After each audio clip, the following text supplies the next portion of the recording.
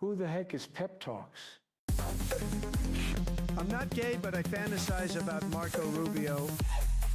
Pep Talks. Pep Talks. Pep Talks. Let's eradicate the Kung Flu. I'm literally coming. Pep Talks. Pep Talks. Who the heck is Pep Talk? They want our women. They want our children. Pep Talks. Sometimes no means yes.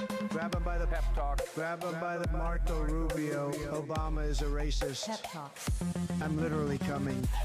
I'm literally coming. Pep Talks. We found weapons of mass Pep talks. destruction. My fellow Americans, it has been confirmed today from Pep Talks that we are indeed all high on politics. Good afternoon, everybody. Welcome to the Wednesday edition of High on Politics. I am your host, Pep Talks. Nice to see you guys. Nice to meet you guys. Nice to be here. I am very, very happy to be here. I am tired. Went a little late last night trying to cover the tsunami. It did hit, but yeah, we're gonna go into the coverage on that one. I just will say this much: I'm glad I went to bed. I needed it, but hey, you know what? The stream did its thing. I helped two people that happened to find my coverage over on Twitch and YouTube that said that nobody else was really covering this, that they were looking for streamers covering this, and they didn't know the gravity of the situation. So, yeah, we had one very specific person that reached out and thanked me for letting them know what was going on and doing the coverage that I was doing. So, a little pat on the back. I'm pretty happy about that. But yeah, how you guys doing? Hope you guys are having a good Wednesday. It is it's been kind of crummy outside. It finally the whatever was keeping the humidity, like that little humidity bubble or whatever those things are called. I forgot. Whatever. But that's gone. It feels a lot better. Just as I said, a little crummy. It's been raining all day. But with that, like, I'm not sure if I want to say crummy because I have this thing, I should say, where if it's raining really hard outside and I'm just at that point of waking up, I'm probably going to go back to sleep. Alrighty, let's see who's in the chat here. First is we got Fire Fist Ace. What up, brother? How you doing? You are first indeed, Starman. You know what? I'm not gonna spark up this early, but I will do this in honor of you. Just realized that's a little quiet in here. Let's see. I have a review on these. They're cool, but when they clog, it's a thing. Like, it's a whole thing. You feel like it's a waste of money, then you're like, I can't return this. What am I gonna do? Fred, how you doing? Welcome back. Hope you enjoyed the show yesterday. We're gonna be getting into the news. I believe this is the first show that you have caught the beginning of. So, yeah, this is just where I kind of vibe. Catch up with you fine folks. This is Maui Wowie. So, yeah, it's a good one. It's a really good one. That's why you have not seen Mr. Scaredy Bear here, because they had this thing. So, too funny. You funny? Oh, thank you. Appreciate that, man. I try to bring the laughs. I try to have fun, man. Try to do because the news is already the news. We get it. And like the Daily Show was what it is. Like, bring comedy and news together, but I'm not trying to do like a format thing like that. I like covering the news. I like giving my opinions. I like covering it with you people, and also just again I have this little it's not a problem, but I am becoming more aware that my audience is mixed as far as like political leanings, and it's not a bad thing. It's just that so many people are not used to that when they come to my stream or like what happened with this space, they're not used to having challenging opinions, which I kind of saw it happen a little bit, because this is what sucks about everything getting lost in text. this happens in everybody's life. So it kind of, you lose inflection and you can't really tell when somebody's joking. And that was kind of what was going on in the chat during my show on this space, where I had to remind some of our chatters where it's just like, guys, this is not my chat. We just have to remember this. So, but yeah, I did kind of get like the exposure where I'm just like, okay, like their mods they do not play around there, where I almost kind of felt bad where I'm like, oh, do I allow too much? Like, what's going on there? Canada. What about Canada there, Fred? Sorry, the latency is still an issue. I set it to low latency today, so it should only be about a 10 to 15 second delay. Ugh. But if you're from Canada, where are you from in Canada? Oh, yeah. I think I do remember your comment yesterday about that, where you were just like, nothing going on in Canada, you know, it's all quiet. And then I kind of gave you some shade about the wildfires, and you're like, only in Manitoba, right? I try. Hey, what part of Canada are you from? I have been to Toronto. I went to Alberta. I've gone to Quebec. I have gone to Manitoba, specifically Winnipeg. Montreal. Really? Okay, so does that annoy you, number one, when I do that? Like, because sorry, I do have this thing where the French seem kind of fair game. I played hockey in Montreal, and I'm gonna just say it my way. I will say, of all the provinces, least friendly. Definitely the least friendly. Like, especially towards like the American contingent.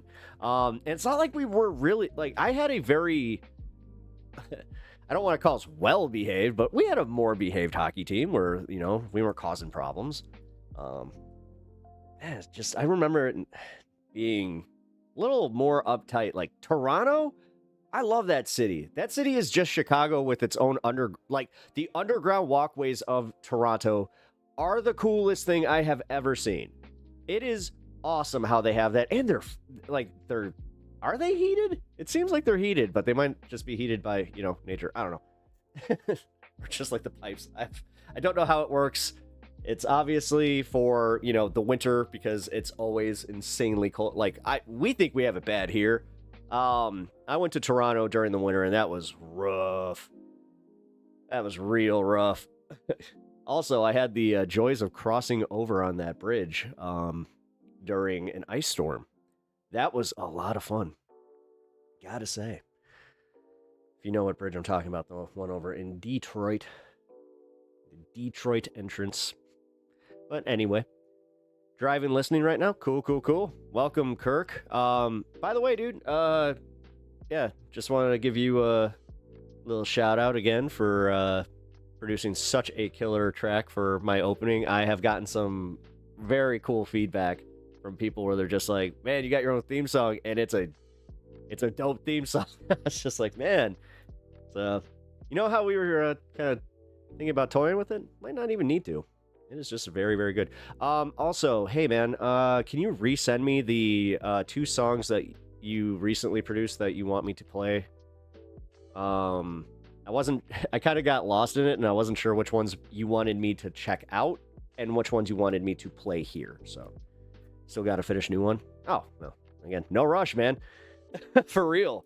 The feedback that I got from the show yesterday, I have to say, is so, I don't want to say humbling, but it is a little, because like humbling would imply bad. It's insane. I've gotten so much positive feedback, and the kindness, I'm not used to it.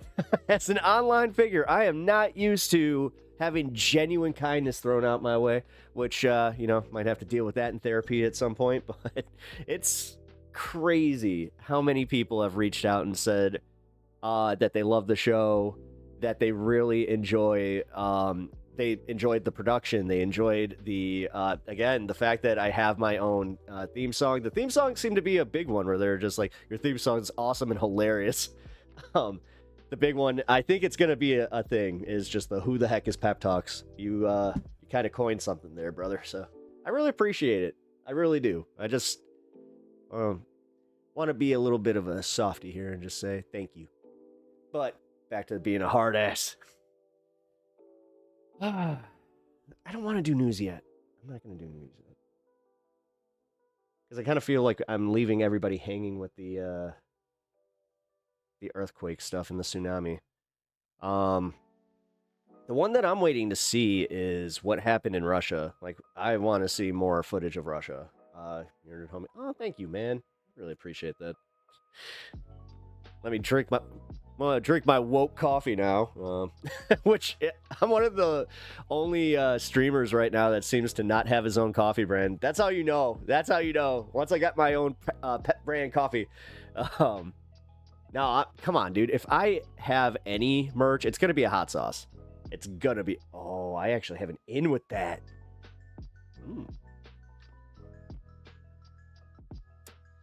Didn't a volcano erupt in Russia too? Did it? I know that there's a volcano currently erupting here. I have liberal tears mug. You actually bought one of those? Oh, that's right. You were a Mug Club member. Ugh. I keep forgetting sometimes. Your dark past. Don't remind me of my dark past. I was a different man. I was part of the Mug Club. I listened to Ben Shapiro. Ugh. You just start cringing. You're like, I was a totally different person. Full decade, no excuses. Shenlong Khan, how you doing? Full decade of what? Oh, wait. Hold on. I'm looking up this the live footage from. I don't think it's Russia. I think that this is Hawaii. Yeah, no, Kilauea. Oh man, guys, Steve's at it again. Here we go. Here we go. Something. I mean, this was Steve. Actually, oh damn it! Where was this last night? This would have been hilarious to have for Steve's coverage. Oh my God, you guys! They've reported it. It's an 8.8. Oh.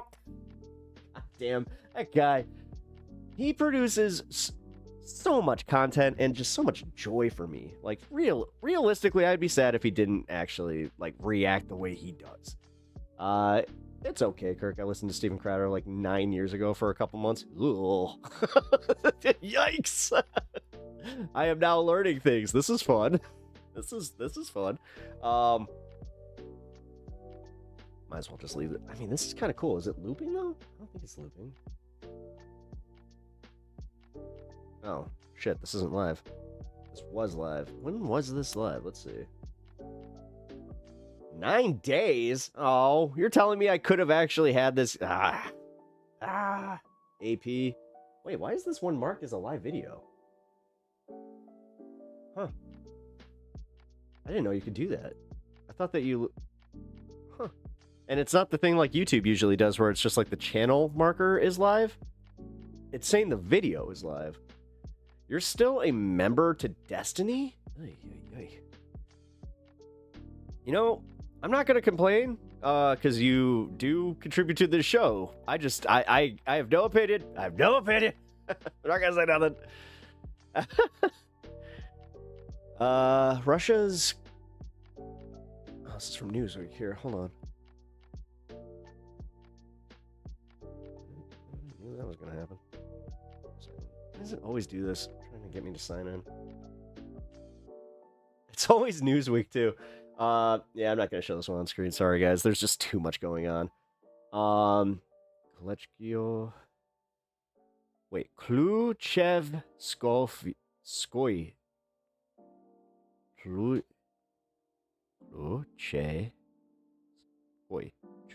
Klucheskoy. The Klucheskoy volcano. Dude, I hate the fact that I have to sound it out like a fucking child. Russia's Kamchatka.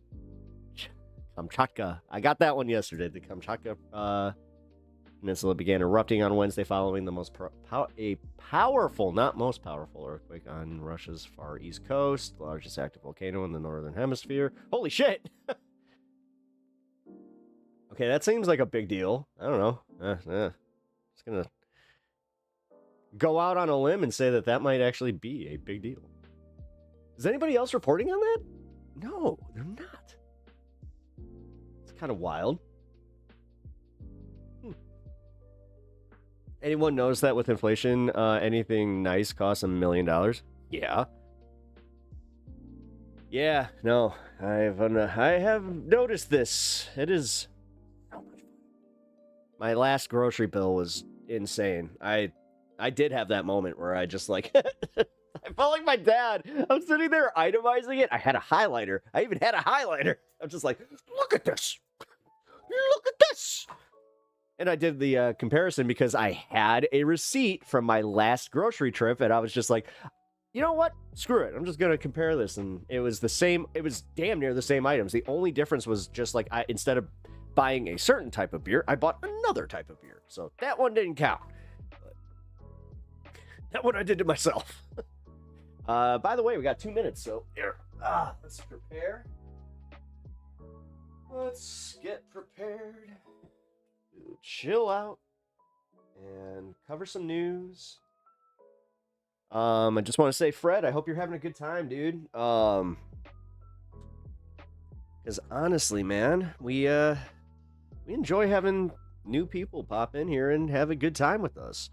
Also, you know what to do. What's going on, guys?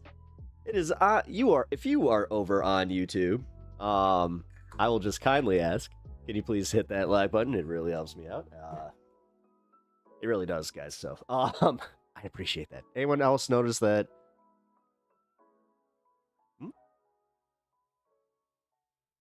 That's my nose, you douche.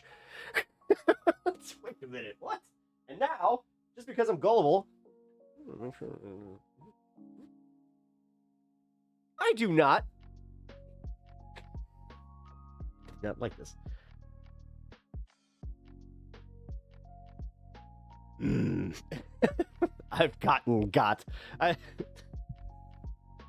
I hate this. I literally feel like it's just like, got him. Hey, wait a minute. Does that mean that I just got you guys? Or snot.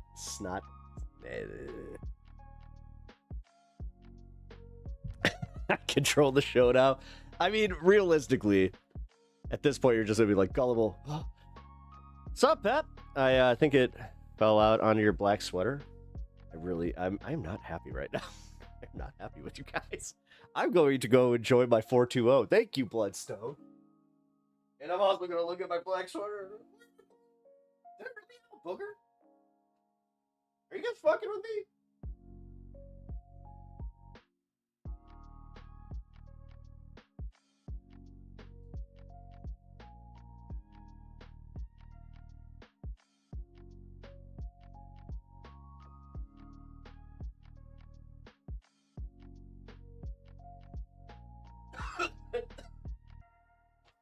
Sorry, that's a pet peeve of mine. I don't like it. Booger game. What have you started?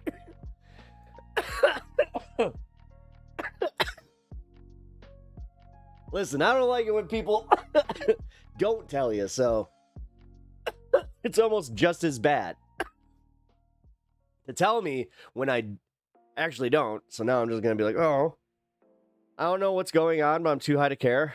Oh, Kirk said that I had a booger. And I don't think I had a booger. But now, Scott's joining in saying that I had a booger. And it was on my shirt. It's no longer on my shirt. The Flemstein files.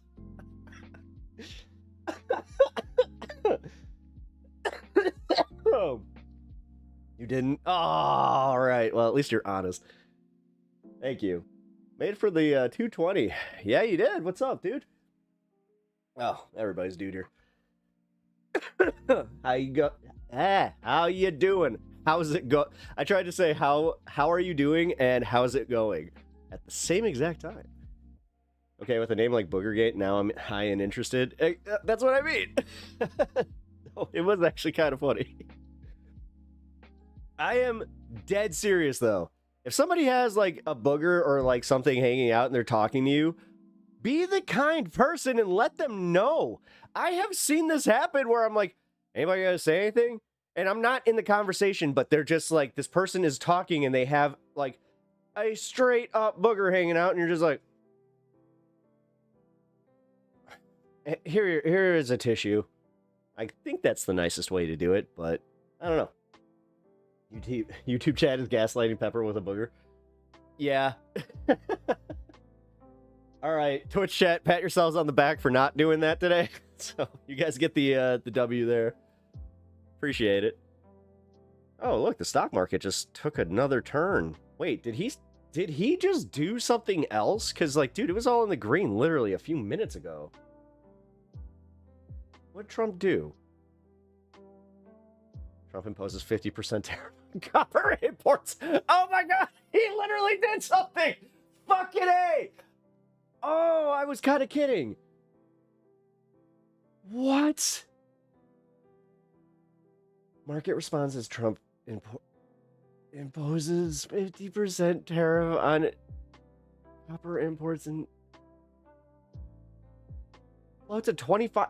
He announces another 25% tariff penalty on India and what? He announced an Indian tariff policy. Wait a minute. Here we got. Hold on. God damn it. I didn't want to do news this quickly, but what just happened?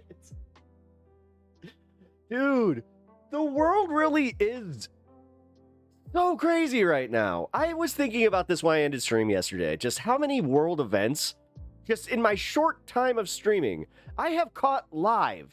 This was the second one that I've had where, like, something happened on Twitch, or something happened, and then on Twitch, I was, like, one of the only ones streaming about it. The India-Pakistan conflict and then the earthquake were the two where people were just like, thank you for doing this. Thank you for your service. July 28th begins a decline. July 30th is like strong price support, but it's not supposed to look like a ragged triangle wave. What the fuck? Also, the reciprocal tariff repercussions or reductions expire on Friday. Oh. Oh, really? So the markets are just responding to him not doing anything? All right, here, I'm going to pull this up. Give me 1 second. Had to kill the fun. Here we go. We got a news story on it. Let's see what... I mean, they look kind of jarred, so hey... And now to our monitors and a live look at the markets right now. This is on a day where we are getting new numbers on the growth of the U.S. economy, and on a day where President Donald Trump is standing firm on his August 1st deadline to hit more than 20 countries with steep tariffs. That's if they can't reach new trading agreements with the U.S. Did I hear the Trump whining, or wait, did I hear the White House whining about Trump's South Park episode? Yeah. The president posted this on social media. Did you see the, we're sorry.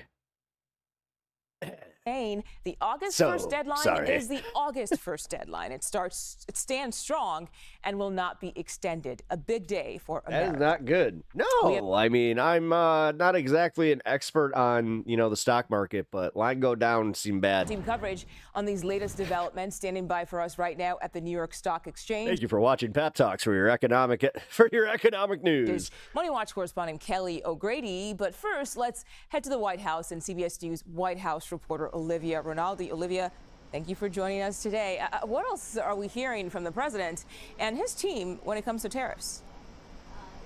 Well, Mugo, not only is the president standing strong on that August 1st deadline, but he also made an announcement today about India. Now, this is one of... What is up with all the correspondents at the White House that look like sisters of, like, other well-known correspondents? Because you got the one that works at the White House now that looks like Caitlin Collins. She looks like the girl from MSNBC. U.S.'s largest trading... What up, Bryant? How you doing? ...partners, and the president says that they're going to be Good paying to see you, bro. a 25% tariff on imported goods into the U.S. That was a bit of news today from the president. He went on to call out India. Sure. Let's just ignore that. He just saying that they have some of the largest. He does things. He just does things. God, that is like the explanation you can give for Trump. Non-monetary trade barriers of any country. So the president calling on them to really lift any of those trade barriers with the United States. And that number, 25%, was quite notable. given that the fact that the president has made trade deals with other countries ranging from about 15% to as high as 20% in some cases, and why 25%? Take a listen to what Kevin Hassett, who's the director of the National Economic Council, told our Nancy Cordes just a short while ago here at the White House. Hardly do business with India. What effing world does he live in? How did you settle on a 25% rate for India? Hail wind. What's that going to mean for a country like India that You sipping your woke coffee too there, Kaz? exports more goods to the U.S. than any other country? Y'all hear there's more Russian collusion crap coming out about Daddy Trump? Right. Well, I think that Russia, Russia, Russia. I'll have to add another one. It'll be Russia, Russia, Russia, Russia.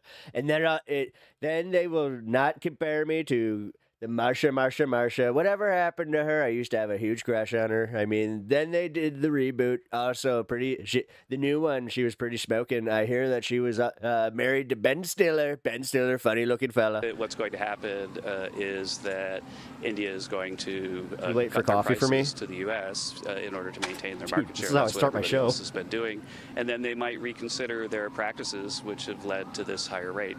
And over time, I would guess the Indian firms will be onshoring production in the U.S., and Indians might even open their markets more to us so that we reconsider a future trade deal.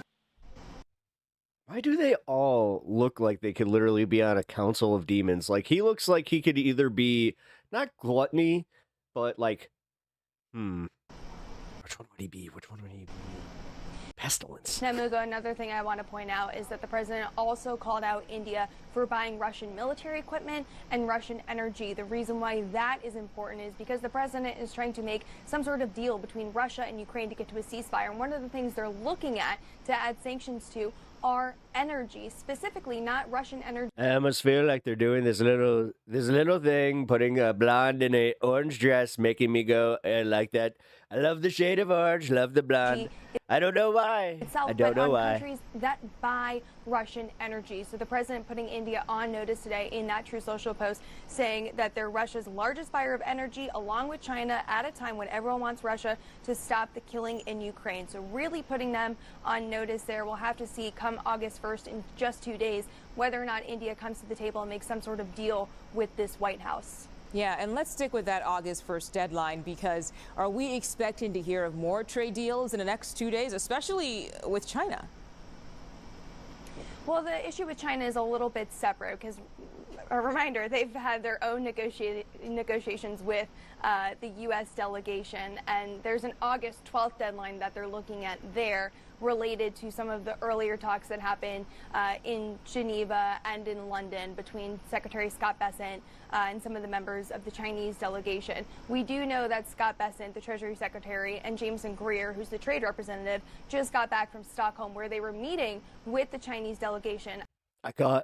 You know, my favorite part about this picture, I called him Winnie the Pooh. I'm told they're expected to brief the president today on Kind of looks like he did. how those negotiations went. We also heard from I heard that they call you Winnie the Pooh. I can't imagine why. Kevin Hassett earlier today on this, where he said that the meetings were very collegial. Even their flag is yellow and red. It's almost like you can't escape the reminders. Folks were becoming friends a little bit around the table, and there were some very positive developments, but there's still a long way to go on this. It would be such a boss move if fucking Trump just showed up with a pot of honey. Negotiations between the U.S. and China I as have to say, that'd be pretty funny. relates to trade. So Oh, Piglet, do you really need to start a trade war? we'll have to see whether or not anything The funny man has made it impossible to move to the 100-acre wood. comes in the next couple of days with that specific. This motherfucker doesn't know what a tariff is. Yeah, we shall wait and He tariffed honey. He's bringing out the bear. see, as we've been doing for a while now. Olivia, please stand by for us, because much more Who comes out with a shotgun? news coming from the White This little bear's done fucking around. House. We'll talk to you shortly. But right now, let's get to CBS News Poo. Money Watch correspondent Kelly You don't have your carry conceal card. O'Grady. Shut up, Piglet. Stop being an ass. live at the New York Stock Exchange for us. Something must be done about this. Kelly, good to see you again. We're talking 25% tariff on Indian imports. Christopher Robin, why did you grow up and change your name? Can you break I don't know, but now I like my new name, Donald Trump. down what this could possibly mean for U.S. consumers? The biggest twist in all fucking literary history. Yeah, it's a sizable tariff, definitely much higher than that 10% baseline tariff that's been in place while all of these reciprocal tariffs have been on hold. But you think about the kinds of products that we get from India that U.S. companies import into the U.S. So I'm a big cooker, so spices, things like that, but also jewelry, pearls, diamonds, electronic equipment, machinery, textiles, and something that we all tend to use, smartphones. India just became Doesn't have to be a tariff. the #1 smartphone exporter. That's according to research. Bro, you sound like from, Woody the Canales. Schwarzenegger. And that was in the second quarter, and that was primarily because Down. Apple was trying to shift a lot of its production of iPhones I have a very sophisticated CPU. in China over to a country that would have a lower tariff rate, India. So you think about all of the different types of products that we could get, and we do What is your dog's name? get from India. It could mean higher prices for Americans Skippy? if companies aren't able How is Fluffy? to absorb such a Fluffy's sizable fine, tariff. dear. Your dog is dead. Wow. Okay. Well, let's talk about this because on the other hand, Your parents are dead. new data shows U.S. Am I the only one that laughed at that scene? The way he just drops it on John Connor. I might have been really high when I watched that recently, but I was just like, dude. GDP Your rebounded parents in are the dead. second quarter of this year. So help us put the data into perspective amid all of this shifting trade policy. Well, that is at the heart of this data, Mugo, shifting trade policy. So the second quarter GDP numbers came in. That looks at how the U.S. economy grew in April, May, and June. And it was a 3% increase. That was sizable. It was higher than expected. So There's a new kind of hunt going on in the 100-acre wood. this is good news. We like Did you hear that, Piglet? to see that lift, especially because that's in comparison to the first quarter where we saw GDP This summer, Predator goes to the 100-acre wood. see negative growth. It actually contracted You are one ugly motherfucker. the U.S. economy 0.5%. Now, why we had such a big range is that in the first quarter, a lot of companies Piglet, you son of a bitch. How are you? got ahead of that tariff deadline. They brought imports into It looks like the CIA's got you pushing too many pencils. the country because they didn't want to pay those tariffs. And so you had a surge of close to 38% in imports in the first quarter. Compare that, though, to the second quarter. What have you where guys done? had a decrease of broken. 30% because companies didn't want to pay those tariffs that were in place and they stopped importing as much. And so Well, technically, he says your oh That yes, he shift does. Your foster parents. That's right. You're right. You're right. imports No, you're right. Your counts foster parents are against dead. the overall GDP number when you calculate it. So that's really the driver of why you're seeing such a big Guy gets it through the milk carton. I always thought that was a brutal kill. increase. That's why I'm going to look Oh bother! towards the third and fourth quarter once we sort of settle into this Is Pooh going to have to tariff a bitch? trade policy to get a sense of how the economy is really growing for the year. All right. And Kelly, I think I know what you're going to say for this next question, but the Federal Reserve will make a decision today on interest rates, but Turn Pep under warranty. we obviously should not hold our breath for any change, right? I know, I've been saying that there's going to be no change. Wouldn't it be a wild card if Powell comes out and proves me wrong? But he wouldn't be proving just me wrong, Mugo. It wowould be 97% of investors out there that It turns out that I'm not actually doing a stream. I'm just sitting at a table thinking like this is all a hallucination. are betting that we see I'm just sitting there doing Pooh Bear impressions. no change. The news is really going to come in that 2:30 p.m. Eastern presser where reporters are going to ask Chair Powell questions about the pressure from the I've White ruined House Pooh. as well as I have ruined Pooh Bear for a few people. when we could see interest rate cuts. So if you're a betting person, Mugo, no change today. All right. Kelly O'Grady at the New York Stock Exchange for us. As always, thank you so much for joining us on 24/7. And now let's get back to Olivia Rinaldi Oh my God, at how long the White is House this? because Olivia, on his way back from his trip to Scotland, the president answered more questions on the story that just seemingly will not go away any. The story won't go away. I gotta correct my voice just a little bit. Isn't it funny? So funny that this story just doesn't go away. Anytime soon, and of course that's about Pooh Jeffrey impressions will Epstein. be in So, your what will be my exactly did he have to purgatory. say? Well, the president shed more light on exactly Oh, what led God. to that falling out between him and Jeffrey Epstein, the convicted sex predator. We learned that we always kind of knew, and the president had said, that the reason why they had falling out was due to something that had happened at his Mar-a-Lago club down in Palm Beach, Florida, and it led to Trump kicking out Epstein from the club. The president, though, gave a little What did she call him? bit more details about this yesterday on Air Force One. Take a listen to what he had to say here. When I heard about it, I told him, I said, listen, Are you still talking about Jeffrey Epstein? we don't want you taking our people, We whether it was certainly spa are. or not spa. I don't want him taking people. And he was fine, and then not too long after that, he did it again, and I Why said, does his hair "Outta look here." even thinner than usual? Did one of those stolen, persons that include Virginia Jeffrey? I don't know. I think she worked at the spa. I think so. I think that was one of the people. Yeah. He's Oh my God, dude. Wow. That was, wow. He's really not good at lying anymore. Like, his number one thing that, like, got him through all this was that he could spin anything. He just did, like, the biggest thing, like, yeah, you know what? Maybe she did. I think that, okay. Yeah, maybe she did. That name sounds familiar. stole her. Virginia? Yeah, okay. He looks drunk. He doesn't drink. That's the one thing of all the things that people say or like that he's ever said. I do believe that he's never had a drink in his life.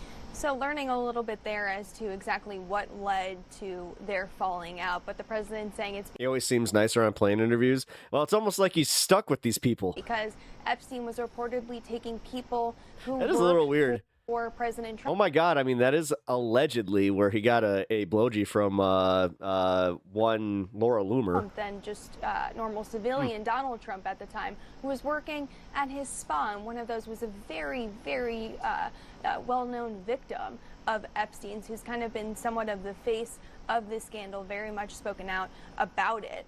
He isn't good at lying, just maggots want to So believe. quite notable there that the president No, the thing is, I didn't say he's good at lying. He's good at spinning. Like the swear, I call it the weave. I call it the shedding dodging even more or the dip in the information weave. about I do his the bob in the weave. relationship, with Epstein, with all of these questions about the Epstein client list, and of course, as there's pursuits He doesn't from do the that DOJ anymore, to get though. more information from Ghislaine I realized Maxwell, that. It looks like I was doing something totally who different. was an associate of Epstein, who was convicted and serving jail time that- for her that ruins actions so much shit. related to the case. So, Mugo, very, very notable that he's still willing to talk about it with all of these questions. And Olivia, real quick, I'm just curious here. Do we have any idea where that stands right now? Because obviously the DOJ questioned her, I think it was 2 days and for a very long time.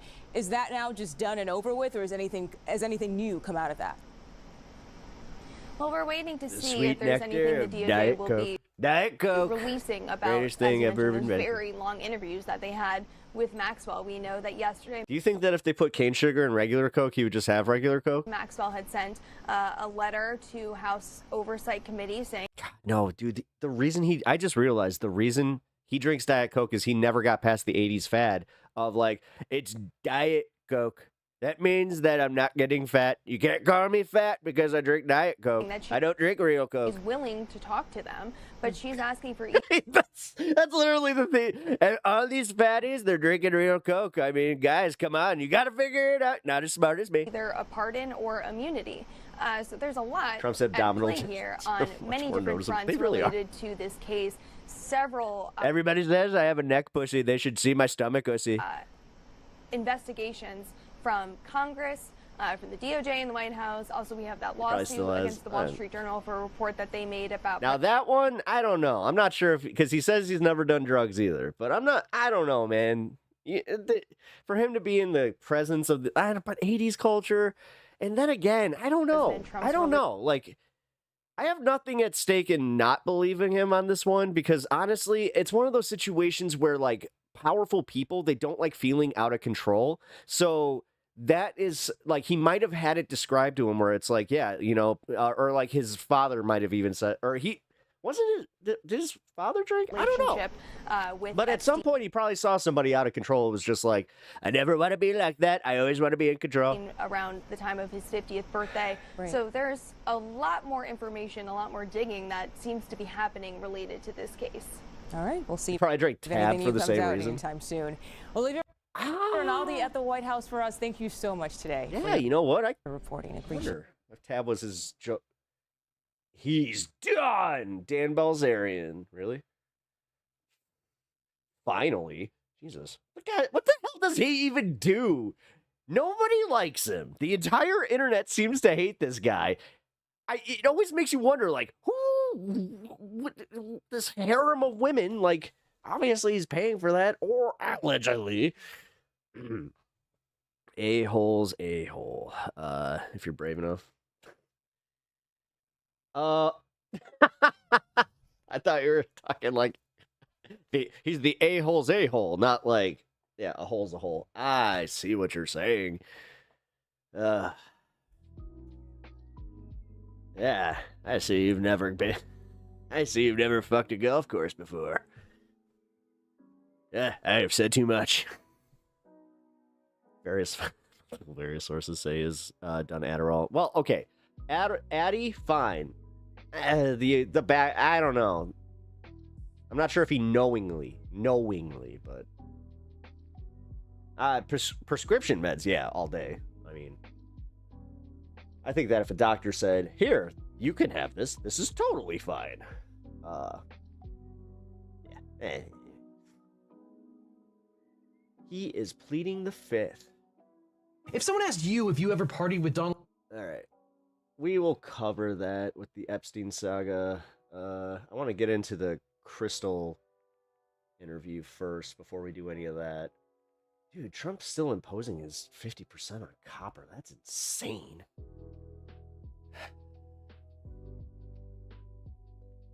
Trump is the biggest liar in the world. I mean, yes. Yes, he is. It's just... Hulk Hogan was actually pretty bad. Hulk Hogan was one of the guys where somebody said it, I think Jim Cornette said it, where he was like, I don't know why Hulk Hogan had to lie, because he had like such an interesting life. So like, he would tell stories, and I'm not sure if you guys knew this about Hulk Hogan. Hulk Hogan would tell stories about like being somewhere, and then he'd be like, and Michael Jackson was there, brother. And Michael Jackson was dead at this point. So it's like, it was a blatant lie. So it's just, there were so many of those moments. And, you know, there are a lot of moments where you would talk about the business that was also a problem. So I recognize that with Trump, but also just, I don't know, man, because like he does it with numbers. He does it like he'll inflate the shit out of numbers. He'll make anything that he does seem like it's the best thing ever. But half of it is just, you know, him being a salesman. I do not like the fact that I am standing up, even like devil's advocating, but I'm not advocating. Actually, I think that I'm breaking this down more as an understanding thing, where it's just to understand why he does what he does, why he thinks the way he does. He is not president. Well, I mean, he's president, unfortunately. Like, somebody, I'm not playing that shit, because like the day after the election, everybody's just like, oh, he's your president now. I'm like, not yet. Like, not technically. Like, he has to get sworn in first. They're like, well, he's gonna be your president. I'm like, fine, yeah. He destroyed your country. Oh, yeah.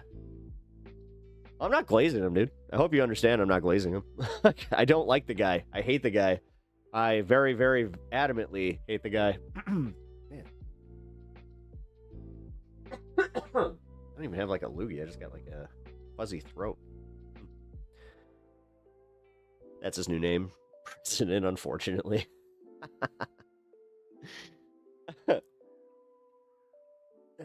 Yeah. No, I do not like the guy at all. That's why I was kind of confused. I'm like, do you think that I'm like trying to stand up for him? I'm really not.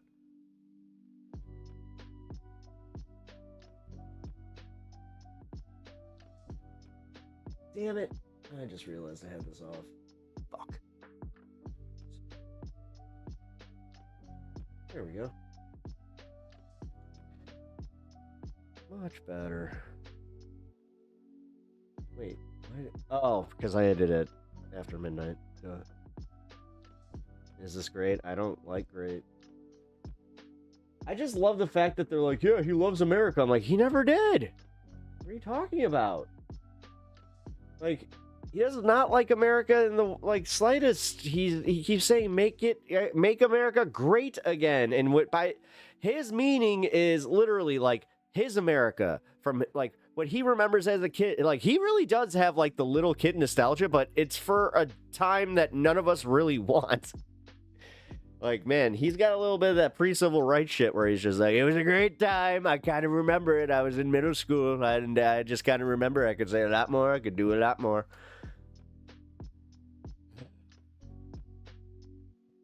Anyway, here.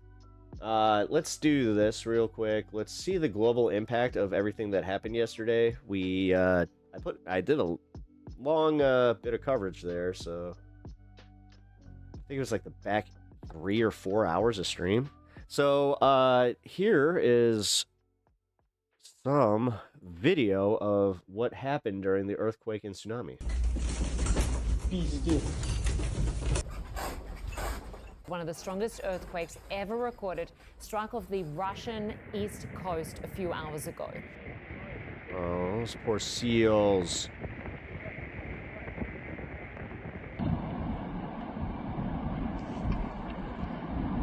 Oh, shit.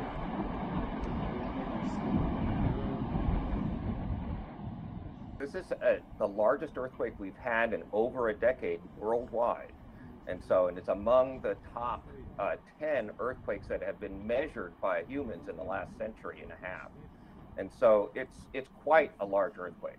What happens is that close by the earthquake on the coastline of Kamchatka, the tsunami was probably quite enormous and damaging, but the They coastline itself is very downgraded to an sparsely 8.6. The main city in Kamchatka, about 150. Not rooting for that, dude. Is actually in a harbor that's somewhat protected from that. But when the wave that's set up there, again, this earthquake basically moves the seafloor upward by roughly a meter, a few feet, something like that. And that leads to a bulge of water that starts traveling across the ocean.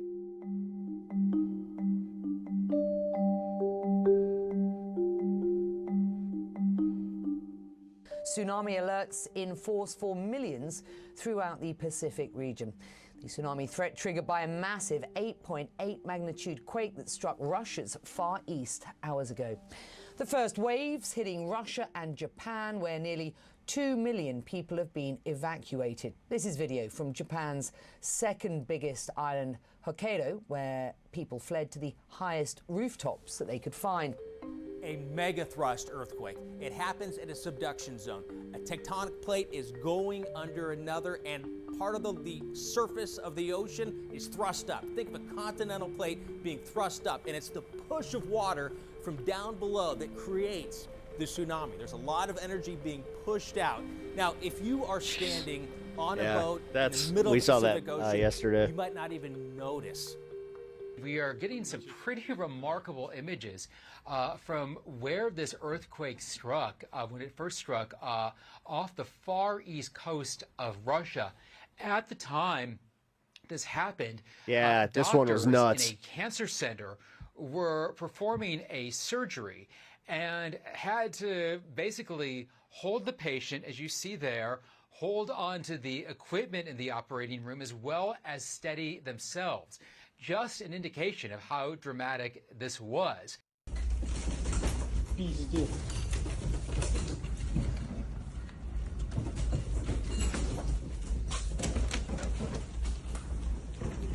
Over in Hawaii, there was a lot of chaos in the hours leading up to the waves coming ashore there, where there was flooding and there were waves almost to 6 feet high. And as they told people to evacuate, there was a logjam of traffic as people were trying to make their way up to higher elevations, up to buildings, 4-story. Did you guys see the video of the guy that Leroy Jenkins did, where like everybody is evacuating? They have like a bunch of marine ships coming in, and then all of a sudden just Leroy Jenkins on a fucking jet ski. Higher. Here in Southern California, officials are the most concerned about the current. They're Always asking gotta love people those here in LA that County one to guy stay out of the water. always They're is just like clearing the bugging. beaches. They've cleared all the events. They're asking RVs to move because, yes, there wasn't any significant damage here. There wasn't any flooding, which is great news. But these waves are strong. I want to take you to As Russia, I said, I'm kind of glad that I called it when I did. where a volcano Here we go. in this general proximity of this earthquake zone Damn it, Leroy. is now erupting. Ruin it We've for all seen of us. images of lava Holy oozing shit! from the side of the volcano. It literally looks like Mordor. Authorities have reported explosions. In fact, there are some tourists in the area who've said they want to stay to watch the eruption. So that is all taking place as this earthquake struck this far east coast of Russia several hours before. Wow. Yeah, that is a picture and a half. Yeah, actually. And that's sent to me, and I'm staring at it in Discord right now too, so it's just like, wow. I was in a big earthquake in Slab City, but I slept through it because I thought it was just an errant military show that landed near us. Damn.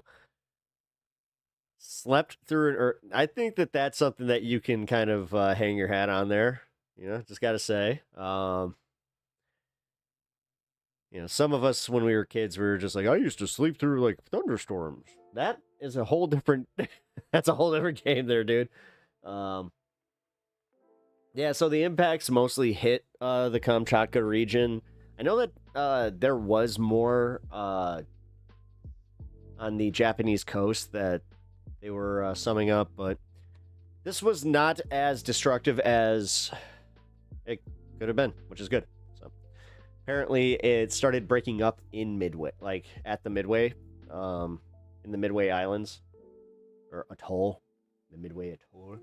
Every time I hear the atolls, I'm like at Bikini Atoll, where Godzilla was, you know, where they did the thing, and then, you know, there just happened to be some ancient prehistoric lizard that happened to feed on some something there.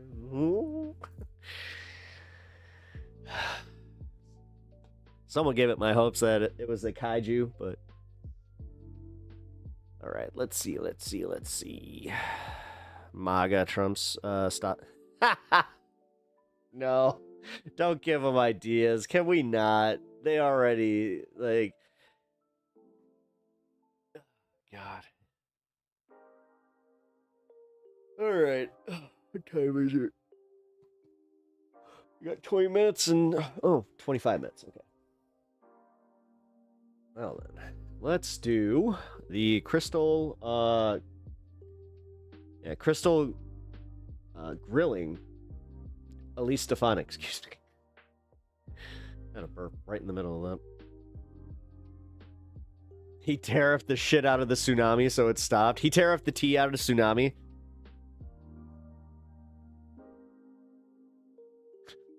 I like my little moments where I'm proud of myself, like,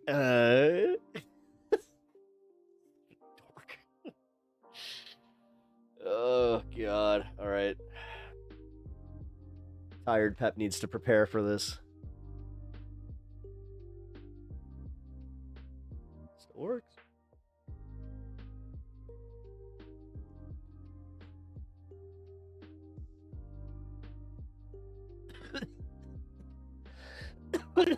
I can see it now. Trump in a Christ T pose blocking the waves.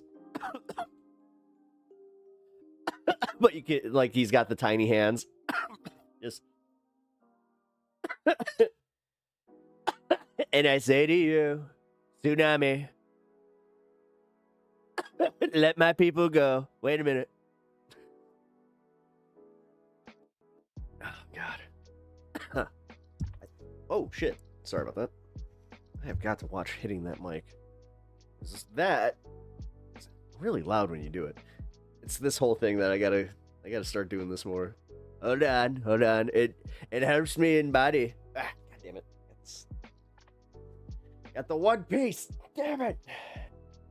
Did you see this? Did you see this? I had my hair. It was on point. He wishes he had this even. Like, look, look. I know it. I'm not losing my hair. My hair is losing me. Oh, God. Did you hear the whole thing where he can't have, like, modern hair transplants because he had his scalp, like, receded or whatever? Or they did, like, a older surgery that it makes it so he can't do that. I think I buy that. Allegedly. Tsunami didn't want to get I'll let that one sit on screen there, but yeah.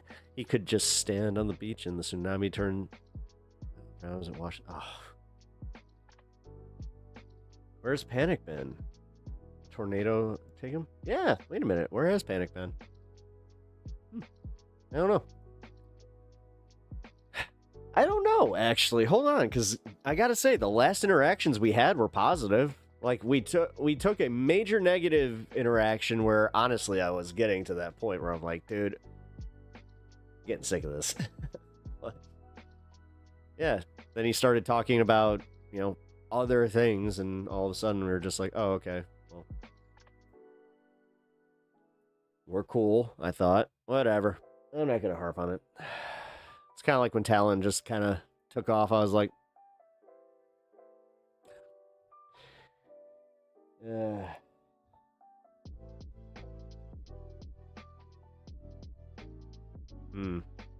Kirk is here, but Panic is gone.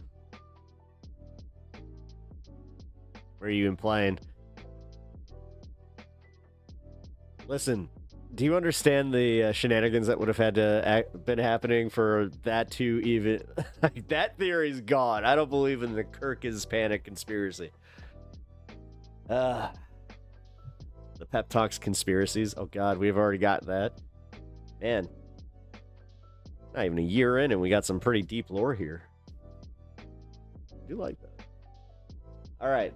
I promised that we're... Oh, yes! And she was wearing the really cool blazer when she did it. Alright. KRYSTAL grilled STEFANIK to the point where, like, mainstream media is calling it out. So, I wanted to just cover this with you guys. Do it without watching. So this is this is raw coverage. A live Pep Talks react. All the lore will get sorted in the movie. It's fine. Oh God, the Pep Talks movie. Oh no, STEFANIK looks like a Bandcamp girl from American Pie. Don't say that. Don't say that. What is it? Allison? Yeah, I think it's Allison Hannigan. No. Especially then. No. No. At least STEFANIK does not. Joining us now, Senator Elissa Slotkin of Michigan. Senator, thank you very much. Elissa STEFANIK. Elissa Slotkin. For joining Slotkin. us. We appreciate it. Sorry, I always mix these two up. I just Sam Cedered. We have a very limited amount of time. Yes! This is the internet, so you're here, and it's important that... That's the first one. He does it with Lynn Cheney. Or, Liz Cheney, see? I did that one on purpose. Some of the questions that are animating some of the younger voters and others. I assume that's part of the reason that you're here. The first is about Jeffrey Epstein's One time at Bandcamp. Okay, from the side, maybe she... really captured a lot of America's interest. So you're a former CIA officer. Do you think that Jeffrey Epstein had any connection? She is purposefully making sure that she does not look at her. To U.S. or Israeli intelligence agencies. STEFANIK has dark hair and is from New York. I'm just talking names, not people. So I know that she was. I know that she's the CIA op from Michigan. Not that I've ever seen or heard. Yeah, but yeah, nah. It's all side profile. No. No, I haven't asked. But, you know, this is like a solvable question because President Trump's CIA director, John Radcliffe, can answer this question, right? There is no shortage of people in this administration who can answer that question. I would be very surprised. I'm going to be honest. I know your views on it. I would be surprised. Okay. But I'm like a Middle East analyst. I was doing my time going after terrorist groups and militias in Iraq. And so I never saw it. I never heard anything about that. I, again, would be surprised, but there's an easy way to solve that problem. Well, that's the question then. So in terms of, because I know you've expressed Some concern Crystal's already gearing up like, that was an answer. classified information, et cetera, in the past. Would you be fine then with the full release of With the Diet Coke again. Trump Epstein file? I love this guy, Sagar. He's one of my favorites. Always reminds me it's Diet Coke time. Time to hit the button. Push the button. An intelligence connection. Yeah, I mean, I think at this point, like, it's such a distraction from, in my mind, like what I really care about, which is helping people like live well in Michigan. Just get it over with and get it out. And this wasn't There's still not clean water in Flint. like my issue. It's still not the thing that wakes me up in the morning and I want to work on. But I think it's okay to say it's a full distraction now in Washington. Everyone's talking about it. So just unveil it, do whatever you need to do, answer the questions, and move past it. Well, that's the last question then. So there's some accusations here from the Republicans on Epstein. past Just it. about, why didn't you care for over 4 years? I know you asked the question in 2020. You said, I don't care particularly about What does Bill she Clinton, have? et cetera. I mean, that's somewhat understandable. Oh, it's We her. do have a person, very suspicious circumstances. That thing, that drink definitely has stevia. I don't even know this for a fact, but I'm just going to say it definitely has stevia. Let alone, the sex trafficking organization, others. So, why don't you answer that question? Like, why is this now is the time that you do care? Yeah, Or I do you mean, just not obviously, particularly care? it's horrible when you have a pedophile and someone who had a literal pyramid scheme of recruiting 14 and 15-year-old girls for illegal sex. I mean, it's horrible. At the time, I mean, I sort of saw it as like one of these horrible stories that comes out every She says horrible, 5 months, horrible. about Where's somebody. the I think the Weinstein thing had happened. There weren't Michiganders, to my knowledge, who were involved, women, young girls who were involved. Oh, you're using the thing where you don't care because it's not your constituency? So I kind of Fuck this chick. saw it as like a horrible moment, but not particularly something that's like going to decide whether someone in my state can buy a house or get a good job. So to me, it was just like it wasn't like a strategic issue, right, for me. And then now it just is like grown. And I think there is a difference between saying some rich guy or a former politician was named in those things versus the president of the United States. That to me is Dude, you are running. Is apples to oranges because one of them is leading the free world and one of them's not. So if his name is in there as it appears it is, just like deal with it and let's get on with it at this point. And, All right. Yeah. Wonder no more why the Democratic Party is losing all of its support if this is the mouthpiece for it. So my 10-year-old nephew understands that the president is trying to dodge, trying to distract, trying to talk about other things. Slimy CIA slacking. He hates answering this question like we get it. So it These are feels slimy folks. off to the average person, right? To a 10-year-old, they're like, did he do something, right?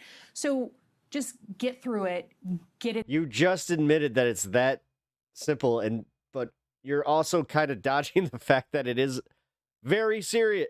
What is she? She's really. Oh my god! And let's move on to real. I'm going back to Kirsten Sinema, and I'm thinking like I thought you were the most hateable person to ever like set foot in Congress. She is a close runner-up. Like real economic issues. So then if piece of legislation comes forward, you would vote for it to support the release of the files. Sure. Okay. All right. So then let's talk about future of the Democratic Party. And that's something you've been interested That was a in. long Democratic way to approval say that you like would do the right thing. I hit an mean, all-time low you from the also Wall kind of Street did this Journal. thing where it seemed like you were kind of whitewashing it. At the same time, we just get over it. Get over it. Move on. Seen the rise more recently of anti-establishment candidates, people like Zoran Mamdani. Yeah. Give us some of your thoughts there about the future of the Democratic Party, and particularly in the context of Mamdani's victory in New York City. Well, I guess as a good Midwesterner and Michigander, I'm never going to say that what happens in New York City represents all of America. Sorry, we're a big country, and I would never pretend to totally understand New York City politics. I didn't particularly understand Eric Adams. I didn't particularly understand, I genuinely, right? But I think the message and the hot take out of that election is actually not terribly dissimilar from what we heard in the November election when Trump won, right? Which is people are still focused on the cost of living and not being able to achieve what they thought they could achieve, right? Gee, it's almost like you're not doing anything about it. People are looking for a new generation of leadership. Slippery, slimy, slacking. Can't answer a question straight. I don't think it's hard to miss those hot takes.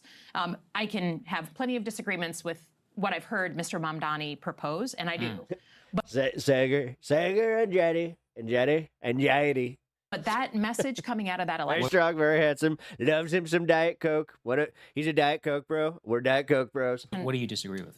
Just I'm Not like more handsome than Barron, but my family love the hairline. Look at the hairline. Gotta respect it. It was a 4th generation hot dog business. Like I am here because we live the American dream through capitalism. Okay. And so like a lot of free stuff to me is not the answer. I don't think it's sustainable. I don't think that it Oh, she fucking sucks.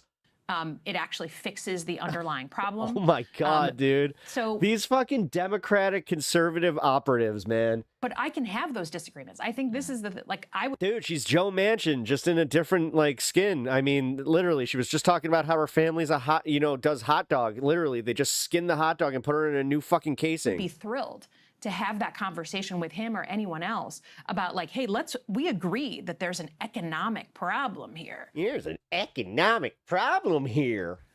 What we do to solve it, let's have that debate. And adults can debate and not like want to kill each other's children. Well, let's talk then about leadership. So you just talked about that. We see a lot of that from our shows. The Democratic side of our audience is furious with Democratic leadership. I mean, do you still support Chuck Schumer's leadership here? He hasn't given an interview in about a month. I didn't know that. Yeah. I mean, for me, I mean, I've Sagar. now served in the Senate. All right, so for this 6 is like a months, in the breaking House point. It's before like that. Chuck Schumer and Hakeem Jeffries have hard jobs, like herding cats. this is how she talks to her kids when they talk back to her and argue. I've said for a very long That's not time, infuriating. long before I got into the Senate and long before President Biden dropped out, that we need a new generation of leadership. You can feel it and I think at this point, I mean, especially New York, right? You're looking at New York, it's like, I'd rather roll the dice with someone new than have like the warmed over leftovers that I've already known. So I think we have a problem with that across the board.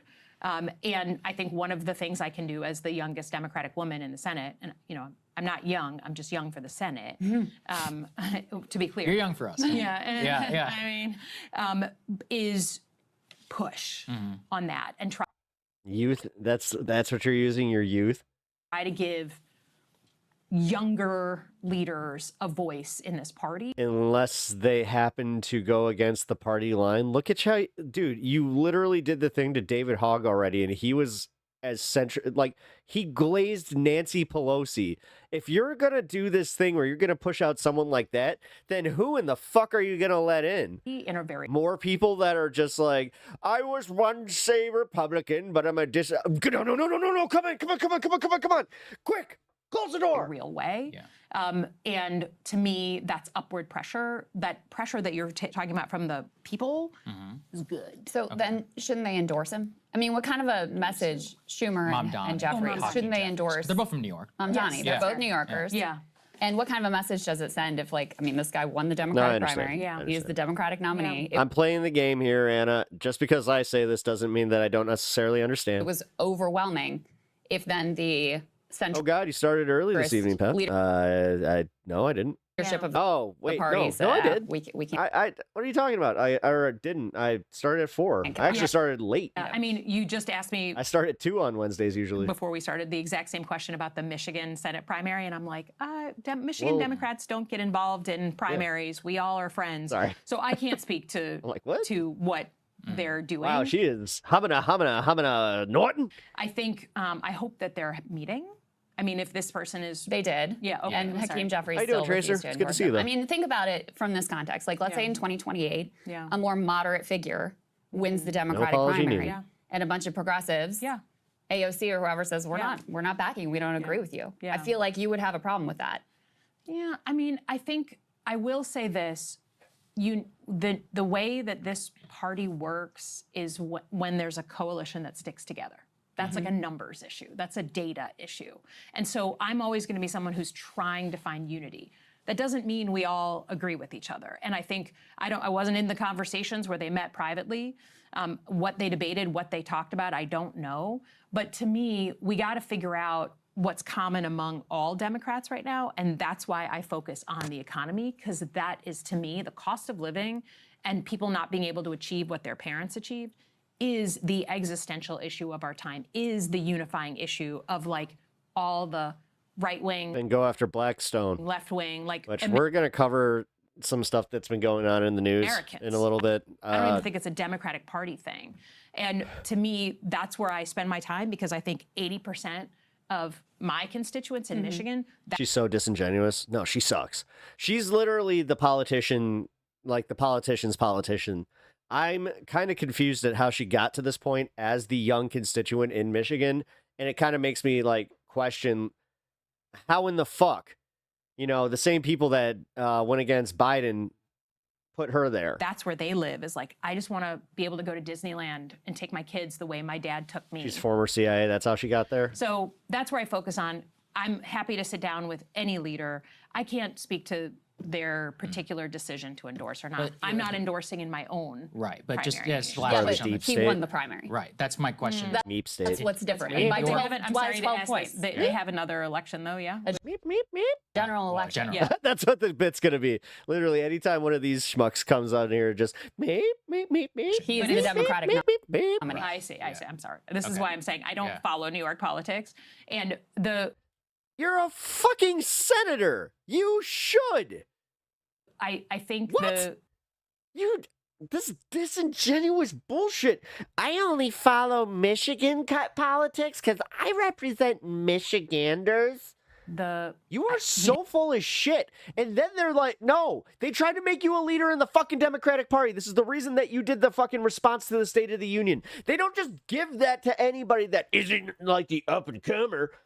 Although, I mean, they did kind of put up that dud from the other one for Joe Biden's, you know, the kitchen's grace or whatever. you'd have to ask them. I don't know. I know that for me, whoever wins the Democratic primary in the state of Michigan for the Senate seat that's up, that's who I will endorse, regardless of who it is. All right, that was my last question. So I'm going to turn it to Chris now. Yeah, so I mean, I guess I'm actually a little curious, and forgive me if this is impolite. Like, I'm curious why you wanted to talk to us. What do you mean? Well, like, we don't have actually a lot of senators, especially ones who have very different ideology than us, reach out. So I'm curious what your goal was and why you thought to come here. Well, first of all, I think you have a good audience. I mean, right? We agree. If you appealed to like 4 friends on YouTube or whatever, then I probably wouldn't be here. But I think, to me, part of the problem is that people have kind of gone to their corners. I haven't seen any clips or anything, so as I said, this is all going to be fresh for me. And I live this, right? I live on my family farm in a town that voted heavily for Donald Trump. I've never won my town. I've never won my precinct. I've never won my neighbors. We get along, but I never won them, and I probably never will. So to me, I think that the people have gone to their corners, and like people who used to be able to talk about politics and disagree don't even get in the same room together. So I kind of like the idea of your show. Like, it was interesting to me when my team pitched me, right? We go through, and like, there's no hiding it. Lots of people are like, how do we evolve in this new space? Yeah. You know, like that's not you know, they it's not pitch. that conversation isn't happening. It is, and I think that's good, and to the credit of lots of shows like yours. Yeah. Thank you. But I think your show appealed to me as I was being pitched because you guys don't agree.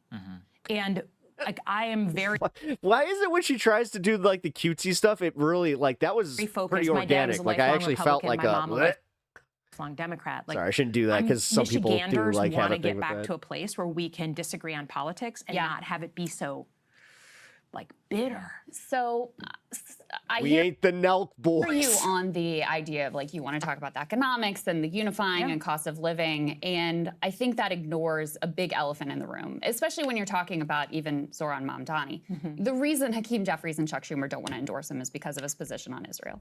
The single most viral clip that he had in that election actually wasn't about cost of living, even though that's what he wanted to make his campaign about. His opponents, Andrew Cuomo in particular, wanted to make it all It's a 4th generation Michigander wiener about magnet. accusing him Seriously, think of her dressed in a wiener costume crashing a wiener. of anti-Semitism. She does the thing where she's wearing the hot dog costume in the Senate. Who did it, you guys? Come on! Express up! And attacking him for his views on Israel and Palestine. So the most viral moment from that entire campaign, I believe, was this moment on the debate stage. Guys, this is E1. Let me go ahead and play this for you, and then I want to Sagar get looks a little uncomfortable. your reaction. Mr. Mamdani, I would stay in New York City. My plans are to address New Yorkers across the 5 boroughs and Oh my God, it's almost like he answered the same way you did. focus on that. Mr. Mamdani, can I just jump in? Would you visit Israel as mayor? I will be doing, as the mayor, I'll be standing up for Jewish New Yorkers, and I'll be meeting them wherever they are across the 5 boroughs, whether that's in their synagogues and temples or at their homes or at the subway platform, because ultimately we need to focus on delivering on their concerns. And just yes or no, do you believe in a Jewish state of Israel?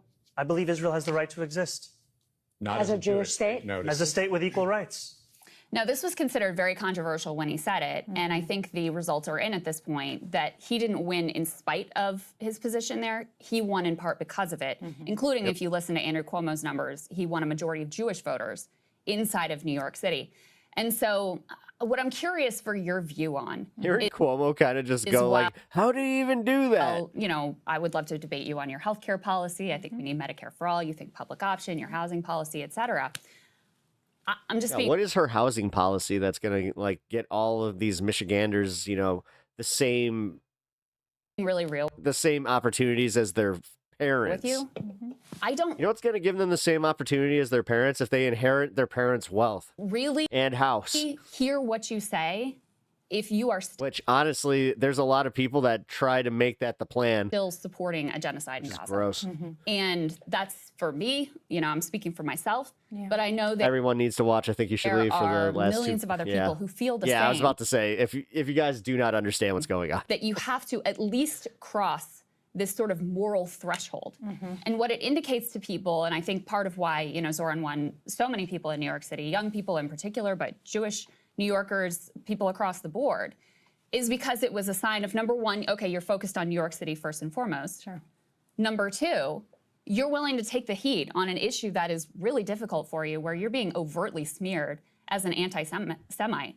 And number three, there's no, you know, entrenched interest that's going to control. You have a spine, you have principles, you're willing to stand up for something.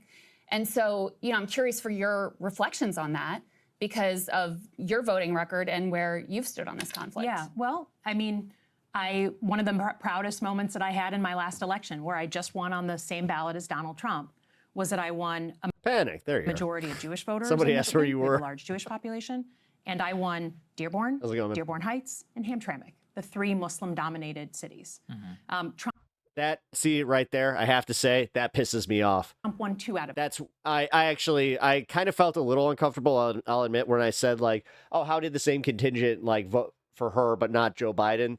That right there. The 3. Holy shit, dude. I think the thing that I would push back on is the voters vote with their feet, right? We have a moment in an election where they get to decide. And there was no issue that was more difficult for me in this last, I would say, 6 years, but certainly in this last election, other than this issue, because it's personal.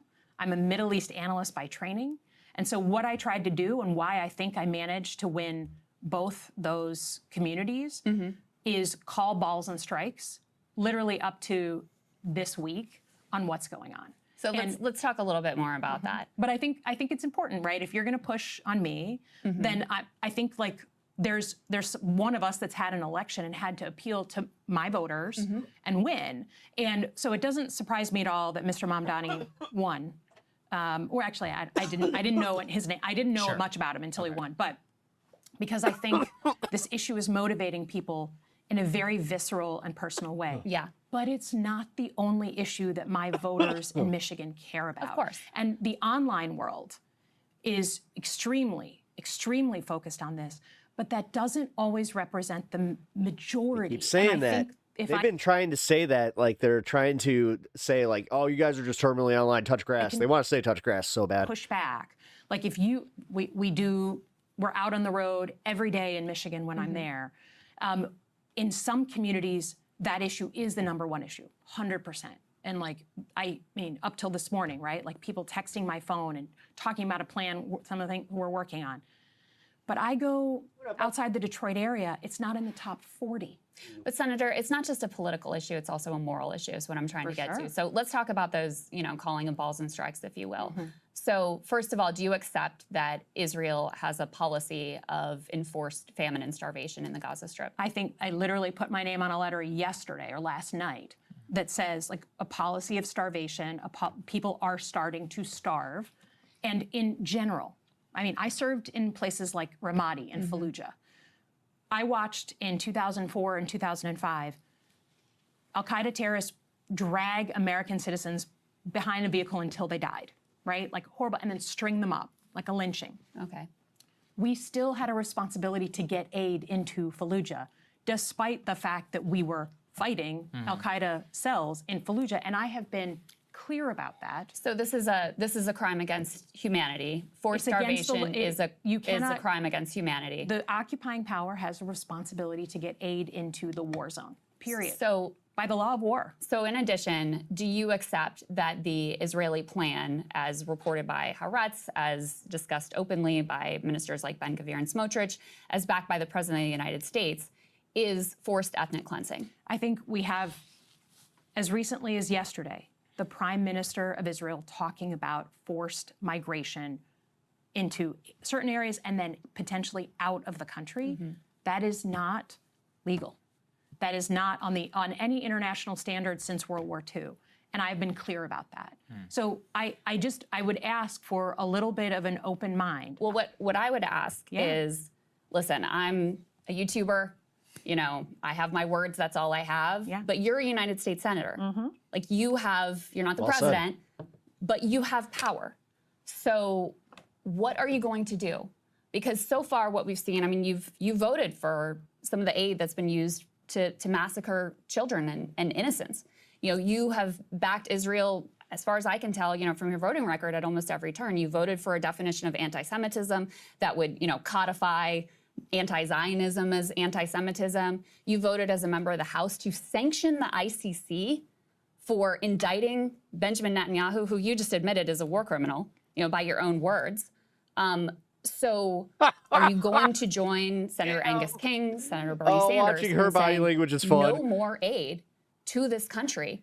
And Sagar's just like, Sagar wants to like go like, is committing war crimes against innocent civilians. I think the first thing, if you're asking about what to do with power, and I would offer that right now Democrats own nothing in Washington. So don't play powerless with me. You're a United States Senator. There are things you can do. In terms of who runs our foreign policy, I just think it's interesting, right, that there was a ton of protests when Democrats were in charge. There was a protest in Manhattan yesterday.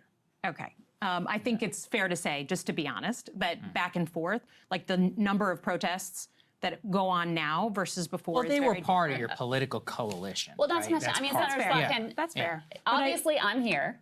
I was very upset over the Biden administration policy. And as you can tell, I'm very upset over the Trump administration policy. So let's deal not in strawman, but me and here and now. Terms of so the tools that I have, the tools that we have in general, to me, the most important thing is a pressurized campaign to get aid into people who are starving. That to me is the number one, because that's the one is urgent and today. And that. But will you cut off aid to Israel so long as they're committing crimes against humanity? There is a difference between a weapon to protect a country from incoming missiles versus other type. Offensive and defensive weapons are different. So would you support offensive weapons ban? Like, would you stop any offensive? Yes, even Sagar is the one taking this up. Didn't see that coming. To Israel? That certainly, to me, would be a place to look, but I'm not going to cut off a blanket next sale on a defensive weapon that comes through. No. I also reject that because, for example, if, Senator Slotkin, if you were asked to support defensive weapons for Iran, defensive weapons for Russia. Why didn't she do this? You wouldn't back that. No, but Iran, but they're defensive. They're just protecting civilians, right? So how is it different? But because Israel's being shot at. I mean, well, so is Russia. So is Iran. Yeah. So is Russia. Ukraine's shooting at Russia right now. I'm sorry. This is the difference between allies, partners, and adversaries. Why is it an ally then?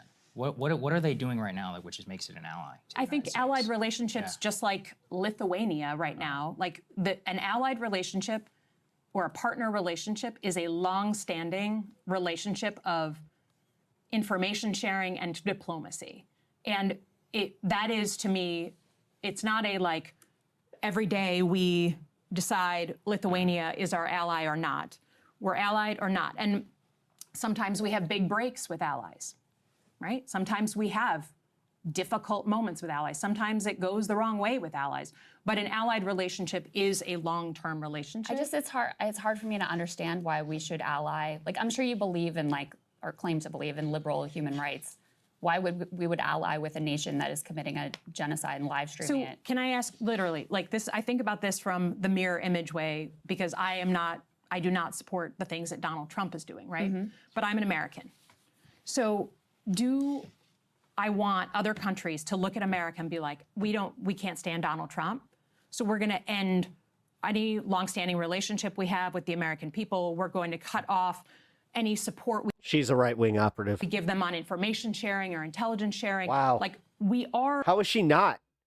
This is like direct whitewashing of Donald Trump, where it's just like, guys, how can you love America but hate Trump? You have to stand up for the guy because we want to see America succeed. Come on, guys. Not just our elected leaders. And I think that's the thing that's been lost in the conversation. So B'Tselem and another Israeli human rights organization joined the Global Consensus, Amnesty International, some 800 scholars. There was a piece from an Israeli scholar in the New York Times in saying this is a genocide. Do you accept, even Marjorie Taylor Greene yesterday came out and said it's a genocide. Do you accept that? And if you do, I mean, what responsibility does a United States senator have for, this is a nation that, you know, we send every year billions of dollars to aid that you have, you know, voted for and supported. Like, what responsibility does a United States senator have to prevent genocide and to stop genocide that we see ongoing? We have a responsibility up till today to ensure that food is getting in. Is it so a that genocide? People don't starve. I don't know that I'd use that term, Why? but it is violating the law of war. Why don't you use the term though? Because I think, you know, it's, to me, do I think it's ethnic cleansing, which is what I think of in genocide? I don't know if it meets that definition. They're Yeah, but announcing didn't you it. say it earlier that it was ethnic cleansing? You said that they wanted to force it. I mean, this is open from the Israeli government. Like, they're saying it. Their And from Minister Trump, of National too. Security, they come out and they're like, we don't need shells. We need shells, not food. And we need to encourage migration. Look, they're saying it. You're not going to get me to Yeah. support what the Israeli government is saying right now. I think the point I was trying to make is it's not just about, like, we have relationships with nations over time, regardless of who their leaders are. We have really tough moments. We have easier moments. But that doesn't, so I'm not willing to say that, like, I hate everything ever. Sure, into but the so future. even if you accept that they're committing a genocide, you still wouldn't cut off their aid? I think that That's an establishment dem for you. defensive aid and offensive I just sent Hakeem Jeffries' aid are little political action committee a piece of my mind. different things. And I think at this point, Because they just happened to text me at that very moment. they're Nazi doing Germany, every single day. if Nazi Germany said we want defensive aid, I mean, it's on. just, you have to see where they're all weapons that are being shipped. You know, in They're another not using- context, the weapons that they're using right now, I mean, to be honest, if you look at what's happening on the ground, the military part of this conflict is, for the most part, Breathe, Angela, breathe. I'm doing the same thing because I feel I got a little bit of a thing right here where I'm just like, ooh, the anger hits here. That could be a bad thing. for what A they are bad doing. thing. What they are doing Plus, let Crystal cook. every single Let Crystal cook. day is Senator, around aid, and they are hurting they have people around the slaughtered over delivery of 1,000 aid. people who were just starving people just But trying to get aid. That is I not know you high, know this. That's not high intensity bombs. That's not the weapons that that we were talking about 2 years ago. It's just not. I'm sorry. Every single day, the military reports that I read, they are traditional. Like, this is a military that has a bad strategy. It is not the bombs that we were seeing 2 years ago. It's not a military that has a bad strategy. The strategy is forced starvation and That is ethnic cleansing. That's their strategy, and they're accomplishing Vlogger's even just like, I mean, they're not really doing themselves any favors anymore. it very effectively. With the I mean, dude, Sagar doesn't defend the position that she's defending. Like, this is insane. full backing of the United States government, including, sadly, Democrats. Wow. And so, a couple more questions that I know you have to run. You know, I'm curious why you condemned Rashida Tlaib for using the rally chant, you know, from the river to the sea, something she said for her evokes equal rights. And you have not condemned Randy Fine, who said that Gazans should, quote, starve away, who floated that the Gaza Strip should be nuked, who called Ilhan Omar and Rashida Tlaib and Zoran as well, called them Muslim terrorists. Where is the concern over him? I have no problem condemning Randy Fine, who I don't know. I'm sorry, I don't know who that person is. I have no problem condemning someone who talks like that. Senator, we have to ask your last question because your staff is telling us. Do you think AIPAC should Staff told her to wrap it up. register as a foreign lobby? Wow. I don't know the answer to Crystal that. one. I think that I know plenty of Staff people is saying wrap it up. who think they should. You know, I It's don't. kind of a cop-out answer, don't you think? I mean, Yeah. I literally, I just guess I'd have to look at the definition. I certainly have had my tough moments with that organization. And so you stop accepting their funding? You gotta get your facts straight. I have not been endorsed by AIPAC. I have not. I'm sorry. I was the first Jew elected to the Senate that was not endorsed by any Jewish group. AIPAC, J Street. You've been the recipient of their funds. In 2018, when I first ran, people who were members, yes. But I've not been endorsed since then. And I just got to be honest, like, I think that this is where facts really matter. I've had very, very difficult conversations with my colleagues in that organization and made a choice back in 2021. 2021, so that was the first time I was up for re-election. So I understand that there's a sort of, like, again, cornered position, but to me, like, I call balls and strikes as someone who served in the Middle East. I have one more question I have to ask you. You know, we do the show. I really do my best to try to uphold, like, you know, basic human rights, Palestinian humanity, oppose the killing of innocent civilians wherever that happens. And I have to tell you, like, I feel really guilty that I'm not doing enough. I think all the time about, I'm a mom, I think all the time about those moms who can't feed their babies. Those babies are starving to death. And I just want to know, like, you're a United States Senator, you did vote for some of the bombs that were dropped on refugee camps. When kids have been sniped in the head, tents firebombed, people set on fire. The entire Sagar keeps getting the ping. Gaza Strip turned into rubble. And now we're seeing these emaciated bodies of babies starving to death every day. And I know what you can do. Does it eat you up? Does it eat you up? Do you think, like, what more could I do? Do you regret any of your votes? Do you regret let me tell any you what I sort was of working on this complicity? morning.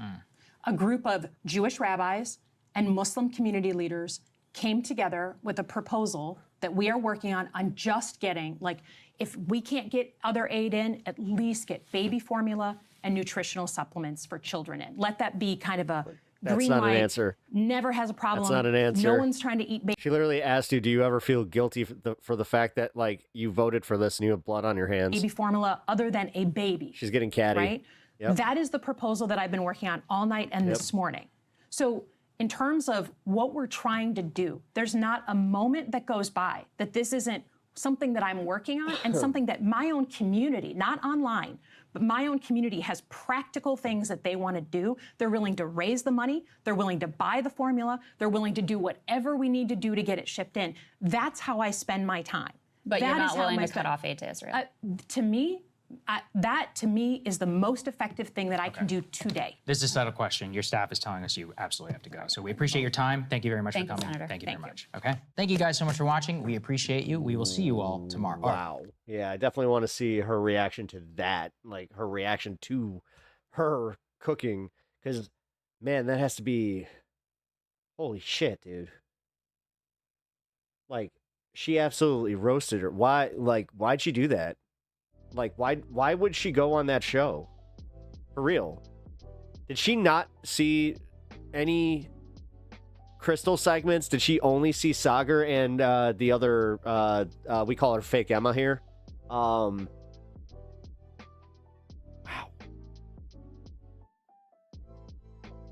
I'm so over the Republican light dem. Yeah. Again, it's operative bullshit.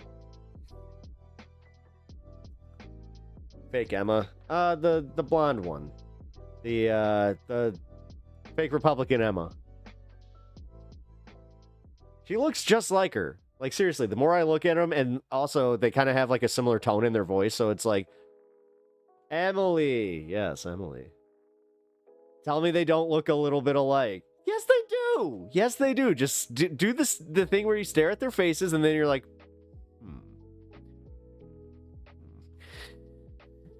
Centrist there, centrist. Like it all. Come on. Just give me a little bit of a, just a little bit. Damn, can't even get a little bit of a win here. Shit. My last job, I see. Oh, gave me. Oh, nice. CX? I don't know what your CX is. I don't know. Whatever. All right. Ugh, that was. They're money grabbing, greedy. It's what they are. Well, yeah. And the fact that she, like, so disingenuously was using her constituency the way that she did, like, come on, man.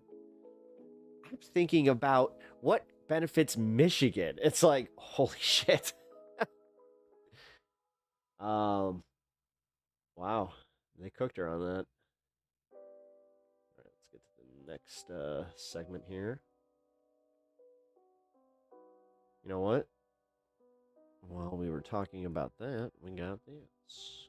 Cracks appear to be emerging among the right in what has historically been unwavering support for Israel. On Monday, MAGA stronghold Representative Marjorie Taylor Greene ramping up her criticism, becoming the first congressional Republican to call There's reasons behind that one, though. Israel's actions in Gaza a quote I genocide. mean, And I'm she's not welcoming alone. the fact that, like, it's going to push the conversation, but she did the space lasers. Just remember that. There's another reason. Earlier this month, conservative influencers like Theo Vaughn and Joe Rogan criticizing Israel's war against There we go. I mean, finally Rogan catching up. Hamas amid Gaza. Theo Vaughn literally copying Rogan. Anybody notice the convenient timing on when Theo Vaughn shifts his opinions? Gaza's hunger crisis. Here's Theo Vaughn. Is it okay? Is it okay? Can I say it? Can I say it? I don't know. I mean, I don't even know what to think. I just want to say what's popular so I don't lose any audience. Speaking to TMZ. Why we're being supportive of the genocide in Gaza? Like, why are we helping with that? Like, I think it's making a lot of people. TMZ. Gotta go audio only on this one. Feel really scared. And then why wouldn't we come to the rescue of the people over there? And now, Steve Bannon tells Politico that, quote, Netanyahu's attempt to save himself politically by dragging America deeper into another Middle East war has turned off a large swath of older MAGA diehards. Joining us now, staff writer for The Atlantic, Yair Rosenberg, Semaphore White House correspondent Shelby Talcott, I don't know about that. and Peter Baker. I'll send you a video private because there's a few videos that will really make you maybe look at that a little differently. Like, he finally has good takes on this, but there's reasons that he does. Baker is still What with happened to us. this guy? Peter, we'll start with you. Given Trump's apparent break with Netanyahu this week, are you seeing this a sign that the White House may be adjusting its approach or its tactic here? Or are we just seeing Trump reacting to As I said, I'm welcoming the shift here, and like I have been saying this for a long time, where I'm like, this causes them to put enough pressure to defund the fucking dicks. The weapons or. Oh yeah, my God. it's a very good question. Look, Trump had a very strong relationship with Netanyahu in his first term, particularly the first. Defund giving Israel the weapons. 3 years. Is what I But was by going the to end say, of his but first holy term, shit. he Did I was just have a begun mini to stroke? sour on Nope, Netanyahu nope. for a variety of reasons, particularly after the election of 2020 when Netanyahu congratulated Joe Biden. Trump was very angry about that and has never fully forgiven Netanyahu. So while he's been supportive in his second term, it's not the blank check that he gave in the first term. He has been much more I know what it is. willing to creeper. It was a creeper. to question Netanyahu's approach than he had been last one of time. those in a That while. doesn't mean it's a full break. It's different, obviously, than it was, say, with Joe Biden, who grew very frustrated by Netanyahu by the end All of right, his this guy looks presidency. like you just typed into an AI thing or an AI image generator. analyst.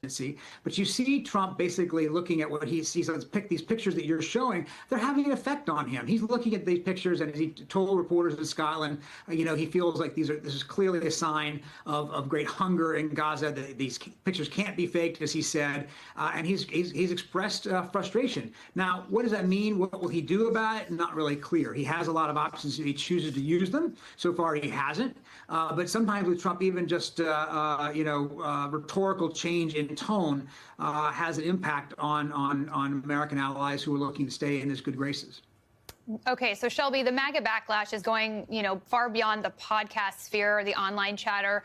A new Gallup poll revealing 6 in 10 Americans disapprove of Israel's military actions in the Gaza Strip, though 71% of Republicans in the same poll voiced support for this and for Israel's war. But key Republicans are now expressing their concern as well. Here's Senator Tillis. I'm going to read a quote for you, I guess. The Hill, this is from The Hill. Sorry, let me take. That doesn't happen often. Sorry, I'm going to appreciate that. This. Okay. This Gaza situation could, quote, be a political problem for Trump. And now, sorry about that, guys. Now we are learning Steve Witkoff will make his way to Israel. This is the latest news that's coming out. He's going to make his way to Israel, have meetings there. What could those meetings, Shelby, look like? Well, I think that there's going to be a lot of pressure, as there has been from the White House, for Israel to sort of try to wind this down. This has been a clear focus What's that little book dragon thing? I like it. of this administration. The president talked about it a lot on the campaign trail, trying to end all of these wars. It's clearly a priority for him for a few reasons, right? He sees himself as sort of the peacemaker in chief. This is something that he has fashioned himself into, and he talks a lot. That just gave me like douche chills. Ugh. Lot about being able to go over to these other countries and sort of help out with some of these wars. And so it's really important, even just from a personal perspective, for Donald God, she looks creepily like a girl I went to high school with. What was her Trump name? to figure this out. No, it's At not the same her. time, I Like, think oh, that there's wow. recognition inside the You ever have that moment where you see like somebody's actual doppelganger where you're just like, administration that there's only so much that the White House can do. And so you're seeing sort of that frustration boil over with the president's comments about Gaza most recently, with the president's comments about Putin, if you're looking at the other wars. And so I think that these meetings, you're going to see a lot of pressure from the White House for Israel to sort of take a step back and reevaluate how they're handling things. Peter, how do you see the fact that Witkoff is shuttling back to Israel right now? Well, he's clearly going to bring a message from Donald Trump, right? He's going to bring a message saying that it's time for Netanyahu to take a new approach. Look, he wanted this war to be over, as Shelby just said. I mean, he does fancy himself a peacemaker. He wants desperately to win the Nobel Peace Prize. He also wants to complete the Abraham Accords, which began under his watch, and you can't get Saudi Arabia into this diplomatic. You know what's really fucked up? I want to take these clips of them talking about Trump like this and just literally put here. Wait. Hold on. Here. Overture to. I need him to be talking though. Oh shit. Where is it?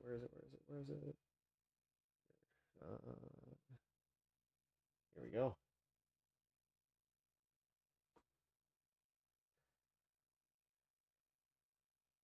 Shit. Here. There we go. And then play.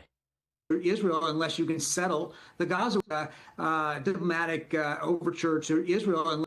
Watch. He does fancy himself a peacemaker. He wants desperately to win the Nobel Peace Prize. He also wants to complete the Abraham Accords, which began under his. Good. Yes. All I have ever wanted was peace. Watch, and you can't get Saudi Arabia into this diplomatic overture to Israel unless you can settle the Gaza war. And so I think that Witkoff is seen as somebody who is absolutely reflecting Trump's own. All right. Come on. I mean, point of view in a way that very few other people do, and that's an important messenger to be sending right now. So, Yair, you write that President Trump has ultimately played a very big role in the current state of affairs. Explain how that is. Keep that on hand. So I think what many people don't realize is that Trump fundamentally flipped America's position on the overall outcome of this Gaza conflict. President Biden's administration made very clear that they wanted to see Gazans take control back of Gaza, non-Hamas Palestinians to govern the area, perhaps in conjunction with some something complete Arab forces. Trump comes into office and says, actually, we should take the land and we should build a Riviera on the Middle East and we should locate the people who are there.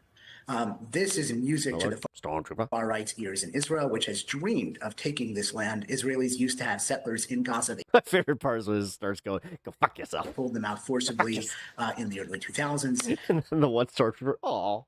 These people have always wanted to go back. These people are disproportionately powerful and represented in Netanyahu's government. And they hear Trump say this, and they are galvanized, and they start putting plans on the table to take over parts of Gaza, to push the people out of Gaza, to ethnically cleanse Gaza. And what Still was can't wait till Spaceballs 2. Before, Oh, again, yeah. was an American administration in conjunction. But there's no taking away the fact that Robot Chicken had, like, the Star Wars special from Robot Chicken is still one of the funniest things that's ever been produced. Like, that parodies Star Wars. I'm sorry. Saying, no, you're not going to do There's that. so many fucking quotable moments in We're that. not going to let other countries, we're not going to have other countries take the Gazans. And then Trump comes along. Hold the elevator. Hold the elevator. And says the opposite. We've got plenty of room. No, I'm good. I'm good. And that totally changes the trajectory. I just don't want to smell like fish. Not cool, man. Of in some sense, of the war and what possibilities are on the table. And if Trump wants to reverse what's going on here, it's not simply about addressing starvation and hunger. It is about addressing this end state. I can't look at this. I'm sorry. Did he fall? Can we, like, all right, if you bring a new rule, if you bring on a guy who has a visible injury, like, on his face and eye, you just kind of address it, kind of just like, fall or fight. And just, you don't have to answer past that. Just fall or fight, and then you ask your question. But I cannot hear what he's saying without just being like, what happened? The way that he perhaps carelessly or unintentionally flipped what options are there. And if he doesn't do that, the Israeli far right, which holds the balance of power in Netanyahu's coalition and decides whether he stays prime minister, is going to continue pushing for this and is going to continue to keep the war going. Yair Rosenberg, Peter Baker, and Shelby Talcott, thank you all so much. Again, fall or fight. Streaming doesn't have many makeup artists. No.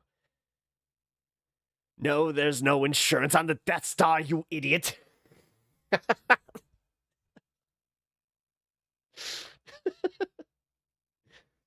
What do you mean you didn't update the policy? God damn it, that was so funny. Oh, fucking A.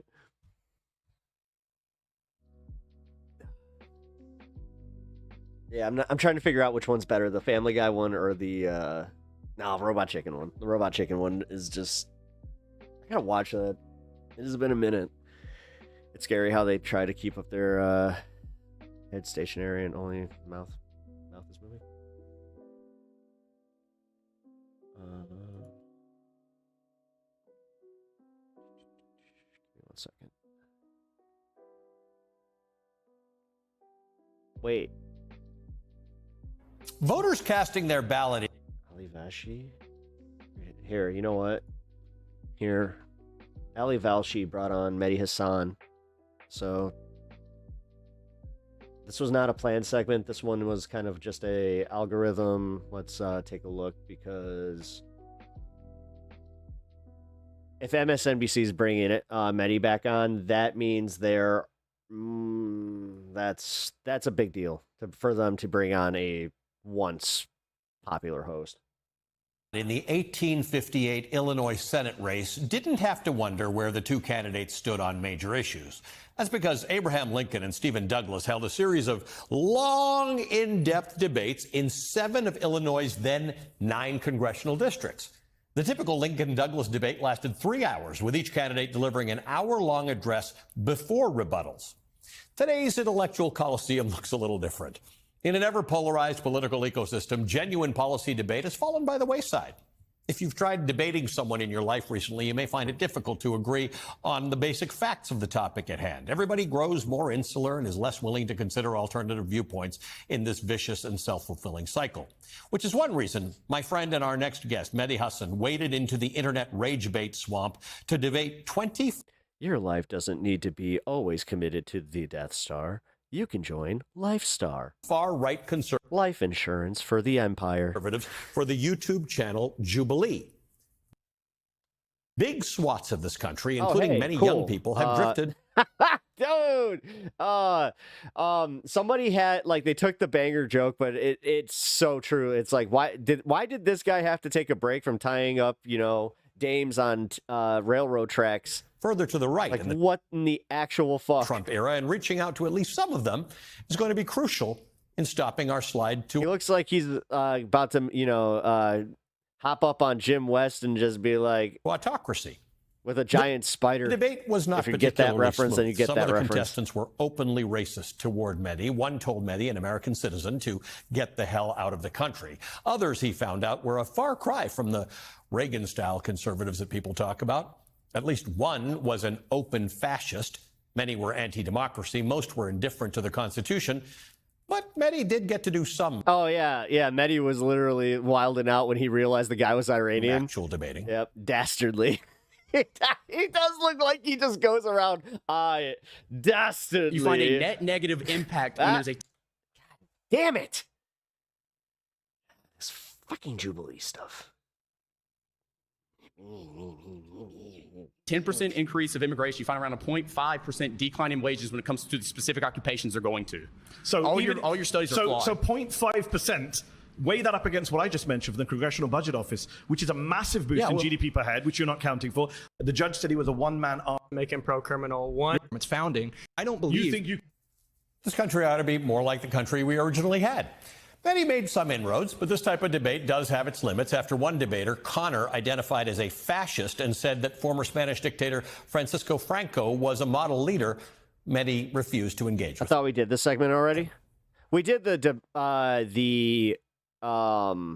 Mehdi on Jubilee, but this is Ali Velshi actually has Mehdi Hasan on to talk about this, and I haven't seen this before, so this was 3 days ago. God damn it. Here. There we go. And CEO of Zateo News. He's the author of the book, We've Win seen Every the Argument, clips. The Art of Debating, Persuading, and Public Speaking. Hello, how are you? How is life, Oompa Loompa fascism dictator? Mehdi, between that and... Thank you for the 1 bit. What just happened before that? Jubilee owes us all an apology for trying to normalize fascism. Yeah, you know how they could do that? You know how they could apologize? By making their stuff viewable for every YouTuber without having to play this stupid, they don't just do fair use. They want you to pay for the fucking license. That would Trump. That's why when you see these people covering this, that means that they either have explicit permission because they've been on it, like a la Sam Cedar, or day to you talk have about to pay for it. Debating. So I appreciate you being here. Thank you for having me, Ali. And only you could start a segment with Lincoln and Douglas. Let's talk about this discussion. You can tell that these guys are friends. And you've had it, and I know this. The discussion about how much to engage with people like this. You do have a line, and you drew it. Describe the balance between taking on beliefs, arguing them, debating them. Oh my God, I just realized that this is literally Mehdi Hasan's old time slot. And what some people refer to as platforming, nonsense. How do you square this in your head? It's a great question. The tyranny of the commodity form And it strikes goes again. to the heart of our current politics, because I have, for 20 years, had a no platforming of fascist policy as a journalist. I was wondering how this YouTuber watched the whole thing. They paid for it. Both in the UK and in the US, both in my kind of... Either that or they demonetized their stream. ...private life when I'm appearing in... Oh, wait. Actually, you know what? To test the theory, can you do me a favor? If you have that in your watch history, go and check that. And thank you for the 3 bits. I appreciate that. Can you see if they have the super thanks button and if it is monetized? Because if they turned off monetization for that video specifically, that could also work. In events and my professional life when I'm hosting people on my show. from my understanding. But if they have monetization on it, that means they paid for it. The problem we have now, of course, Ali, as you know better than me, is in this country, fascism has gone mainstream. One of our two major parties used to be a conservative party with a fascist fringe. It's now basically a fascist party with a conservative fringe. So, oh man. That's a depressed laugh right there, because I'm just like, oh, he's so right, and I didn't even realize it till now. if you want to engage in political debate, you can't really avoid the fascists or the neo-fascists or the fascist-adjacent folks, because they're all over Fox and they're all over the Republican Party. They're all in the White House and the administration. They're all pundits on air, so that becomes very tricky. Now, in this debate, I went in eyes wide open knowing that these folks were going to be extreme. I mean, who describes themselves as a far-right conservative? When Jubilee told me, we're going to call it you versus 20 far-right conservatives, I said, you're going to really find people who call themselves far-right conservatives? Okay, fine.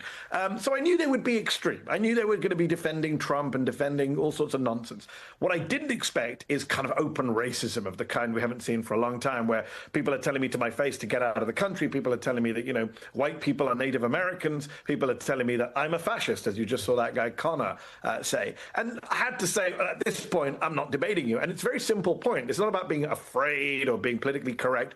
Fascism is a form of violence, right? Fascism is not democratic. Fascism has no interest in political or racial equality. And therefore, what is the point of debating with someone who doesn't believe in debate, doesn't believe in democracy? The telling moment in that debate is when Connor says, yeah, I'm just doing this to get my argument across. Like the problem we have right now, those of us who believe in debate, is how do we do it in a way where we don't allow these fascists to use debate as a way of both laundering their ideas, mainstreaming themselves into respectability, but also using it to undermine democracy itself, like one election, one time, as he himself admitted.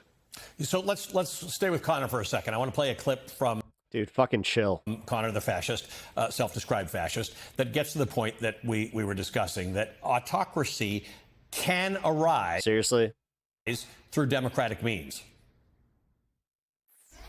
The reason we have free speech now is because we want to be openly talking about our opinions so we can get the state that we want. But it doesn't mean upholding free speach after we win. Yep. Thank you for the orange. We got the orange room. Ever since I put the orange, the little alert thing on, it has made my job that much easier. So let's orange alert. Let's get to green. Content. Good. I mean, that was wild. I actually had to, I watched it and then I had to read it in print to understand that again. We talk about our opinions so we can get the state we want. Doesn't mean a fully free speech after we win again. Yep. And he even talks about the fact that once they get their leader, that's it. The leader's in. The benevolent dictator, in his mind, is in, taking out enemies. And look, this stuff is not as fringe as we once thought. A lot of people have criticized me for doing this debate, and it's a legitimate criticism. I get it. I might criticize me. Sorry, they had some more Jubilee stuff that was still in the orange. In a different scenario. But let me just be devil's advocate. And yeah, literally devil's advocate is, in this case, the redeeming feature. That's weird, because like when they were playing it at the beginning of this, the one that Valshi was talking over, nothing came up for that. The nature of this stuff is you see it out in the open. A lot of people in our country, you know this. You would have had many conversations before the last year's election. There are people who are in the center ground. There are people on the left, liberal left, who are looks demonetized. Put the vid in Discord. Pretty much cool. Still in. All right, that's why. Denial about what is happening in our country. No, he did not get permission then. Who is still all right, that's good to know, though. Thank you for that. Thinking it can't happen here. Who still think, oh, this is alarmism or hyperbole from you journalist folks. Who still think, well, the institutions will protect us. And this is the real problem. We have a growing...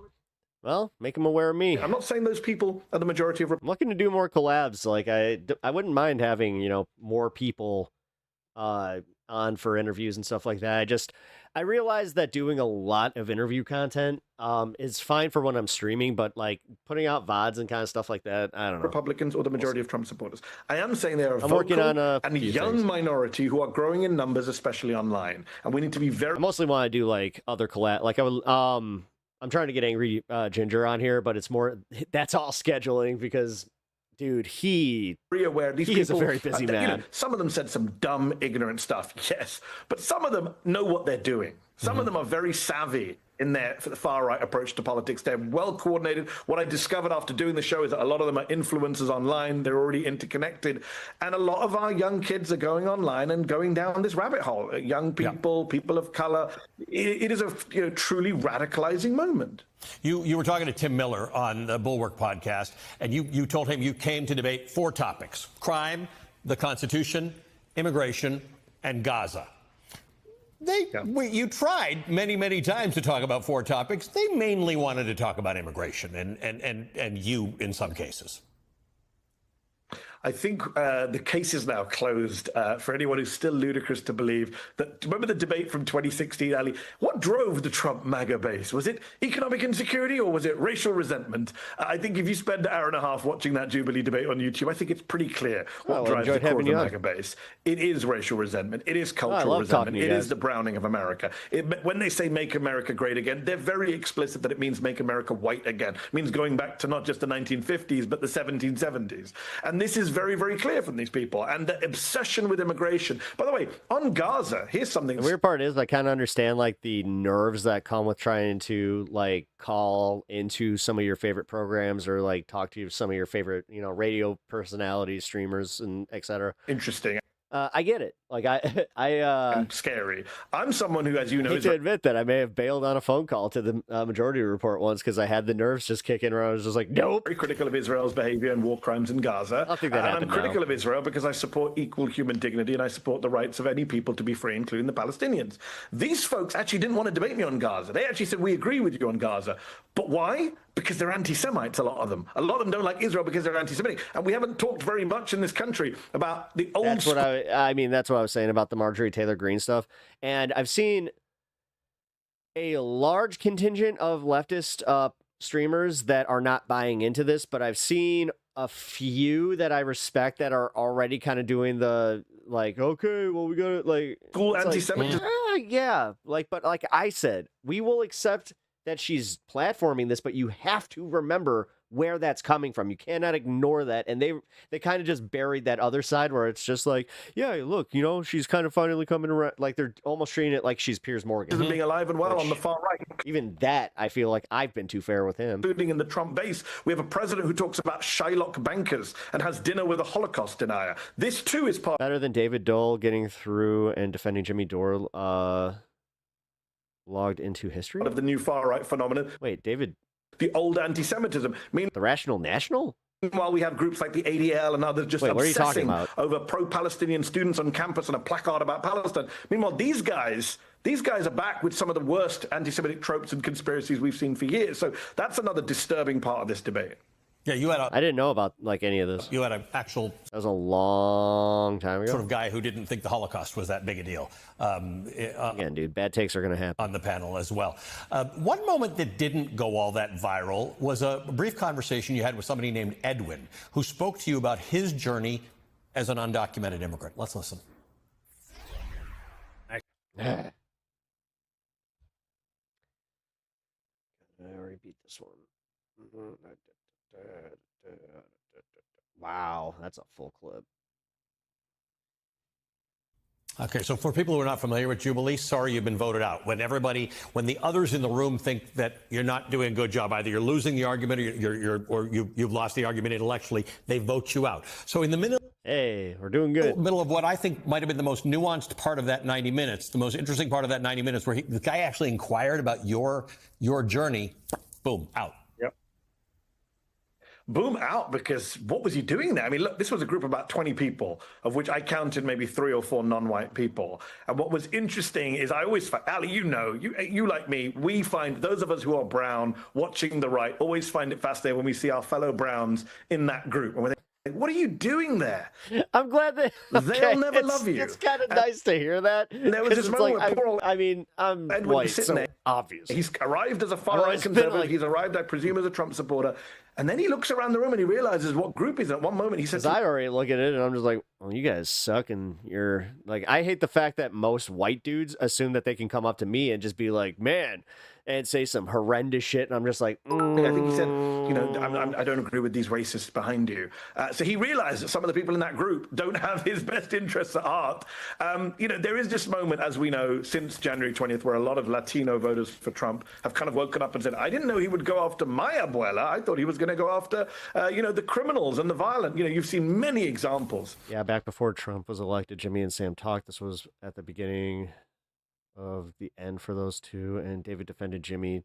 David hates that that's out there. Of Latino American Trump supporters now. Again, dude, it's whatever. Bad takes. Jesus Christ. Suddenly waking up and going, oh my God, I did not know this would happen to me and my family. Edwin. If you can't grow past bad... See, this is the difference that I have always said, and I mean, it's easy for me to say now as a commentator, where it's like, yeah, my content's out there. I can have some bad takes, but then I can also just be like, yeah, you know what? I totally disavow it. And like, if people still want to just be like, yeah, but it's out there, it's just like, hold yourself to this standard. How, if you had every bad take out there, would you hold yourself to this? Like, what were you doing? Edwin was bold to talk about his own personal... I hate the holier than thou shit where everybody acts like they have never said anything fucked up. I was worried for him in that moment.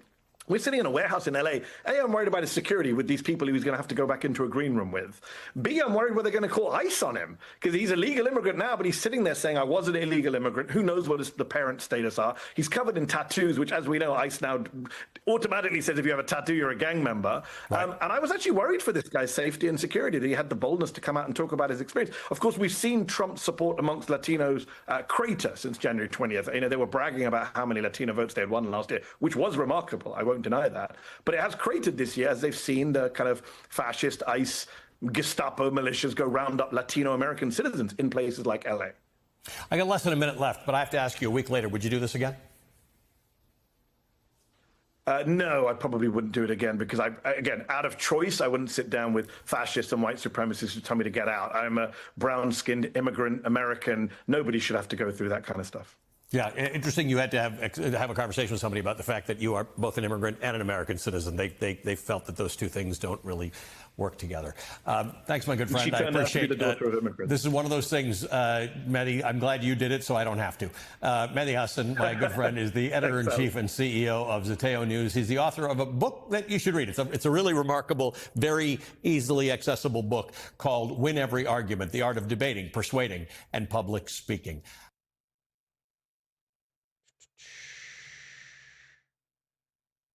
What is this? We got Mark Lamont Hill. My jeans are blue. Wait. Am I going to get hit for the her good jeans thing? Oh my God. Actually, the jeans ad, I have to say, it actually reminds me of all the American Eagle and Abercrombie stuff that came out in the early 2000s. And I think that's the whole point. They knew what they were doing. They got everybody talking about it. This is free advertisement to like the nth degree. Give me 1 second here. Do I actually care? I don't know. You know what? No, I don't care about this right now. Maybe the fun half. We're too early in the show for talking about frickin' the Sydney Sweeney stuff. Because this is literally just like, get a life. Get a life. Why are you even being outraged by this? Where she's saying, I have good genes. It's like, it's implied. It's implied in the fucking advertising. Oh my God. We live in a dumb world. We really do. Anyway. We got 10 minutes until the 620. Which is 420 for y'all in the West Coast. So, yeah.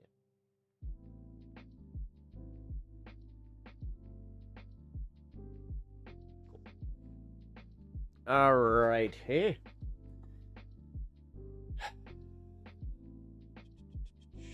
We got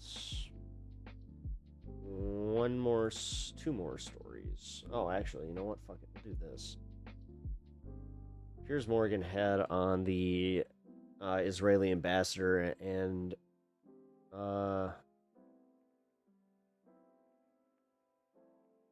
he talks about how the UK is backing the Palestinian state, which is not getting enough attention.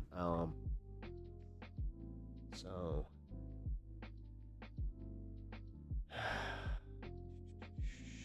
here, we'll do this segment. Why not?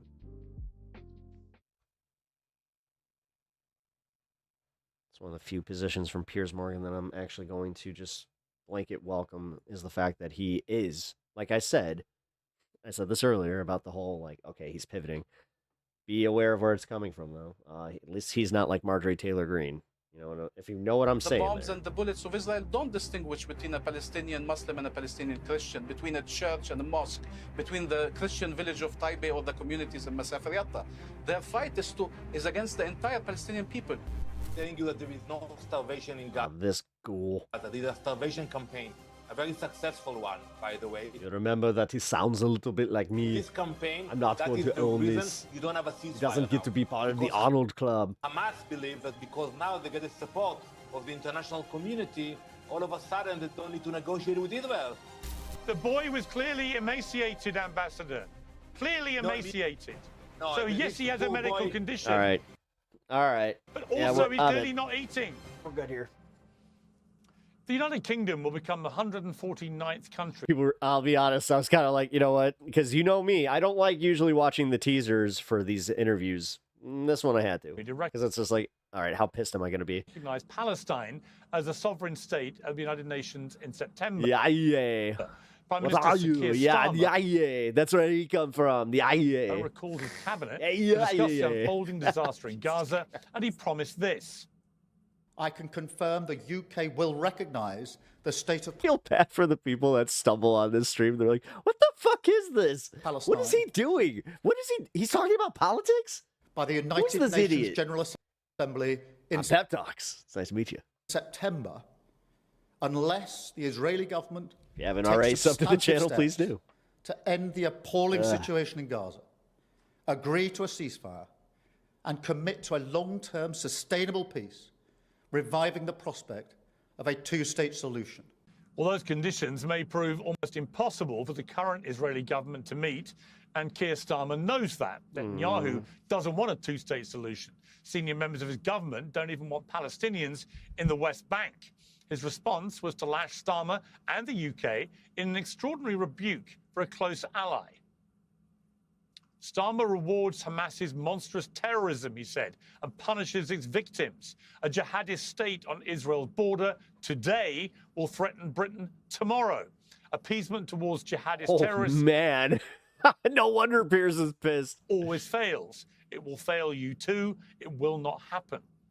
And many He's essentially threatening you guys. supporters of Israel are criticizing Starmer Like, for dude, way to weaponize, like, the whole, like, they're gonna come after you. They trust us. Trust us. If you change on this, they're coming after you next. imposing conditions on Israel and not Hamas, but giving conditions to Hamas in exchange for statehood would recognize Hamas as part of the future of Palestine.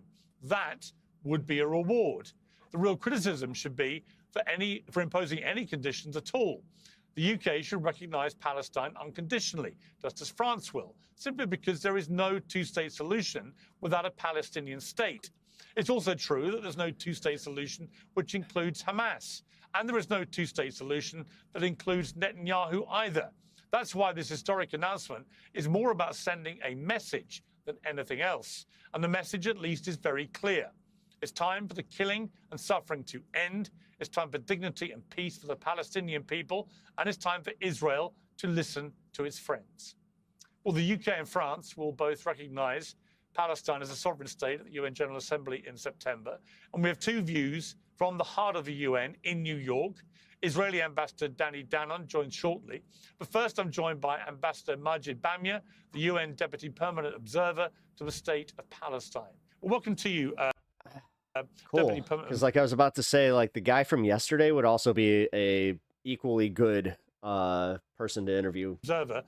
Can I ask you and also have before the first of all, your reaction the ambassador to for this Israel announcement from the British Prime Minister that the UK will, from September, recognise the state of Palestine?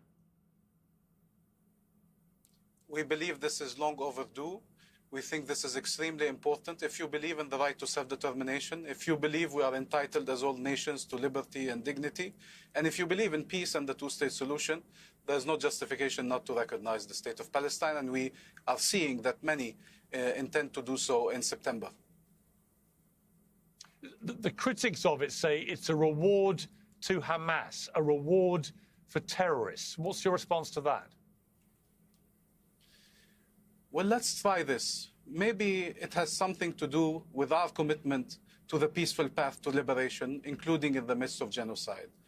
Maybe it has something to do with our rights.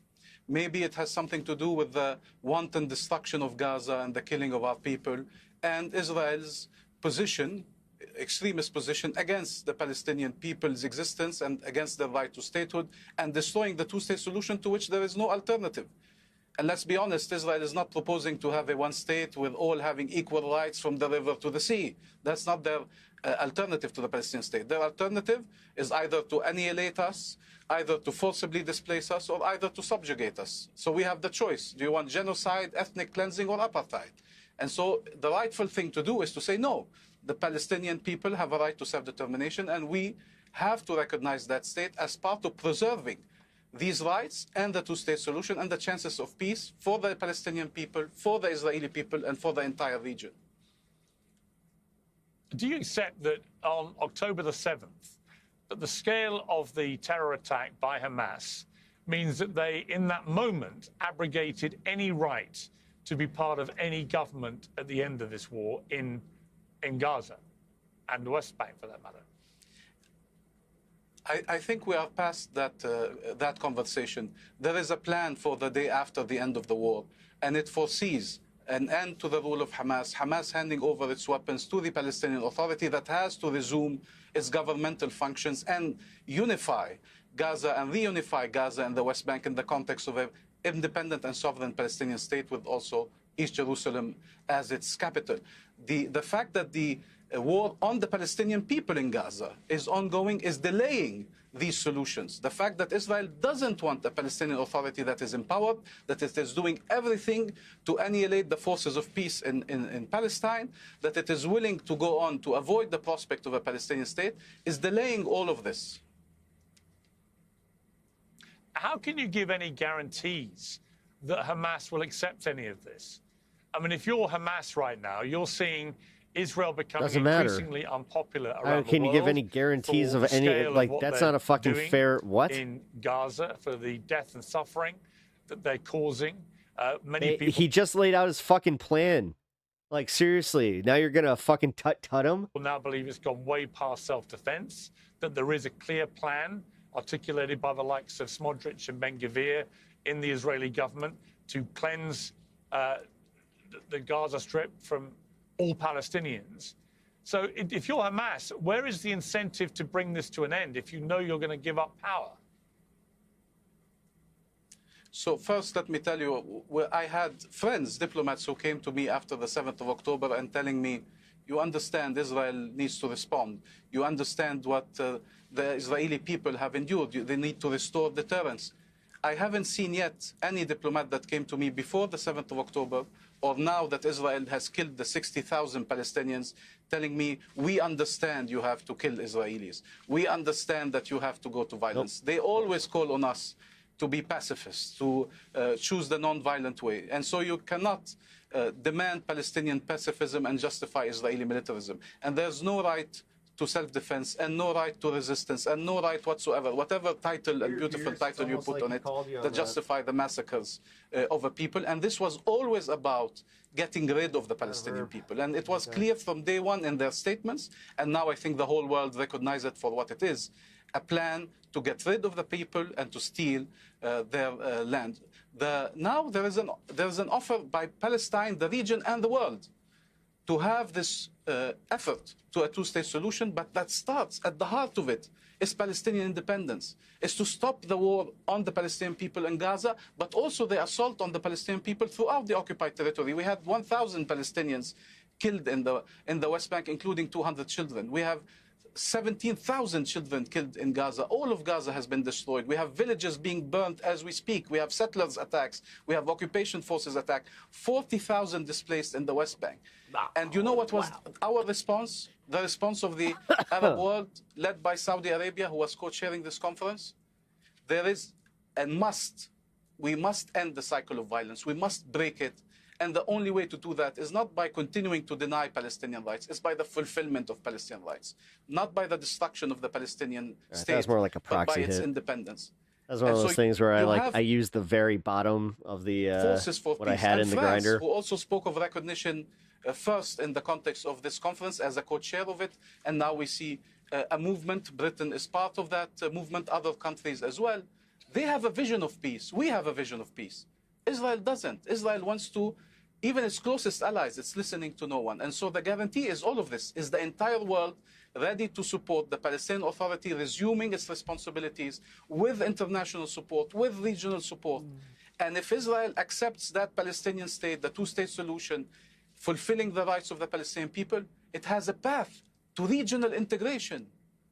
In the midst of a genocide, we're sending a message of peace. That was the point of the conference. And Israel wants to portray it as a message of destruction, of anti-Semitism, of negation. It is not. It's a Palestinian state living side by side with Israel in peace and security. And it is the Palestinian state and the Palestinian people who are enduring an existential threat. Who do you see running Gaza at the end of this war? If it's not going to be Hamas, is your vision for this that it would be the Palestinian Authority? Okay, so he's going to run circles here in a minute. So here, I got to take a real quick piss. I'll be right back. Which might be very controversial with many Palestinians in Gaza who don't want that. Could it be another group that comes forward to govern in Gaza? What do you see happening? What does it mean? You have a Palestinian government recognized across the world. And who tells you that the Palestinian people in Gaza, they want the end of this war? They are the ones who endure it in their flesh. You have mothers burying all of their children. You have people who have been tortured. You have people being starved by the millions. You have an entire classroom killed every single day. 10 Palestinian children losing 1 or 2 legs every single day. 25 Palestinian children losing 1 or both parents every single day. It's been 662 days. Those who absolutely want this war to end. And they know that part of it is also that reunification and that statehood that will make sure they never have to endure such hell again, and that protects them from all of this, are the Palestinian people in Gaza. That is not the concern.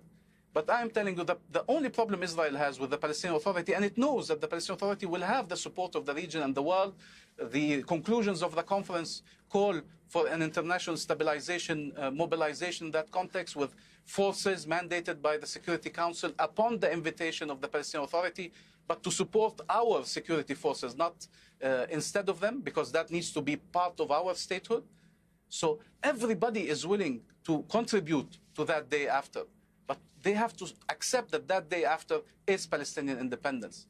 Israel is always explaining to the world, we are one war away from peace. They've been, Netanyahu, you can look at his speeches 10 years ago, 20 years ago, 30 years ago. He's always one war away from peace. And he thinks that by getting rid of the Palestinian people, that's the solution. The biggest rebuke came from the Minister of Foreign Affairs of Saudi Arabia, who told them their only path to normalization and peace is Palestinian statehood and independence.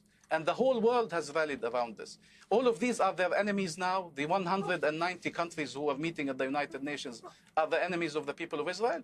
They are the enemies of the government, the policies of the Israeli government, of annexation, annihilation, displacement. Nobody can stand for that. And honestly, they've been too patient with these practices, and it is time to hold Israel accountable for its actions.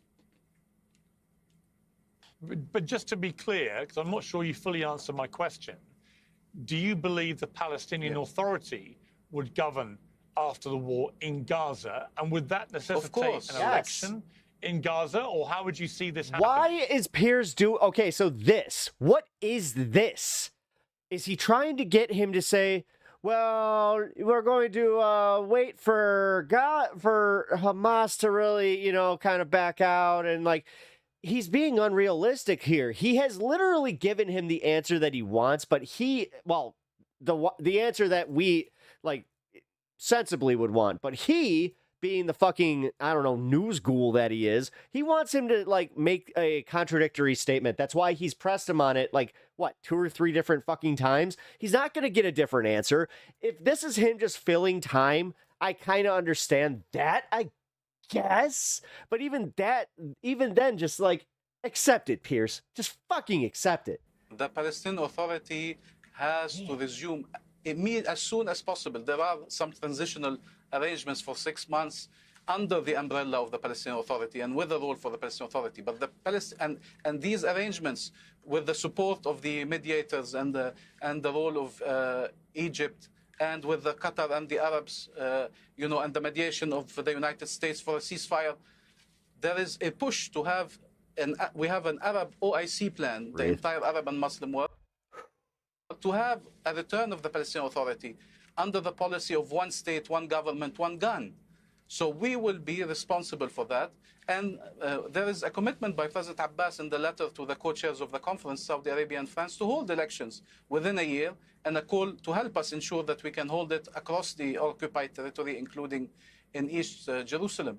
But that should not be a reason to delay ending the war, to delay our ability to go, and this is our duty, to help and serve our people after this terrible massacres and attacks by Israel that have destroyed everything. And Israel never has to pay to repair for it. The whole world has to do it for them. And even that, they are hampering. The world sends aid to our people instead of Israel abiding by its own obligation as occupying power, and it makes sure it never gets to the people or shoots them while they're trying to get it. They want to portray this as a fight between civilization and barbarism. I saw what the message you showed from Netanyahu. Yeah. This is the civilization, starving children, infants dying of hunger. That's civilization, bombing and obliterating everything. And so they want it to be between Muslims and Jews. But the bombs and the bullets of Israel Here's don't really is just like he wants to, again, be the authority on everything. It's annoying. Between the Christian village of Taipei or the communities in Masafariata. Their fight is against the entire Palestinian people. So it's not a religious conflict. And because notice how it all becomes like an issue once he decides that it's an issue. Like the Israeli, I'm gonna say this every time we watch him. Where was he for the past 2 fucking years? In the movement in favor of Palestine, you have people from all lines of faith. And we don't accept that Jews are blamed for what Israel does. And we don't accept that Israel uses Jews or the Holocaust as a shield from accountability and criticism. It's an insult to the memory of the victims of the Holocaust, that instead of using the Holocaust as a reason to uphold international law, as a reason to salvage our common humanity, as a reason to end impunity, you use it as a justification for killing children, for atrocities, and for explaining why perpetrators should be shielded from any accountability. This has to end. This is destroying Gaza, but it's also destroying the region and the rest of the world. And that's why the world are coming together to save Gaza, save Palestine, but also because they want to save Israel from this madness, and they want to save the region. They want to unlock the potential. They don't want wars anymore. And the Israeli people... Because Piers doesn't understand, like, how every time that he also does the thing where he's like, well, is Hamas going to still be in power? Because he's giving Israel the, like, well, you didn't really answer that clearly, so you understand why we have to do what we have to do. And then Piers just kind of goes, well, maybe I'll ask more questions and just stare at the camera and go, waiting to put him on blast a little bit more. Incitement against us, that these are the new Nazis, that there's a reason to kill children because they will come and kill you eventually, from all this narrative that the only way to be safe is to get rid of the Palestinians. And look around them. We are, as Palestinians, telling them, we are ready to have peace. The Arab and the Muslim world are telling them, you have a path to sustainable peace and acceptance in our region. But it will not be at the expense of the Palestinian people. It will not be at the expense of their right to freedom. Is it so hard to accept a Palestinian state and have peace in our region and unlock its potential? Also, notice how he is actually letting him talk this long. I think that he didn't have anything to follow up with. They have to choose between annexation and displacement and killing, and between a Palestinian state and the ability to live with shared peace, shared security, and shared prosperity. We are trying our best. It's not easy to say these things while people are being killed. It's not easy, and it may cause misunderstandings in our society. in Palestine today, and there's a lot of anger that can exist. But I'm telling you, the first ones who understand the importance of moving to peace are the people of Gaza. And we owe them peace. We owe them that our children are able to grow without being killed and murdered the way they are. Our children are not lesser children. When Netanyahu calls our children children of darkness, when he speaks of us as human animals, when is it enough? You know, the world tolerated Israeli policies for 7 decades, from colonization to killing Palestinians to dispossessing us, from the Nakba till today. Gaza, that should be enough. That should, I mean, 60,000 people, 2 million every day fighting for their lives. If that doesn't wake up the world, it looks like he short-circuited. He really does. Life and death like, over what happened? every Palestinian any more and any longer. That this should have happened long ago. This is the longest I've ever heard him let somebody talk on his program, which I'm glad, because this guy's making really good points. But what happened to Pierce? If we fail at this, if we fail the people of Gaza and the people of Palestine, if we fail the forces of peace in Palestine, Israel, and the region and the world, trust me, we will regret it. What we do next will determine the future of our region, maybe the future of the rest of the world. We cannot get it wrong. And everybody is conscious of that, except this Israeli government who doesn't care. Ambassador Bamia, I appreciate you coming on Uncensored. Thank you very much. Thank you very much, Phil. Well, joining me now to respond to that is Israel's ambassador to the United Nations, Danny Danon. Ambassador, thank you very much indeed for coming back on Uncensored. I just had a very passionate plea from Ambassador Bamia on behalf of the Palestinians at the UN to allow Palestinians ultimately to have the same human rights as Israelis and to have statehood that goes with that. What is intrinsically wrong with that? Why shouldn't they? Well, you know, I'm familiar with the shows of Mr. Bamia. I'm seeing him at the UN almost every week. But let's talk about the facts. The facts are that, you know, we left Gaza 20 years ago, Piers, completely. We uprooted the settlement, so-called. We took out the military, even the cemeteries. I'm trying. And we told the people there, I'm gonna be good. I'm gonna be good. I'm gonna be good. Build your future. Yeah. You know, the PA was in charge, and they had a chance to build a future. What happened? Hamas took over and built a terror entity in our backyard. And we saw what happened on October 7th. So they shouldn't blame Israel for what happened. They have to realize that in order for them to have a better future, they have to face the radicals and to fight them. That was him rejecting the empathy download. He really doesn't don't want him to suddenly give a fuck. And to fight them, and they are not capable of doing it. You know, leave Gaza now. Let's speak about Judea and Samaria, where you have the Palestinian Authority in charge today. They are not capable of fighting terrorists. You know, in cities like Jenin, Nablus, and even Ramallah, you know, they have a lot of troops, a lot of funding, but they are not capable to stand up and push back against radicals. But when that day will come, that they will be able to fight radicals, they can speak about a better future. Until that day will happen, we will have to be there, neutralize the threat, exactly like what we are doing now in Gaza. But what many people say, including some of your closest allies in the world, is that you've gone way beyond any proportionate act of self-defense in Gaza, that you are now waging what many people believe is either a genocide or an ethnic cleansing. You now have openly members of the Israeli government, Smotrich and Ben-Gvir in particular, who are detailing in a gleeful manner their plan to take charge and control of the West Bank, of the Gaza Strip, to remove all Palestinians. This is ethnic cleansing they're talking about. It's not even ambiguous. They're not even trying to hide it. So what do you say to that, Ambassador? You raised a lot of issues. Let me answer all of them. First, you know, don't look at the words of ministers or members of Knesset. Look at the decision of the Israeli cabinet. That's how it works in our democracy. The cabinet decides about the goal of the operation, and the military moves forward or backward. That's regarding the statements.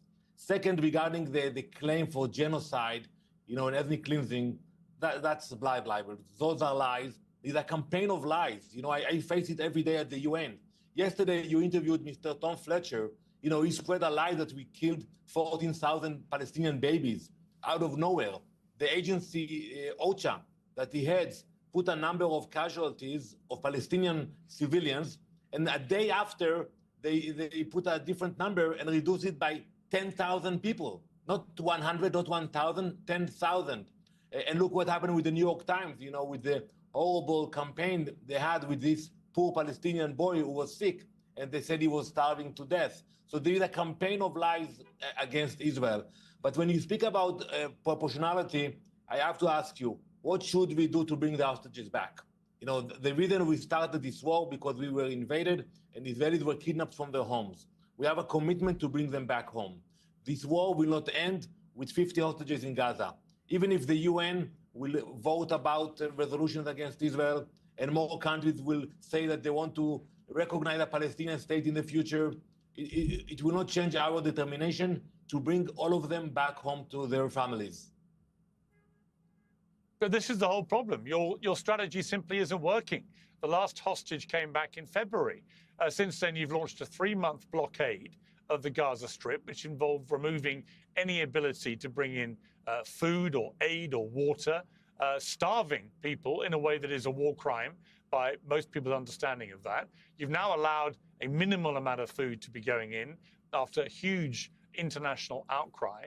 You say that one child the New York Times put on the front page wasn't starving. He clearly was starving. He just had other medical issues going on as well. And there are, we know from all the imagery, we can shake, go ahead, but there are, as you know, many images let's speak coming about, out let's of speak Gaza. about the New York Times. Well, hang on, let me finish. Let me finish. I'll let you finish. That there are many images coming out of Gaza of starving children. We're not making this up. And if you really believe it's not happening and all of this is a blood libel, then again, and I've had this conversation with you before, you should be pressurizing your prime minister to allow international media to go into Gaza to verify exactly what is happening. But, you know, I want to play you a clip. This is from the BBC. Oh, hang on. I want to play you a clip from Jeremy Bowen. You're spreading so many lies. Hang on one second. Ambassador, with respect, I will let you respond. I will let you respond. But I will let you respond, but let me just play one clip to you of the BBC's Middle East editor, Jeremy Bowen, who's reported from every war zone in the last 25, 30 years. Here's what he reported for the BBC. So the Jordanians have passed on a message from the Israelis. The Israelis don't want us to film out of the window at the devastation inside Gaza. But I've spent 10 minutes looking at it with my own eyes. And I can tell you that communities in the north of Gaza that I knew well, very vibrant, tens of thousands of people living hard lives, but actually with a remarkable human spirit, are flat. There's nothing left of them. Now, that's the truth, isn't it, Ambassador? You don't want journalists to go in there because what they're going to uncover and report to the world is utterly horrifying. Mm-hmm. You have destroyed 2/3. The thing is, what's really weird is how just they didn't see this coming. Like, did they really think that they were going to buy this much time and like eventually they would just not have this exposed to the world? Because like that from the very start of it, I was wondering that because of what we were seeing on Twitter, where I'm just like, this is. They were trying to bury it so hard back then, but not successfully. Therefore, that's why like we were all outraged at guys like Piers Morgan, at the mainstream media, at everybody that was not talking about this. If not more now. How are they still doing this? That's my biggest question here is just like how? Like, bro, how the fuck are you still even claiming blood libel here where it's just like, and then doing the thing where, oh, this isn't fair. This isn't fair. This is the BBC. This is blood libel. The Gaza Strip. You've displaced Fuck this guy. 2 million people into a very small area of the Strip. And you now have ministers who you say we shouldn't take seriously, but whose views are never publicly corrected or condemned by Prime Minister Netanyahu. So Smotrich and Ben-Gvir talk openly now about a plan to remove all Palestinians from the Gaza Strip and from the West Bank, and you simply say as the ambassador, well, you shouldn't take them seriously. Why shouldn't we? Yes, you know, why shouldn't we? I've not heard Netanyahu. Netanyahu doesn't say what they're saying is wrong. Keep going. You know, if that's an interview, keep going. For 6 minutes now, no, now you can respond. You're showing movies. I'm not spreading lies. Respond. You know, wait, if I would have to respond, you know, each allegation, it would take us 15 minutes now. So when you say a lie, Tell me the lie. You spoke about the New York Times picture. Let's speak about that for a minute. It's not working. That was blood libel. When you put a picture of a sick Palestinian boy who has a disease and you claim that he was starving, that was a lie. And by the way, they retracted that. But the way they retracted it was also shameful. They put it in a small page on their Twitter with 89,000 But to be clear, I said that other children were starving. I said other children were starving. Do you deny that? You said that this boy was also starving. You want to rewind it 2 minutes ago? The boy is clearly. He was also starving. The boy is clearly. The boy was clearly. The boy was clearly emaciated, Ambassador. Clearly emaciated. So yes, he has a medical condition, but also he's clearly not eating, right? No, so that's why not deny true. what we see with our own eyes? So look at his brother when you can see in the picture that his brother is well fed and he has no issues with the family. But this boy, because this boy is not eating, right? So, fine. But is your position, to be clear, that no? Are you saying no children are starving in Gaza? Is that your position? I'm telling you that there is no starvation in Gaza. There is a starvation campaign, a very successful one, by the way. And this campaign is that. Well, Donald Trump believes there's a starvation. Wait, let me Gaza. finish. With all due respect, with this campaign, that is the reason you don't have a ceasefire now. Because Hamas believes that because now they get the support of the international community, all of a sudden they don't need to negotiate with Israel because aid is coming in. They can take over the aid again, and we can speak about what's happened with the UN not picking up the aid because of Hamas. They will not tell you that, but you have aid inside Gaza that the UN is not capable of distributing it. But it's easier to blame Israel. So for Hamas now, they make a mistake. They think they shouldn't negotiate with us. But I tell you that we will not stop this war with the hostages in Gaza, regardless of what you're going to say, regardless of the blood libel we saw at the New York Times and other media outlets. We know it's a campaign, but this campaign will not change our determination to bring them home. We will not leave them in the tunnels, regardless of all those lies and all those declarations. Do you accept that if there is an attempt to move the Palestinian population out of Gaza completely, that that would represent ethnic cleansing and a war crime? Do you accept that in principle? Absolutely not. You know, I think President Trump put it forward, and he said that it should require consent. If somebody in Gaza wants to move now to a different place, he should be allowed to do it. Nobody should force him. But if he wants to move and out... what if they don't want to? What if it's involuntary? If you want to move now from London to New York, or from New York to London, you can do that. You can apply for a student visa. I'm asking about if it's involuntary. No, I'm What if speaking it's only involuntary? No, absolutely not. I'm talking about consent from both sides. Consent of the but if there's no individual who wants to consent, move. do you accept if there is no consent from the Palestinian people no one to is- be no one moved, is speaking- displaced out of Gaza? Absolutely. Let me finish my question. No one is speaking about... Ambassador, let me ask you a precise question so the viewers can understand. If it is done without their consent, in other words, they are forcefully displaced out of Gaza, out of the West Bank, would you accept that is ethnic cleansing and a war crime if that is what happens? No one is speaking about that. That is something which is not acceptable. They are. Smotrich No. and Ben-Gvir are literally talking about that. This guy's the ambassador. Yeah. No one They're is two speaking senior about... members of your government. No one is speaking They about... are literally speaking. Literally, he's been doing. God, how long have we been watching these Piers Morgan clips where he has been talking about this? And this guy was on before Piers was pivoting. He used to bring this guy on to kind of side with them occasionally. Ambassador, with respect, they are literally, that is what they're speaking about. I'm a representative of the Israeli government. Oh, wait. and I'm Didn't telling he bring him on shortly? The rapper. you, and you can I forgot look his at the name. protocols of all the debates in the government and the cabinet. It was never discussed. It's not on the table. And also President Trump's vision was about offering a possibility for people to relocate. It happened in Ukraine. It happened in different areas in the world when people wanted to move to a different place. If they want to do it, and by the way, they can come back afterward if they want to. But why only the people in Gaza are not being allowed to even think about a future in a different place? Why, if they want to live in one of the Arab countries, or if they want to come to the US or to Europe, why not even giving them the option to discuss it? Why you say, no, you have to stay there for eternity, when all other citizens of the world are allowed to think about a future in a different place? Okay, well, why don't Israelis move out of Israel then and let the Gazans go and live there? The easiest ask.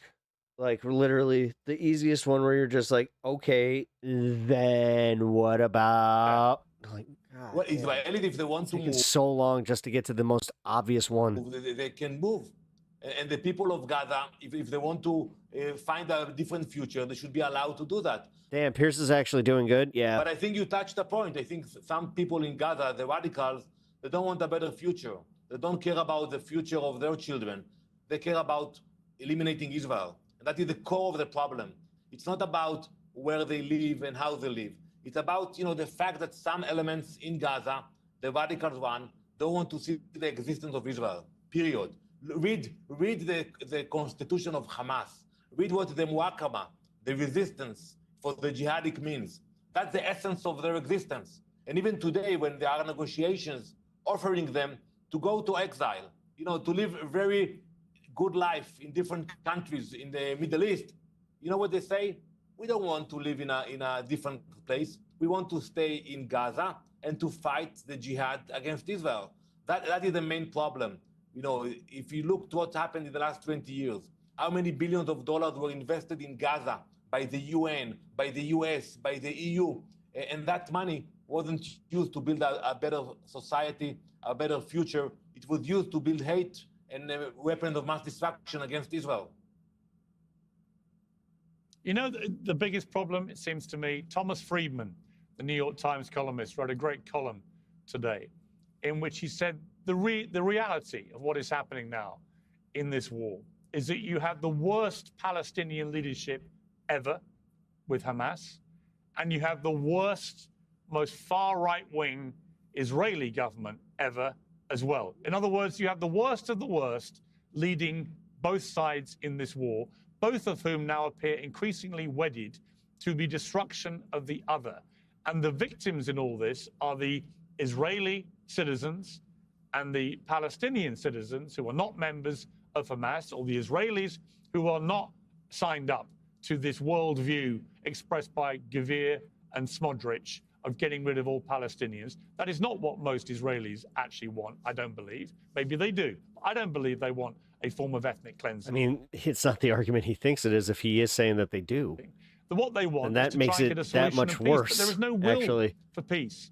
There's no will on the Israeli government side to bring this to an end. Because the moment it ends, Netanyahu gets held accountable for what happened on October the 7th, and he has to be back in a criminal court facing corruption charges. He has no incentive to end it. Hamas have no incentive to end it either. He also didn't. Am I wrong? I thought he was under investigation by his Israeli some Israeli authority too. And that's why he was just like, I got to win this election. It was very similar to Donald Trump, where he's just like, if I don't win this election, I'm going to jail. They just want to keep killing as many Jews as they can possibly kill. I don't make any pretense that that's what they want to do. But you have the worst of the worst leaders on both sides now in an implacable war, which shows no sign of ending, and neither side wants it to end. And that is the absolute tragedy about what is happening now in Gaza. Pierce, it's a shameful comparison. How dare Thomas Friedman equate the Prime Minister of Israel, who was elected by the people of Israel, to the Hamas regime. We have a democracy. We have elections. Prime Minister Netanyahu was elected. Hamas took over control over Gaza, and there was no elections there, and they actually shoot the opposition there. So to make that comparison, it's shameful. It's shameful, and that Prime Minister Netanyahu, and you can say a lot of things about him, but he always tried to delay conflicts and to avoid wars. But this war was brought upon us, and he had no choice to defend Israel and to fight to bring the hostages back. That is his responsibility. He was elected to protect the people of Israel. If somebody comes and kidnap innocent Israelis, we expect the leader of the country to bring them back. That is duty. And that's what he's doing now, representing the people of Israel. So I think any comparison between Netanyahu and Hamas You had an icy weather alert. is not acceptable. Well, let's remind people that Benjamin Netanyahu actively supported funding Hamas to the tune of billions of dollars. He wanted to create a divide and rule with the Palestinian Authority. He thought that would make Israel more secure. In fact, it had the opposite effect. It's made Israel far less secure, as has this relentless bombardment and destruction of Gaza, the killing of more than 60,000 Palestinians, 20,000 plus children. None of this has made Israel safer. It's made it more dangerous to be an Israeli. It's made it more dangerous to be a Jew living around the world. And as somebody who has always supported Israel and has many Israeli and Jewish friends, I speak as a friend when I say, end this madness. This is completely insane. The rest of the world is now looking at Israel utterly aghast. Even your closest allies, even your friends, even your supporters. And the thing is, they're acting like there's going to be no like long-term repercussions from this. Like we're not going to be able to do the investigations to have all of these atrocities uncovered in a way that's just going to be so comprehensive for everybody that they can't ignore it, even though that is kind of where we're at now. And they're saying, when is enough enough? This has to stop. And I just don't understand why. And I've interviewed you many times. I've always found you a very respectful person to interview, and I appreciate you coming back on. But I cannot believe that you don't wake up in the morning now and see the clarity of how incredibly unpopular this war strategy is now making Israel, and that also it's not achieving its aims. You're not getting the hostages released. You're not beating Hamas because they're still operating and holding you to ransom with the hostages. None of this is working. All you're doing is apparently doing exactly what Smotrich and Ben-Gvir have articulated is the real plan, which is getting the Palestinians out of Gaza. And if you do that, then Israel will be hated for the rest of my life. And that's just a reality, and I don't get it. I don't know why the sensible Israelis... That's just the rest of your life. Again. What a selfish asshole. What a selfish asshole. That kind of was like an accidental sneak peek into like how much he thinks of himself. Are not speaking up and saying, like, enough of this. Wow. We're not being held ransom by this hard right government. Oh, my son Kirby returns to Dreamland today for his request. Doing this crap still got to get that game. Well, on October 7th, I was in Israel. I'm playing Donkey Kong right now, though. The coalition of the government of Netanyahu. And I can tell you that if we wanted to evacuate the people of Gaza, we would have done it by now. Believe me, we had the capabilities. It wasn't the decision of the government. And you looked at the way we operated in Gaza, when 900 Again, not the flex you think it is there, bro. Israeli soldiers died during the operation. It's because we have to maneuver in a very careful manner in order to minimize civilian casualties. That's why this war... That just came fucking out of his mouth. So difficult for us, and it's so long. It's the longest war. Oh my god, this is a whole new level of gaslighting. Price is heavy price. But I have to tell you one thing. Today is a different situation. You know, despite everything you said, that we are being condemned. But I think the threat of Hamas today is not the same threat we had on October 7th.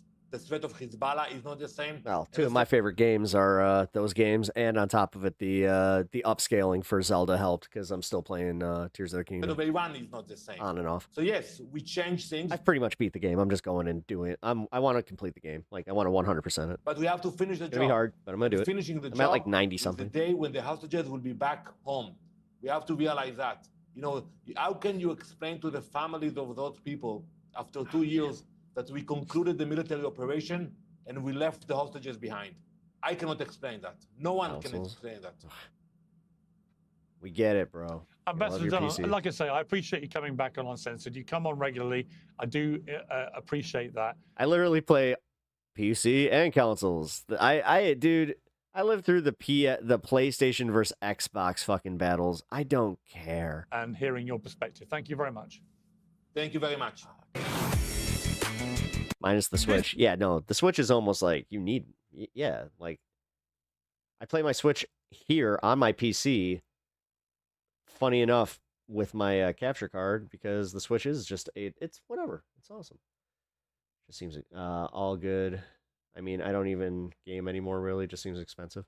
It is expensive. I mean, if you're not into gaming too, like then But I still love I love just being able to turn on a game and veg, and that's Donkey Kong, perfect game for that. It's literally you can pick it up and you can play it for 5 minutes, you can play it for hours. It's one of those games. It's really, really cool. Great game. I give it a solid like 9.5 out of 10. It is really that good. Okay, actually, I'll give it a 9.0 because there's like barely a story. I'll just say that much, but it's a Donkey Kong game. I don't need it to be fucking, War and Peace. Zelda, on the other hand, like, that story is still incredible. The gameplay is like Zelda Tears of the Kingdom. I think is one of the best games ever made. That's my hot take for the day. We'll watch the Sydney Sweeney Get a Life reaction peers video here in a minute. I do want to watch the Epstein Takes the Fifth about Trump video, and then I also want to watch this ICE has a huge scandal going on that, again, not many people talking about it. Genshin Impact, I never played. I have a friend that I'm not sure if he still plays. He might be in the audience still. You know who you are if you still play. Shout out. I don't think you do, though. Let's check. Retro consoles from Craigslist is an affordable way to game if you don't care for online. Yeah, I mean, I kept every system that I've ever had, so I need to get my PS3 fixed, though. My HDMI port blew out. Every now and then I like a good survival game. Yeah, I play single player games. I very, very, very rarely play online. Even if like it has online functionality, or functionality. I don't know which one. Either way, but like Mario Kart, I barely play online there. Even though, if you guys want to become members to the channel here, you guys can. Then I will consider playing some games with y'all. That is how you get me to game with you. That's how you get my friend codes, all that fun stuff. Damn, my cat broke into the new litter. I hate when that happens. Yeah, my cat, he'll occasionally do that. He likes to use the box as a scratch pad, and then it'll just be like, it just like leaks all over the room. Can get a PS3 for about $60 now. I have the original with backwards compatibility. That's why, like, it's literally a day one unit. I worked at GameStop and I was able to acquire that at a time where it was very, very, very hard to get. God, people forget that the PS3 was much harder to get than the Wii. And the Wii was very hard to get, so...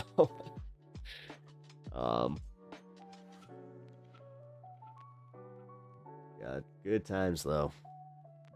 Good times working at GameStop at that time. You worked at GameStop, never would have guessed. Shut up. Shut up. I know.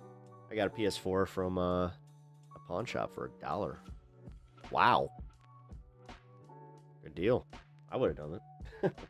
PS4 for $1? Fuck, I would have one for $1, dude. I would just have that for like a backup. Yeah.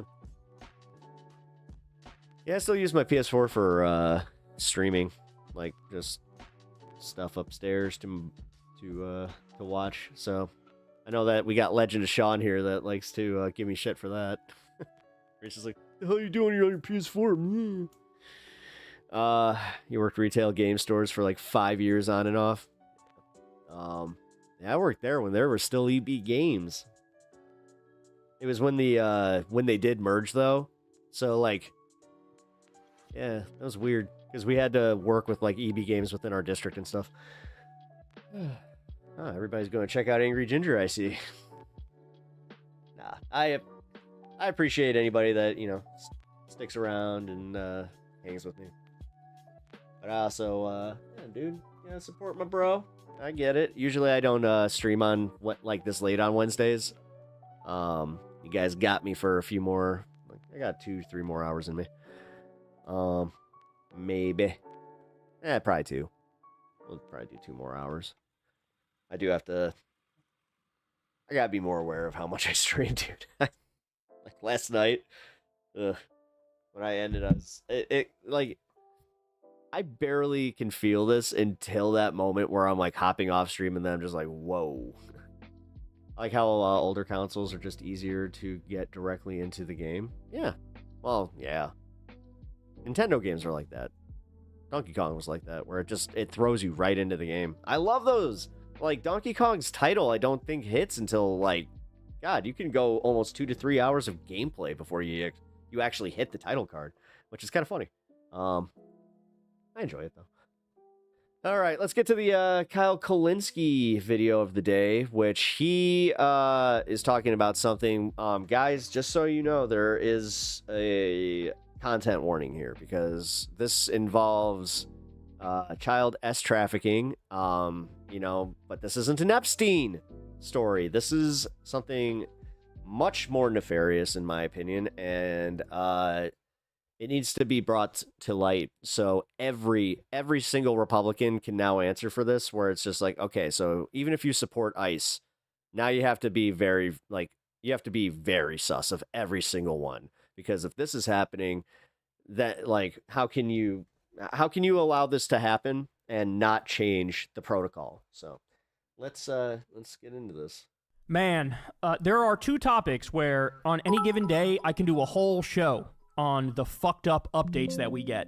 One of those things is Gaza, and the other one is what the ICE Gestapo thugs have been up to. Take a look at this, guys. So let's start with this one here. The tweet from Ben Crump, who's a civil rights attorney. He says the following. This is horrifying. A U.S. citizen violently taken down by federal agents in a grocery store parking lot, despite telling them he had an ID, a social security card, and a birth certificate. His family says Angel Pena was hospitalized and suffered a concussion.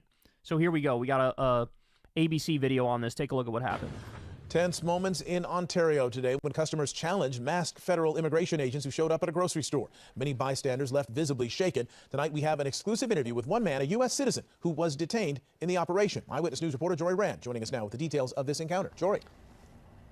Mark, this is yet another case of an American citizen being taken into custody by masked federal agents without a warrant being presented. The Trump administration says they are not targeting people based on their appearance, but as more Americans continue to be swept up in these raids, they're finding that claim hard to believe. Again, if it was happening in Polish neighborhoods, then honestly, you might have a fucking case here, but it's not. It's all Mexican and fucking brown neighborhoods. Today in Ontario, another ICE raid and another U.S. citizen taken into custody. I'm right here, Angel. I'm right here. Angel Pena Which would both be fucking wrong. Minding his own business when masked federal agents showed up at the Stater brothers. Customers began to shout at them, telling them to leave, but some went inside the store. Nearby doorbell video shows I do not condone ICE going into Polish neighborhoods and doing the same shit. Approaching a passing SUV looking for help, but the agents wound up violently taking him into custody. Wait, Joey. They were shoving my head against the ground, elbowed me, and they used forcefully a baton to really pierce my side. Pena says he tried explaining to the agents that he was an American, but they ignored him. I know. Just stop for a second. I told them I was born. Well, I had an ID, I had a social, I had a birth certificate, and none of the officers, the ICE agents that were on scene, didn't. Why was he running up to them? Only when a supervisor showed up was he released. Earlier this month, a federal judge here in Los Angeles ordered the Trump administration to stop ICE agents from targeting people based on their skin color, accent, or job. The administration said they were appealing the decision, and just last week, Homeland Security Secretary Kristi Noem said it simply doesn't happen. That is absolutely false, and don't you dare ever say that again. We have judges out there and other individuals saying people have been targeted that way, and it's not true. This all comes as 700 U.S. Marines deployed to Los Angeles are now being ordered by the Pentagon back out of the city. They will be leaving Los Angeles. They were never needed in the first place. It was a misuse of our troops. That's just so crazy, bro. That's just so crazy. And this is, now there's been reports, you guys know, in Trump's first term, they arrested a bunch of American citizens. In the second term, it's got to be hundreds or thousands of Americans. And the scariest part to me is that even when dude is like, bro, I got my driver's license, I got my birth certificate, I know my social security number, like I can tell you the hospital I was born at, like I'm good, dog. Even when you say that, they don't fucking listen. They still detain you, they still arrest you. Some of these people have been American citizens, they've been locked up for 3 days, locked up for a week. This is what happens when you have the erosion of rule of law and no checks and balances, no due process, no constitutional procedure, no trial, just a bunch of masked thugs, which, by the way, again, ask yourself, why are you wearing masks? Why are you covering your face? If the ICE agents are proud of what they're doing and they think they're on the right side, why are you covering your face? They're covering it because they know what they're doing is illegal. They know it. They know it. And they know there might be consequences down the road when an administration gets in there that actually gives a shit about the law. And so that's why they're doing what they're doing. But we're not even done yet. So this was a case of an American citizen being beat up and detained. By the way, I hope that guy sues. I hope that guy wins a tremendous amount of money. Nobody should have to go through that. Now here's an example of a legal immigrant whose life they are ruining. Watch. Our cameras were rolling on July 2nd when two women were walked out of immigration court in San Francisco in handcuffs, one of them an employee of Pivot Interiors in Santa Clara. Christy Nadeau with Pivot Interiors tells us she even double-checked the woman's legal status with a federal database called E-Verify. Everything turned out clean, with a work permit valid through 2029 and no criminal history. So these are not illegal immigrants. These are hardworking people. These are good people. Did she do that because she was like, well, I mean, they're not criminals, and makes me we wonder. have to do something about this. We have to make people aware that this is happening. And the numbers show this is not an isolated case. Our investigative unit discovered that in June of this year, the number of California immigrants detained by ICE with no criminal convictions or pending charges reflected a 2,000% spike compared to last year. 80 arrests last June to 1,606 this year. They've expanded the definition of what constitutes an arriving alien to include anyone that's been in the country for less than 2 years. As ICE has increasingly started detaining people at routine immigration hearings, a growing number of immigrants say they're considering not showing up. But immigration attorney Andrew Newcomb says immigrants should not ignore their court hearings. Instead, he suggests that at least 10 days before that hearing, they ask the judge for a continuance or ask to appear via video call. Newcomb has a how-to demonstration on his website. You can get templates for a video appearance or a continuance, and there's a PowerPoint explaining exactly how to fill it out and where to mail it. Pivot Interiors says in talking with the employee after ICE detained her, she told them she had been coerced by ICE to sign self-deportation papers. And as of tonight, they don't know where she is. What they do know is they have a lot of questions about why a hard-working woman from Colombia who followed the law was still detained simply for showing up to court. We reached out to ICE. It's almost like they're doing the thing that they're trying to like say that they're not doing. These people are destroying America. The ICE Gestapo thugs are destroying America. They're laying the precedent that you shouldn't want to be here at all. If you're a legal immigrant, if you're on a work visa, like, you shouldn't want to be here at all, because at any given moment, we can destroy your life. Even if you have a green card, even if you're set, even if everything's taken care of, we could just decide willy-nilly, let's throw you in a fucking concentration camp, or let's kick you out. I mean, we've heard horror stories of people who've been here their whole lives who were deported. Deported where? To countries they don't know dick about. This is what we're talking about here. But it gets worse. It gets worse. You guys ready for this? From Tucson.com. This just came out. Border agent charged with child sex trafficking. Boom. And fraud. Holy shit. A Tucson sector Border Patrol agent has been indicted on 24 felony charges, including 10 counts of child sex trafficking. Bart Yeager. The latest in a series of sexual misconduct Bart convictions Yeager. or charges against U.S. Customs and Border Protection employees in Arizona. Bart Yeager, ass trafficker. Wilcox border agent Bart Conrad Yeager, 39, was also charged with 6 counts of pandering or encouraging someone. All right, now this makes you wonder, dude. Now, does the border agency stand behind him? Or do they throw him to the wolves? To engage in prostitution. One count of attempted child sex trafficking and 2 counts of fraud between July 2023 and March 2024. Indictments from the Conchise County Attorney's Office show. On Thursday, county prosecutors also charged Yeager with 5 drug-related felonies, possession or use of the anabolic steroid trenbolone and testosterone, sale or transportation of trenbolone and testosterone, and possession of drug paraphernalia. A CBP spokesperson said the agency's Office of Professional Responsibility arrested Yeager in Wilcox on June 17th. As shocking as knowing cops are abusers. And executed a search warrant based on allegations of child sex trafficking, fraudulent schemes, and pandering. So now it's not just ICE, it's also Customs and Border Protection. These various Gestapo thug groups that Trump is running. Now we have a child sex trafficking ring at the border. Jesus Christ, man. Jesus Christ. And then I want to give you guys one more to really put in perspective just how deplorable all this is. I mean, this says everything. And what I've already showed you is enough. But then we also get this. So there's this big baseball tournament, and I think we have the same chair. And you have wait a minute. The Venezuelan baseball team Get that chair. made it to the tournament. Wait, and I guess need to what? see, like, The behind- Little League wait, team does it have from the little Venezuela logo? was denied travel visas to the U.S. for the World Series. So there was this World Series. I think it was supposed to take place in South Carolina, I believe. Oh, jeez.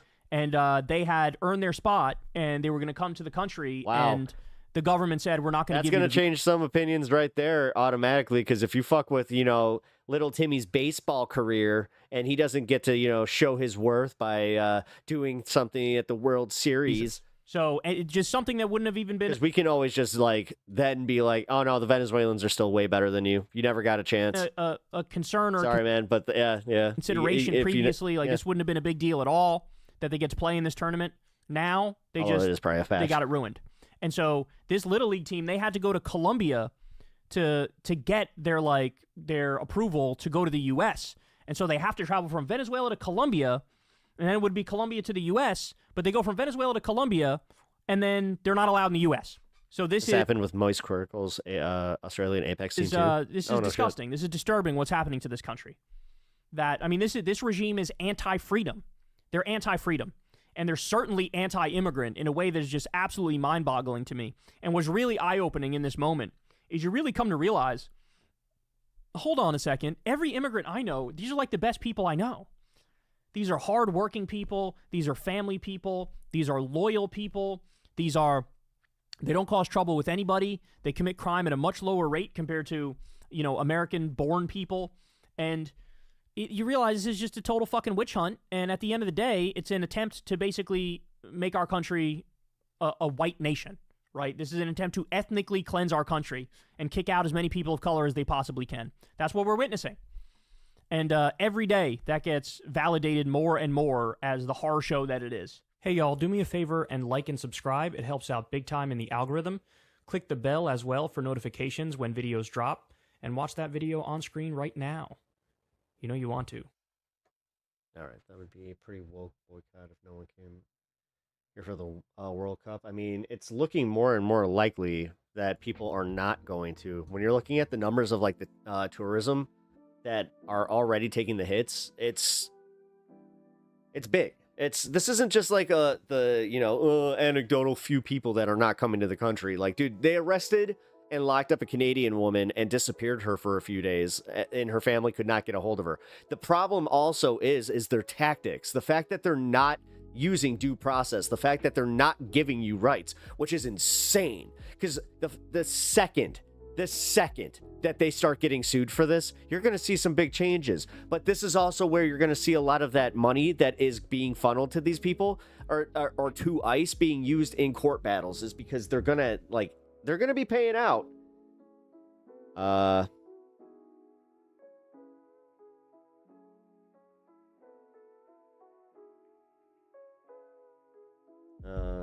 All right.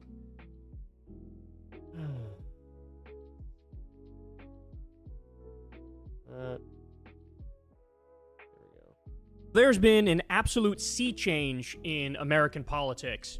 The Israeli government is now viewed... I feel like I should have played this one first because we were kind of segueing from the Piers video, but it's okay. With this one's still applicable. Let's get to disgust and disdain, and they've really, really lost the population. Of course, there's one segment of the population that still supports Israel, believes in Israel, likes Israel, loves Israel, you could even say. That, of course, is the Republican base. They sort of overwhelmingly still love Israel, which is, I mean, you tell me what that says about the Republican base, given what Israel is doing. But everybody else in the country is done with them. So we got some new numbers here. CNN did a piece laying out how Benjamin Netanyahu, he is cooked. He is cooked, to put it plain and simple. Let's watch. Benjamin Netanyahu, if you look at polling in the United States, he is lost in the court of public opinion. I want you to take a look here at his net favorable rating. It is the lowest on record according to Gallup. Why does he see... Dude, okay, holy crap. Why? I have watched this dude enough in the last few months. His demeanor rarely changes. He always has, like, a bit of that, pepped up energy. But This is the most somber I have seen this dude be for giving any fucking bad poll. This is kind of messed up. And they have records going all the way back since the 1990s. What are we talking about here? Well, in April of 2019, oh, he had to speed it up, though. Obviously, Israel in Gaza in the latest war that's been going on for a long time. Benjamin Netanyahu was on the positive side at plus 13 points. Look at where he is today. Minus 23 points. My goodness gracious. You look at those under the age of 35. His net favorable rating at this point, get this, 53 points underwater. My God. And this, of course, has everything to do with Israel's actions in Gaza. 53 points underwater with people under the age of 35. That is the group that is most plugged in. They're most online. They're more on top of the news than anybody else because they get it straight to their feed day in and day out. And basically all of them despise you. And your propaganda is failing. They all sound the same? Miserably. That's why I can recognize that, like, immediately. It almost sounded like he had it, like, you know... Which, by the way, this is why this dipshit went on the Nelk Idiot show. Because he thought, oh, I'll just sit there. And they're dumb enough to think, just the fact that I live in a tourism area, and I can tell you right now, Canadian tourism is kaput. Going on a podcast is going to increase my popularity, is going to increase my support. But no, it's not that simple. It's not just that you went on a podcast. No, it's like what you say and what you... Holy shit, I actually did just realize that. Yeah, it's been really quiet. Like, in certain tourist, like, I was just in the tourist district, and it was really quiet there. Believe, and your actions matter, right? Trump it's was usually, the fucking Celebrity Apprentice TV like, personality. if you go anywhere in River North, like in the dead of summer, it's usually bustling with tourism. Guy, he knows how to be in front of cameras, right? He's got a presence about him. Love him or hate him, we hate him, but he's got a presence about him, right? Ugh. So he can sort of get away with going on these podcasts and doing his normal Trump thing. But Netanyahu is fucking disgusting. Imagine Steve doing the CNN segment. Oh my gosh! Oh my gosh! Oh, wow, guys! Benjamin Netanyahu's down by 2 points. Oh no! Dislikable to the max, and he's committing a genocide. And so, like, he really thought, oh, this will work. Too bad I had to ban MAGA since 1492. Out perfectly. Instead, I kind of miss him. Of his podcast. But my mods had to be fair, you know. Appearance, raising... the thing is, I don't think I'm kidding. I'm pretty sure that dude got banned. His poll numbers. He just, like, nuked because once you asked, I was like, you know what? I wonder. The Nelk Boys. I typed in his name under his subscriber list. Not there. Podcast and the fucking Full Send podcast. And now everybody looks at them like the disgusting moral relativists and nihilists that they are, who just care about fucking cheap clicks. Just care about getting eyeballs on them. Sounds like I gotta take a day trip to NYC to see how quiet it is compared to normal. And literally don't give a... you know, because I'm not even kidding. Like, that outside of obviously trying to get out of River North, everything else was so quiet. And I remember even making a turn and just being like, why is this so easy? Fuck about children starving to death right in front of our faces because of the guy you're giving a fucking foot massage to on your podcast. The American people at this particular point not exactly liking what they're seeing, and they believe that Benjamin Netanyahu is in large part responsible. So to that point, how do Americans feel about Israel's actions in Gaza right now? Yeah, so let's take a look at this. I mean, net approval, Israel's military acts in Gaza. You go back to November of 2023, it's on the positive side of the ledger, plus 5 points. I bet if you even go back a little bit further, it'd be a little bit higher, but Gallup only measured in November of 2023 at plus 5 points. Look at here where we are in July of 2025. Way down there at minus 28 points. Among those under the age of 35, get this, a negative 73 points. Net approval rating. This is all being led. All the negative opinions towards Israel and their acts in Gaza are being led by the younger folks in the electorate. Negative 73 points on the net approval rating. You rarely ever see numbers that low, and that is charging up this number, 28 points underwater. The net approval rating of Israel's military acts in Gaza. The American people do not like what they're seeing and increasingly dislike what they're seeing. Literally the entire country except the Republican base. And the Republican base, of course, are like fucking demons in the flesh. They're literally just demons. But everybody else in the country is absolutely disgusted. There's no amount of propaganda, there's no amount of bullshit that Israel can do that can save themselves from what's coming with the next generation. There's nothing they could do. People are not going to forget what they've witnessed, right? You can't scream Hamas loud enough or enough times. You can't scream anti-Semite loud enough or enough times. It's definitely not pandemic quiet, no. Times to get your ass out of this one. leading to a number of other feelings when it comes to No, but when you actually like let your brain do the like comparative, because yeah, like dude, it's Lala season. It's literally like I think Lala's next week or this week. Israel in general, as we look at that, and also questions about Palestinians and whether to recognize the state of Palestine, that's back in the news because of Emmanuel Macron. Where do we stand on some of those questions? Yeah, so for the longest period of time, Americans have sympathized more with the Israelis than the Palestinians. That's still the case, but it's only by +5. You go back to May of 2024, it was +17. Right after October 7th, look at this, it was +48. In 2017, it was +39 points. This does not tell the whole story, right? Because he's about to say what the numbers are with young people. Dramatic drop. That is, what is that? A 43-point drop since the aftermath of October 7th. And again, under the age of 50, you look at those younger voters, it was +38 Israelis all the way back in 2017. You look now, it is +19 Palestinians. There has simply been a complete change of opinion on this topic, and it has been at least driven in large part by how Americans view the military actions of Israel in Gaza. It was fascinating to see those numbers, Harry. Appreciate it. Thank you. Those numbers are only going to get worse for Israel because they simply do not give a fuck. Or that's not correct. They do care. They're happy. They're positively just over the moon about the fact that they are massacring innocent people in Gaza, that they're going to reoccupy Gaza, that they're going to also try to take over the West Bank, that they've already taken over large swaths of Syria. They're over the moon about this. Guys, if you listen to what they say internally, go listen to Ben-Gvir, go listen to Smotrich. When they're talking in Hebrew to Israelis, or they're tweeting in Hebrew to Israelis, they don't fucking hide the ball, dog.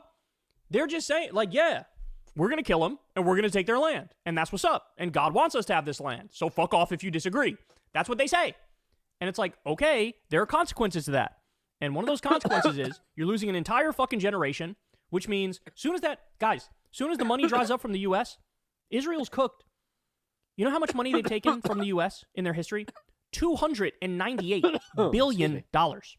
You think they get by without that money? Ain't no way, dog. Ain't no way. And what they're doing is effectively they're begging, hey, cut us off.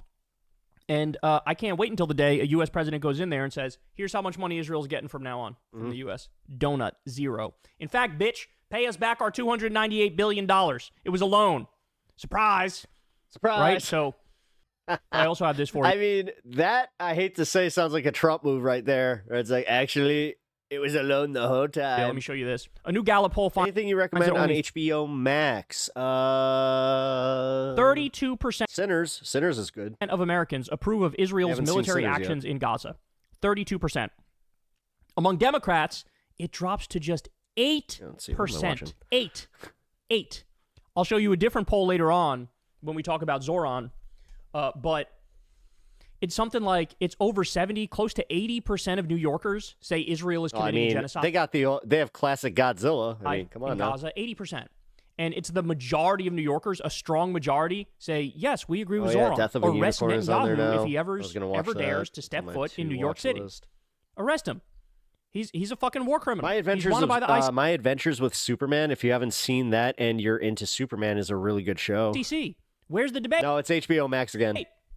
I'm kind of glad that it is. This is what we're seeing. And again, just to be clear, of the 32% of Americans that approve of Israel's military actions in Gaza, understand that the overwhelming majority of them are those psycho end times evangelical. Oh, the Billy Joel documentary. I was going to watch that too. Christians who literally think Jesus is going to come back to Israel on a winged horse and like kill all the Jews and then bring everybody up to heaven for a party in the sky. They're literal like apocalyptic end times evangelical Christians who are absolute psychopaths and basically in a massive cult. Not basically, they are. I was part of that. Like I can speak to this, and he has to say basically because he doesn't understand. No, it was like you people do not understand how some of these evangelical cults work because they'll do these things where they go out of their way to go like, we don't even have a denomination. We're non-denominational. We're non-denominational evangelicals. All of you are welcome under our understanding of God. And the more and more you start to like get to the, the nitty-gritty of things, it starts getting really ethno-statey, and they start talking about how, well, actually, like the Amalekites and there was this big split where they are described as being as lighter of skin, and like there's so much shit there that like like the only it's completely ignored by a lot of people in the evangelical scene. People left where they don't see it for what it is. And then like the calling, like when I was growing up, calling Jews who live in Israel placeholders for us during the end times. Like I remember asking it pretty like simply like that, where I was just like, hey, so are they just like holding our place there? So like so you're saying we're the true chosen of God? They're like, yes. And then they like did this whole like ethno theory of like, the migration of the white populace and how technically we're all the sons of, of Jesus, or not Jesus, of Abraham. Supported them and like some, boomer idiots. But there's the actual chosen ones is the way that I would say it. Only people left. I want to do like an in-depth just video on it. I have put one together before.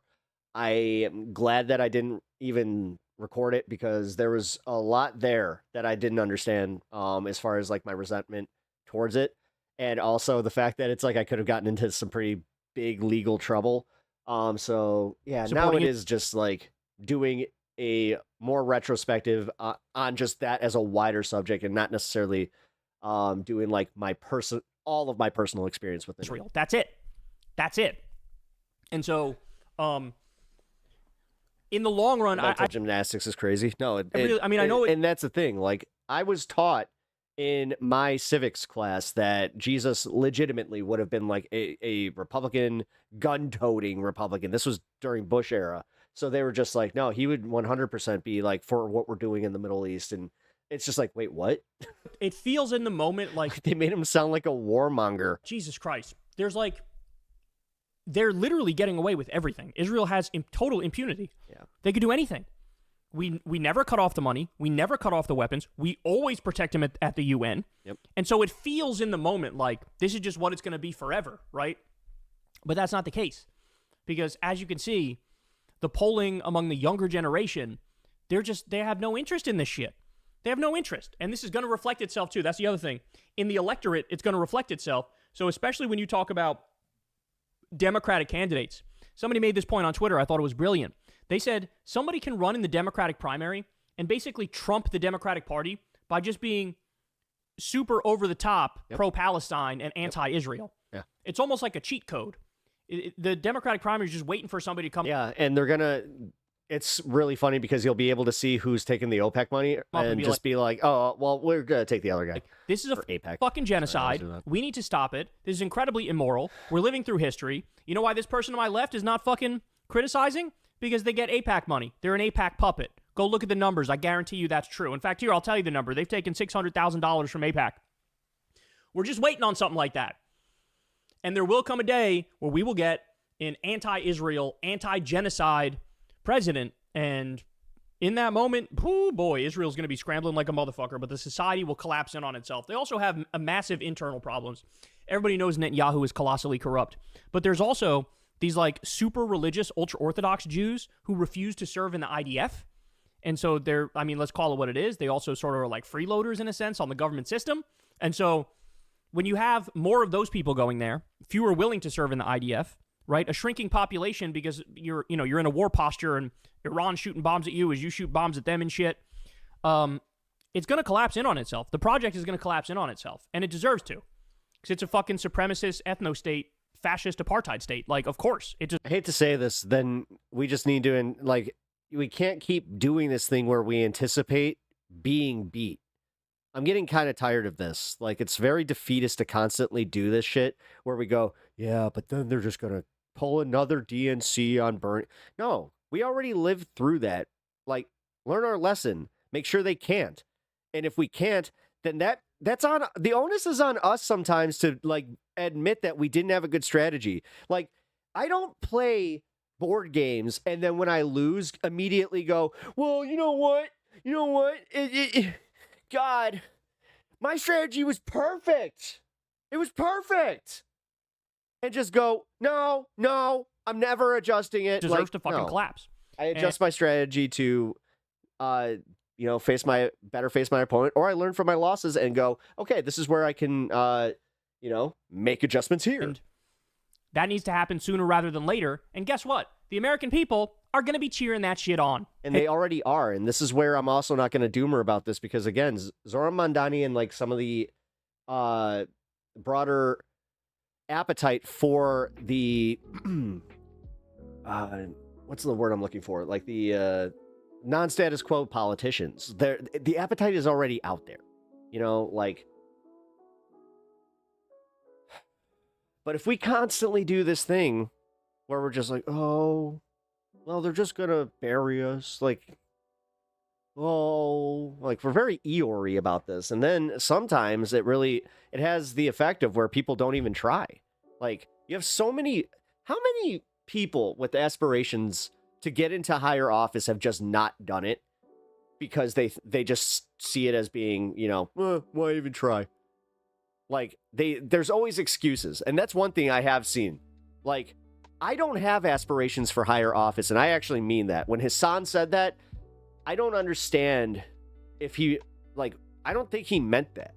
Because when you talk to him about other things and how he can change things, he really is that guy where it's like, well, technically, you know, you see yourself as being the ultimate activist. Well, also, just an aside here, I'm not registered as an entertainment channel. I am registered under news and politics, and technically, I can be given journalism credentials. Like, I found that out recently where I was just like, oh.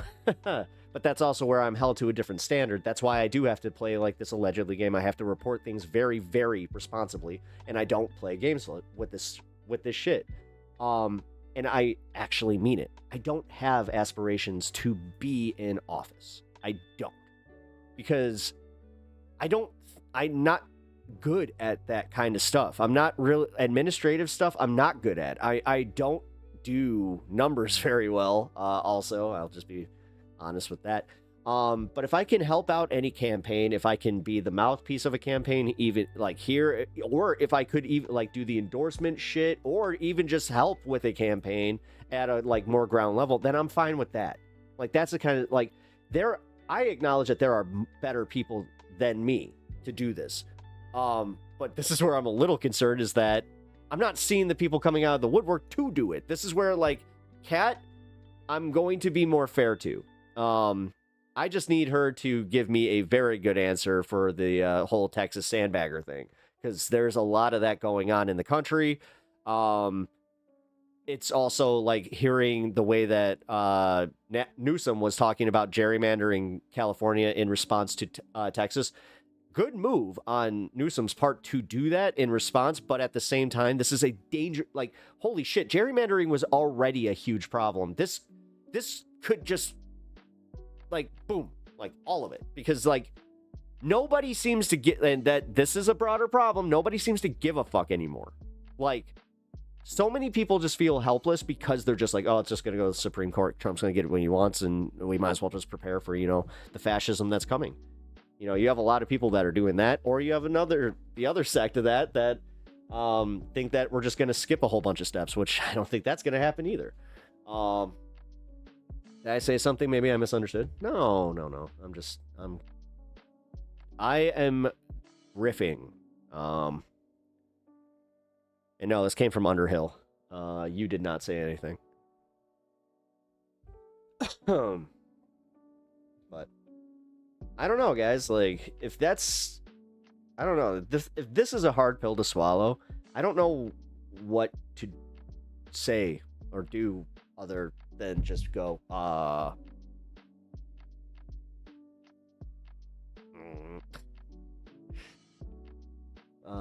I'm also like more willing to do like a city council position.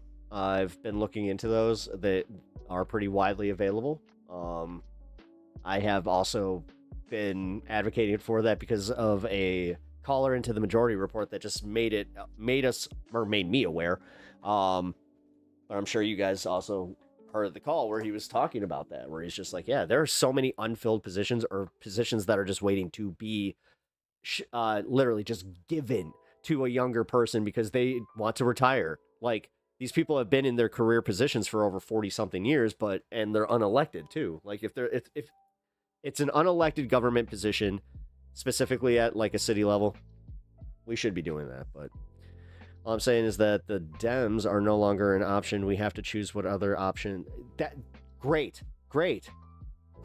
I understand that, but you're preaching to the choir here. You understand that. And this is where, like, when I constantly have to do the thing where I'm like, don't turn off the normies, people, like, there's so much pushback against that, like, with that specific topic, where honestly, I am kind of like wondering where it's like, okay, where is the strategy? I need to know. Because I know what mine is. I know what I'm pushing for. And I know that on this space, they are pushing for the same thing. But apparently, it's not good enough for a large contingent of people. Which, that's where I'm going to call out the not skipping a step moment here, where I'm like, no, we need to get candidates here. I need more, DSA, even PSL. We need more representation. But all these people are doing just wait. We're just going to wait. We're waiting for our moment. The right moment, which is not fucking going to come. Because they keep doing this thing too, where this is why people respond so, like, panicky about it, where all of a sudden, like, and Trump is good at doing this, where he'll throw a wrench into it, like, and then you'll go, oh, well, I didn't have a plan for that. Fuck. Like, trust me, the double down on the fascism from Trump 2.0, there's a lot on the left, and, like, me, I'll speak for myself on this one. I thought I saw this coming. I didn't. I really didn't. I was kind of even like, there's no way. Color me fucking shocked. I acknowledge that the right moment probably isn't going to come until after monumentally bad things happen first. Yeah, but that's the thing. You're no better than somebody that wants the end of the world to happen so they can get so they can rapture. Honestly, that is so unproductive, because that's almost like a prophecy fulfillment mentality, and I don't play that game. Number one, because of my past, but also it's impractical. Like, I know that Anna here believes that it's like the right moment is going to be when the revolution starts, and it's just as much as I am hopeful, and like if that happened, fine. But I'm not going to sit here planning like that's not my plan. That's not the plan. And honestly, I don't think it's a good plan. But I don't want those things to happen. I just agree with you, and I don't see a way out. See, I do. I do see a way out. And the thing is, it's kind of boring. It's kind of not the sexy revolution speak. And that's where, people tune out, which sucks. It really does. Because also, that makes me think that some of these people really, I'm not talking about you, Anna, in this. Please do not fucking take this. I'm talking about other people who have all these grand ideas, but then immediately tune out when they're told that it's like, that won't work. Or like, it's just the take their ball and go home syndrome. And I fucking hate that. There's nothing worse than that. It's my way or the highway. Fucking God. Deal with that. And the thing is, I bring this up because this is not something like, dude, they make memes about this. This is a wider problem. You do understand that. And I have to speak to this as somebody that is a leftist commentator, and it's silly. It's silly. I agree. Like, again, like I just said, I agree with all of it. Like, pretty much everything that, like, the PSL is trying to obtain. But I also agree with how DSA is approaching things. I agree and I hate the term moderate because it's been so bastardized lately, but like even working with some of the fucking moderate like left contingent. God. Man, I'm a realist, not a revolutionary. Give me a real reason for hope. Well, because being pessimistic is also going to lead to to more doom. Like it's just I just got a heart alert. My blood pressure just spiked. Gotta watch it. But no, for real, guys. Like I don't want to fall into the doomer thing because that's I would almost argue it's worse. It's worse to just constantly do we're not gonna accomplish this. Why even try? Because again, you don't obtain a garden by not planting seeds. And going into a garden with the mentality of, well, I don't see anything, is a very, that's, again, why even garden? Got to go gamble on what you want to happen? Well, yeah, gamble, sure, but you also have to be the action. You have to be the action. I know this sounds corny as fuck, because it is a little bit, but you have to be the change that you want to see. Like, you have to do it. You have to, like, I mean, I'm doing what I can. I talk. Obviously, I can talk. I'm a bit of a chatterbox. So I'm doing what I would consider to be my part. But also, you have some people that would consider me lazy for what I'm doing, which is insane. Because it's like they also expect me to be the Hassan to something. I don't know. I've had that happen one time where I was just like, dude, you're literally holding, because the argument was them holding me to the standard of Hassan. And I was just like, what the fuck? The one thing I want to say is that revolution doesn't always look like storming the Winter Palace. I understand that. But it's also like revolution has to be organized. You do understand that too. Like, you have to have like the majority of people in the country to be on board with something like that to actually happen. Like, I also think that there's like, that's, I don't know, man. Too many of us, like, well, at least me, have the idea of it being like Les Mis, or, you know, like my very limited idea of what the revolutions I have seen accomplished, you know, and how they were accomplished. If people just decide to stop giving their labor to the system, that would be enough. It doesn't have to be any violence. That's see, right there, Underhill, that's actually true. Yeah. And that's like COVID, funny enough, almost accidentally did that, where it almost made people realize it's like, oh, wait a minute, we hold this much power? Like, look at the way that the grocery stores finally kind of figured it out. It's like, oh, wait a minute. How bad you need us? No, go ahead. Tell us how bad you need us. Because honestly, you want to talk about fucking time to strike.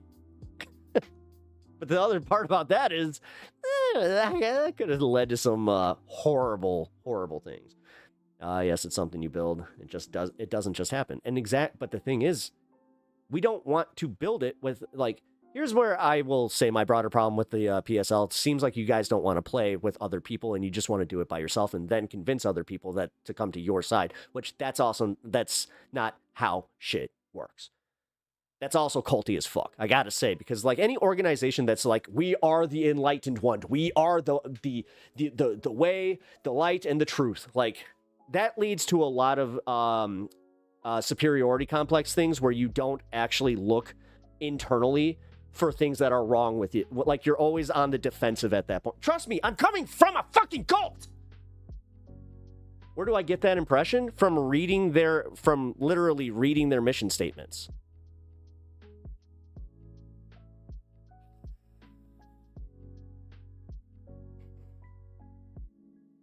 Also, like conversations we've had. Am I really mischaracterizing it that bad? And sorry to get shouty there, but it's true. Like, I know. Where do you think that I can recognize this a little bit better than your average fucking bear? Like, seriously, like, I see when, like, that's why when I call MAGA a cult, it's fucking true. It's not just me doing like I'm just using the little buzzwords. It's just like, no, I've seen this shit. I was in it. I was part of it. Like, and the thing is, it's very hard to convince yourself to get out of it. It's very, like, again, out of a class of like, what did we end with? It was like 35 or 36 people. I was one of four that I know that actually got out. Like, that shit actually, like, I just gotta say, yeah, we will work alongside any group that's willing, even with minor idea. Right. But what's the wider goal? I'm just saying, but like, do you have a wider goal of, I don't know, enveloping them and trying to take them over? Like, I'm actually asking. Like, I don't know this. And that's where I'm being cautious here. Because, like, honestly, I need to know these things. The goal is overturning capitalism and establishing socialism. Through what means? Through what means? Because, like, again, this is... No, those groups can do what they want to. Okay.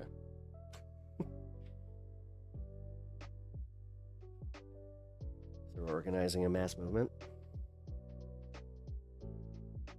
The mass movement is literally the one that's happening right now. There's a populist class that is clamoring for a fucking third party. The thing is, we don't want to take the populists. We want to sit here and finger wag or shame. I'm seeing too much of that, is what I'm saying. And it's not just PSL. Don't feel too personally attacked here or like with the organization. I'm saying that this is a wider thing that I'm seeing too much of. Yeah, that's the one we were organizing in. I understand that. I'm just... Like, I'm already seeing it with the AOC attack. Which, I'll be completely real, the Iron Dome funding thing, I honestly, that one is kind of a little, like, I don't know. The movement isn't united, but we were focused on bringing them together. Well, that's...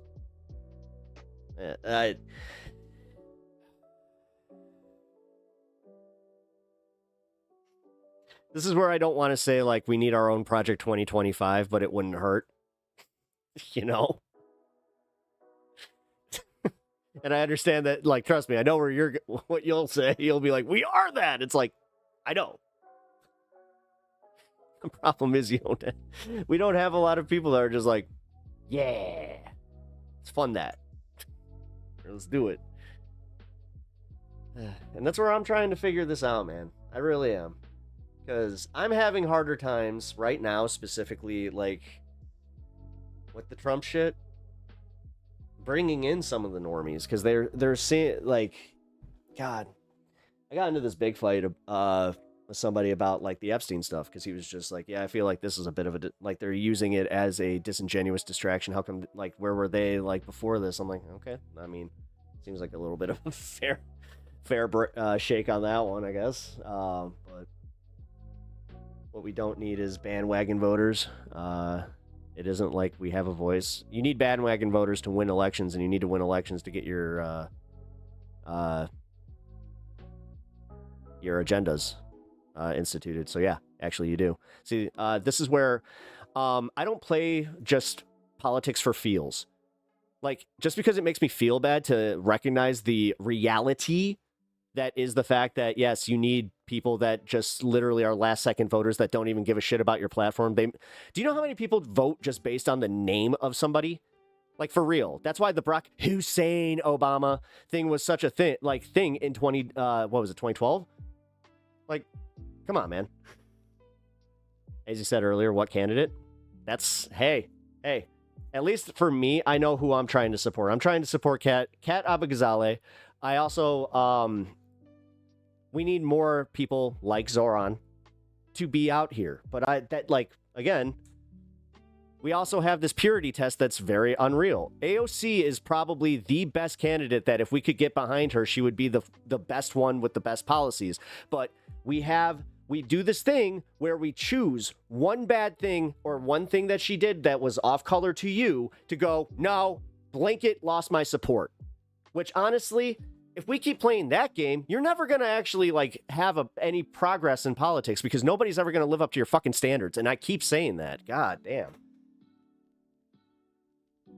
I don't understand how you think we're a cult. I didn't call you a cult. I said it's cult-like tactics to say, you can't be part of other groups and be part of PSL.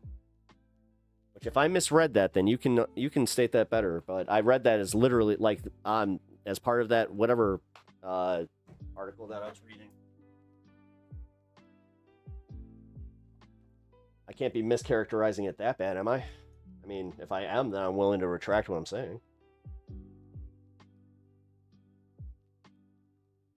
Also, just be prepared to be, you're going to be, like, PSL is going to be scapegoated, whether it's going to be the Democrats or, funny enough, DSA. Because they're going to start using it, like Fox News and the conservatives are going to use PSL and start saying they're communists, they're Marxists. And the problem is you guys are a little too willing to go out and go like, yeah. And then everybody goes, nah. Because you guys think we have time to just explain this shit and get them on your side. That's where, like, I have had this argument over and over and over with you, Anna, is if you could call it super fun, everybody gets money time, then we could do that. But, I mean, I know this is where we have disagreements, and I know that this is going to, like, piss off a lot of people, trust me. You can be in 50, 51, and PSL. We do this conversation every week. Fuck me.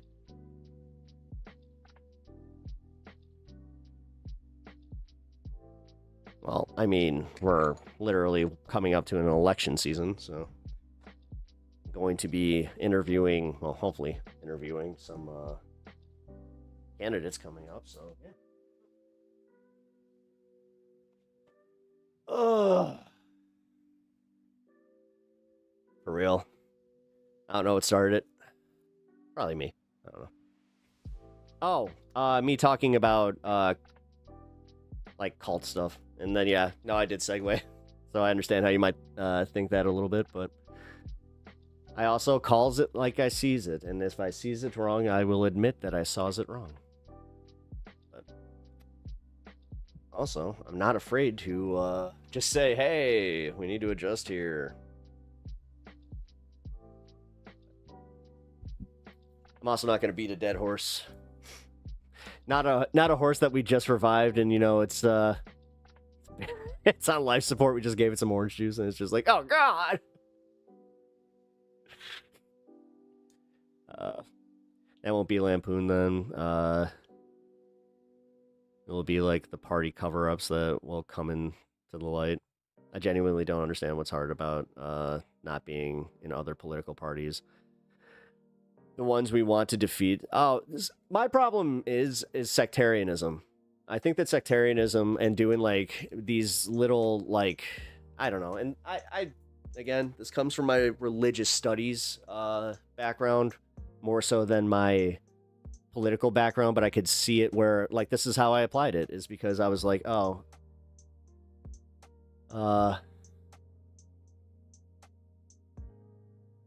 because it's literally fucking kind of, it almost makes it so you're not welcoming other people to change their minds. You have to, it's like, change your mind now, adhere to the party, and then we will let you be part of it, kind of thing.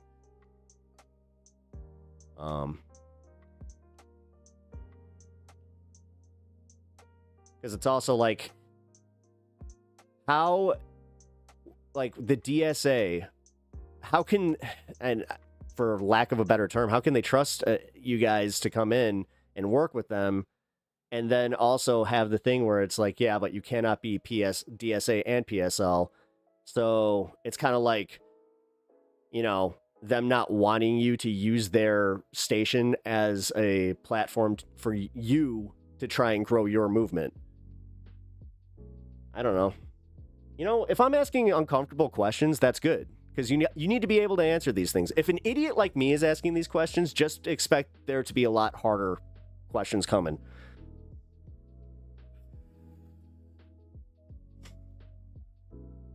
Also, I'm genuinely not trying to shit on the PSL as a fucking organization. Like I can overstate how many times. Like, no. The goals are pretty much the same here. I don't like PSL. I think vanguardism is authoritarian. It is a bit. And that's where I think I get uncomfortable with it. It was invented by Stalin to retcon history. This is also where I don't like do the whole, oh yeah, you know what? That was a perfect fucking idea. That this isn't uncomfortable for me. I think you're I don't think you're making any sense. Do you think someone should be able to be a part of of the Republican and Democratic parties at the same time. I don't see them as like this is apples and actually this is like grapes and oranges at this fucking point. Apples and oranges are like kind of what we're trying to play with here. So I don't know. I'm kind of trying to start by maybe being like a I don't know, a lemon.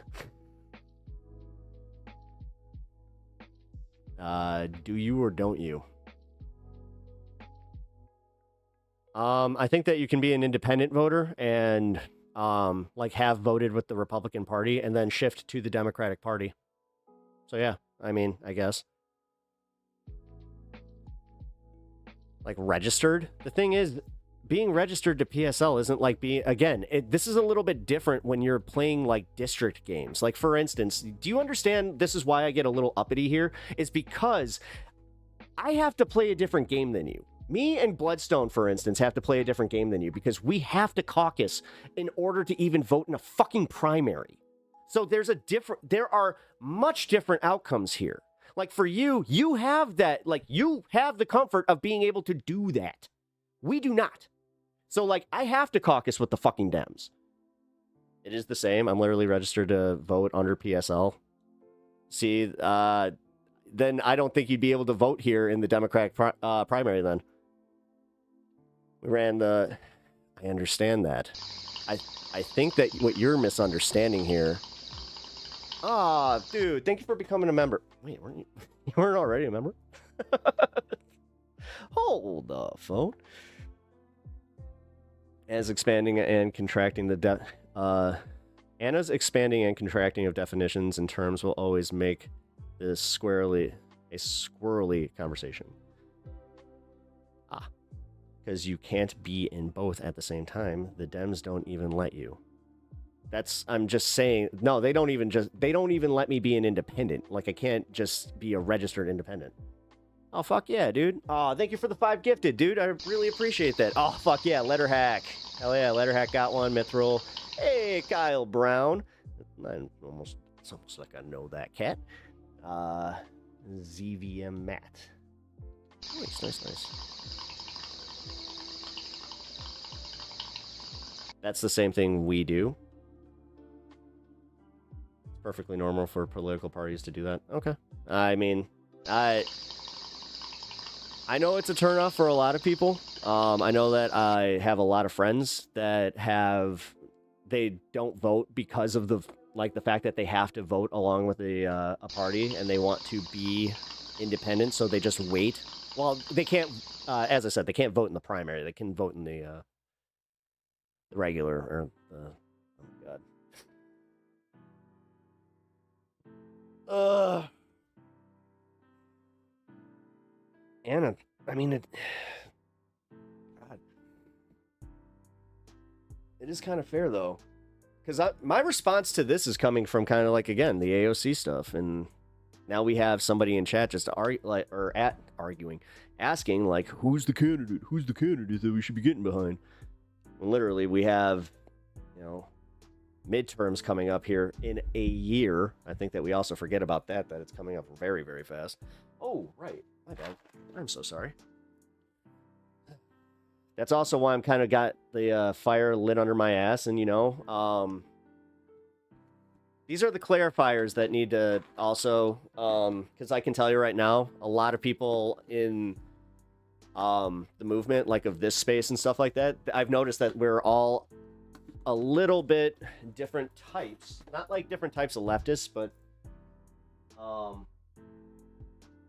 it seems like they all have the same idea of get Zoran in power, back in AOC, back any DSA candidates that are coming up kind of stuff. But they're also saying challenge Hakeem Jeffries, challenge Chuck Schumer. I'm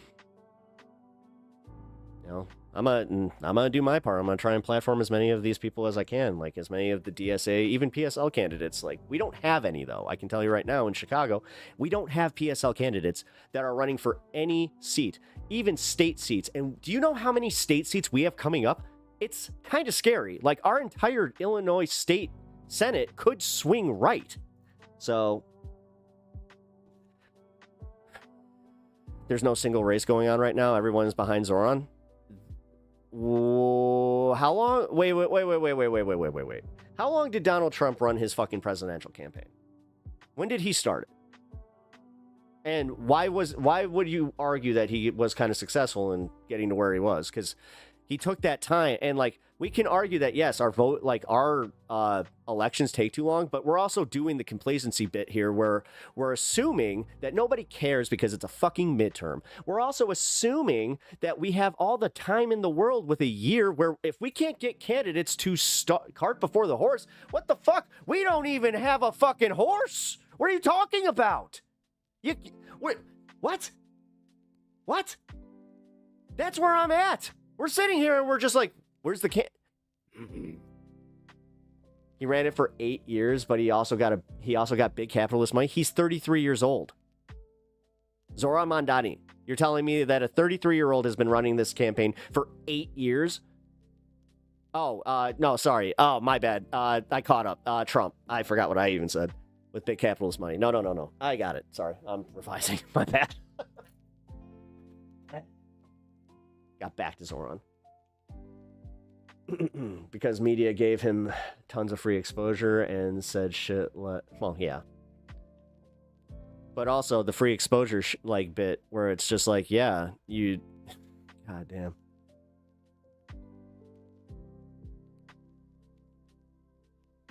I just realized I was in Top Chat. Loser. Our horse is a mass movement here. Where's the mass movement?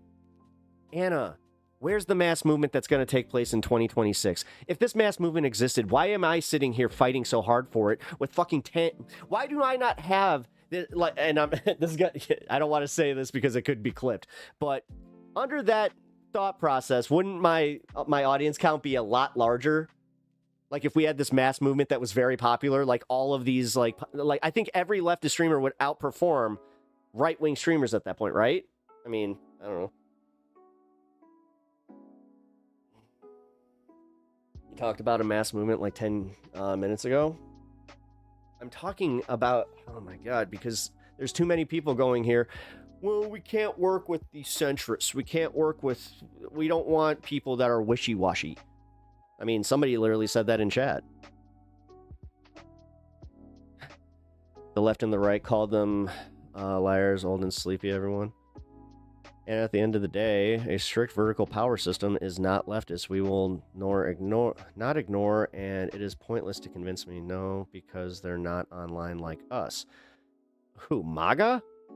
MAGA's as online as us, and on top of it, yes, we're very online. I will say that much, but also this whole derogatory thing of like everybody's too online. When you look at the fucking numbers of how many people are online and how many people are watching certain programs, I mean, shit, like it's I think it's almost like ignoring the fact, like I don't want to say it's psyopy, but it is a wee bit to just be like, you know, how many people are actually watching these things? Meanwhile, that they put so much money and effort into people watching these like things on the right. So, by their logic, nobody's watching it. What? They're normal people with normal lives. They don't watch Twitch all day. No, but you know what they do? They watch like little 1 hour clips or 1 hour clips. They'll watch clips here and there. That's why like Kyle Kalinski's and Midas Touch do their stuff. That's a lot more palatable. Trust me, this isn't a referendum on me and my voice being like, I'm not the arbiter of all things important on the left. Trust me. This is something I've tried to get through to you. The online left is so tiny and a small fragment of the bigger movement. So tiny when you're like, again, watching Hassan do he's speaking to 1.5 million people. Like, here's my problem is when you have Hassan with an audience as big as his, you have other people saying that we like, I'll take the Midas Touch, for instance. You have a lot of people that are saying we don't want the Midas Touch people to be part of this movement. People who watch Midas Touch, the evil centrist.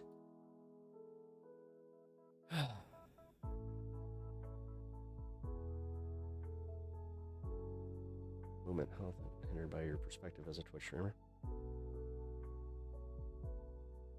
I mean, a little bit. I mean, yes, I have a very specific way of looking at things. But I'm also not going to just sit here and negate the fact that my opinion means any fucking less because of it. In a country of 340 million, we can't get, half of that to even vote for, more centrist position or more positions that will actually benefit them. But no, we're going to convince them that communism is the fucking way in the light, and we're going to have an overnight shift in everything. Fucking A. Sorry, That's what honestly, that's how I view this. This is how I view what I'm arguing with sometimes, where I'm just like, okay. You have in your honest opinion, get outside your fucking self. God damn it. You're sitting here criticizing me for not being able to get outside myself as a fucking Twitch streamer? God, how am I not supposed to take that a little fucking personal? Jesus Christ.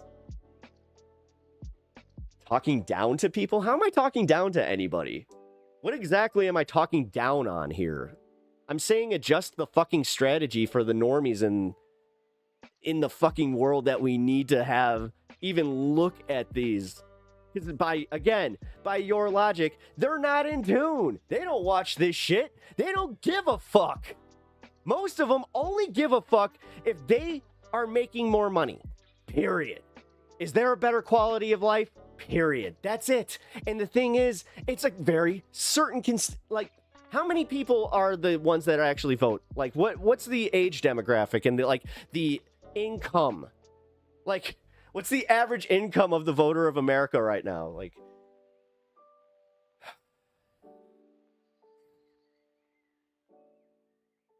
These are things that political strategists spend millions on, to research, and this is why pollsters do what the fuck they do. Whether or not they do it well, that's an argument in itself. You're placing the small sliver of the internet leftists above the millions in the IRL movement? No, I'm not. No, I'm not. Because I'm not trying to sit here and fucking poo-poo the PSL movement as a broader thing. I'm really not. I'm saying that per my understanding for the one smear piece that I read about PSL, it literally made me do a double take of well, that's a little bit,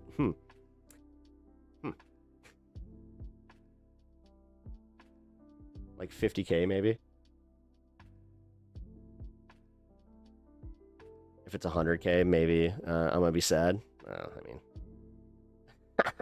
You can bot farm. You might be right about that. Again, I'm not sitting here trying to pretend oh my God, my voice is here to speak to the millions. I'm the one that's, again, I'm the truth in the light. Come on. No, I'm literally being the fucking dude with his arms crossed, sitting across from you saying, sell me on this. But every time that I ask, I kind of find myself going,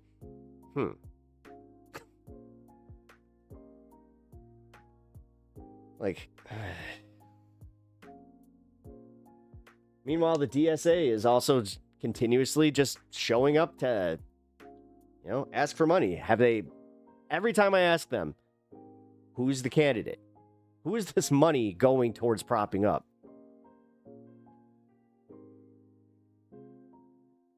That's why I'm choosing to show up for Kat Abou-Ghazaleh, where it's just okay, you know what?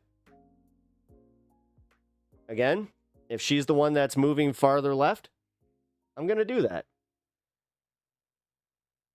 I don't give a shit. I don't give a shit about the broader fucking who has numbers like that. Saying PSL is a cult is the same thing as me saying sell me PSL. You can't treat my response to PSL. I didn't say PSL is a cult, and you're putting words in my mouth. I said it has a cult. I said it has one very, very cult-like structure to it. That being, and you know what?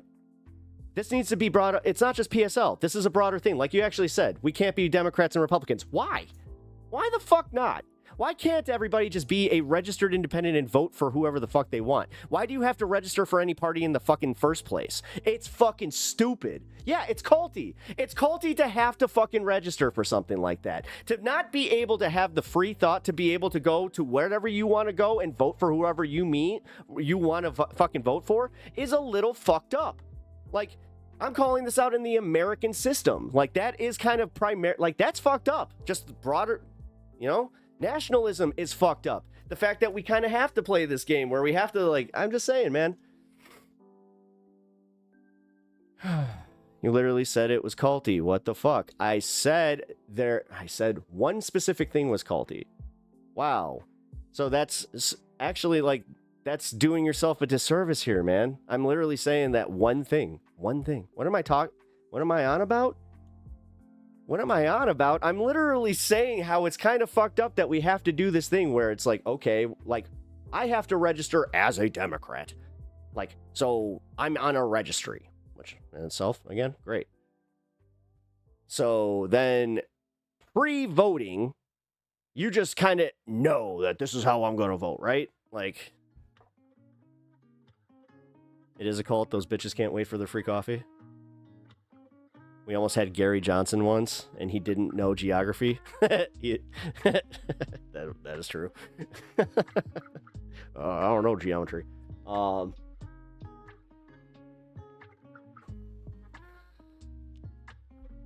This isn't nationalism? I know it's not nationalism. Man.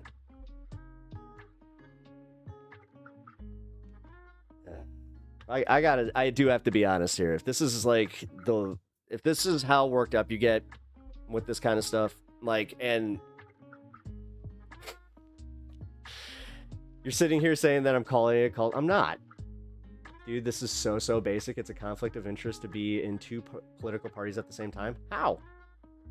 How? As the average voter, how? As your average Joe fucking, Joe the plumber, how? Not everybody's a fucking political activist. Some people just literally show up to the polls to exercise their God-given right that was given to them by the founding fathers. Dave Chappelle had a good take on this. I would actually like to know that. Uni out here doing highbrow comedy.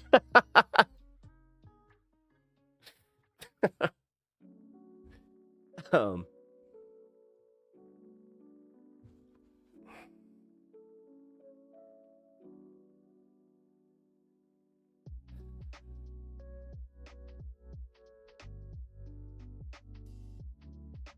taking a moment. Because I have been mischaracterized here. Like, you're doing the thing where you're just like, oh, you literally called us a cult. It's like, yeah, a very specific thing. I have to reiterate this because it's like, no, I don't like this whole, like, taking what I said out of context and then just being like, well, you say yes. Like, fuck that. I don't play that in my real life. Just join the party of the person you want to be president and vote for them in the primary. Both parties want to win the election. You can't be in both. Each party has an interest in the other party losing. That's what you do understand. How many people are actually functioning on the level that I'm talking about? How many people are not registered to vote? How many people literally will just, if they get sold on the need to vote and they've never voted before, like, wow. People just want to come and hit the puck. Shouldn't have to register for any party, forget it. Or forget that. I mean, maybe I'm wrong. I'll admit if I'm wrong, like, but I'm just looking at this a little differently because I've never actually, like, broken this down. Like, this is the first time that I've had to really think about that. Like, it is kind of fucked up that we have this, like, you have to register and you can change your registry, but it's like, you have to just tell them first, like, well, you know what? I kind of don't agree with you anymore. I'm changing what I'm registered as. And then fuck you if you're a fucking independent in Indiana or in Illinois, where, again, I was registered as an independent for literally up until Bernie ran with the Democratic caucus. So, because I didn't feel the need to vote in the Democratic primary with Barack Obama. I will say that much. Did they even primary? Wait, I don't think they had an incumbency primary, did they? I feel like they did. I don't know. You can register for whoever, I don't care, but as a member of an actual political party, this is fundamental, and that's why I'm agitated, because you aren't You're agitated then by the fact that I'm literally placating to the average fucking American that doesn't give a fuck about politics. They don't give a fuck about whether you're in PSL, DSA. They don't give a fuck. God damn it, dude. I know this pisses you off when I fucking speak normie. God. Kind of like I'll be honest, like I'm ready to just say like I'm ready to just bury the hatchet here and go, all right, I'm sorry that if I'm not the like mouthpiece for this, and I'll just, again, you can sit there and shit on me all you want for it, but okay.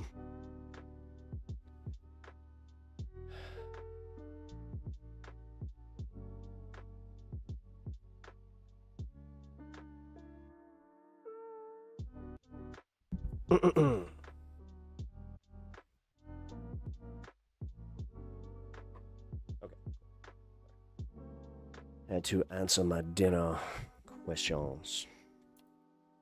Because you know how it is. Like, these disagreements should be able to be had. And if they can't, then honestly, what are we doing?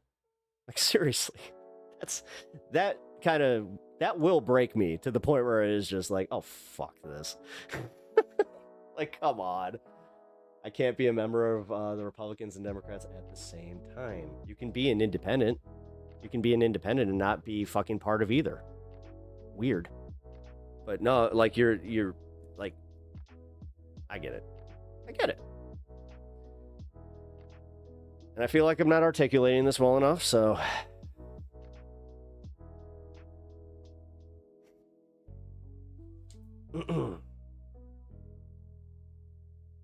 Being independent is none of the above? Yeah, do you know how many people are? And yeah, they act as both. You do understand that's why they do it. That's like my... Listen, for you to say that, you're literally discounting, like, my mom as a fucking person and explaining exactly how she fucking voted. She told me that she voted as a Republican most of her life. She was not comfortable doing so under Donald Trump anymore. So then, she did the thing where she registered as an independent. But she still considered herself a little bit of a fucking conservative. I can't be a member of the Republicans and the Democrats. That's not the same. Being independent is none of the above. Not both. I'm not saying you can't be both. Not neither. Do what I said. You can be independent. You can neither be... Wait. You can neither independent. You can't be both.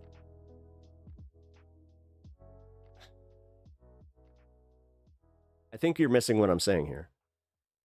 What I am saying is most people that are registered as independent are only registered as much because you have to. Yes, for fuck's sake. I think that you're like, there is a major lapse in communication here. It isn't supposed to be so polarized in choice that we are forced into this. We can argue the supposed to and what is all day. This is the reality we have to live in.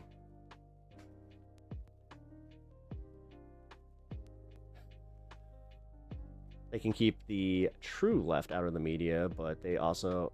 The thing is, I'm gonna just say this. This is the shit that's like, again, what's the goal of arguing, the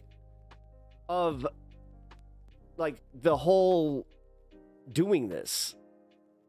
Like, god damn it. Like, I really am starting to wonder where it's like, God, I feel like the closer we get to the elections, we're gonna talk ourselves out of even being a fucking community at that point. Like, what the fuck?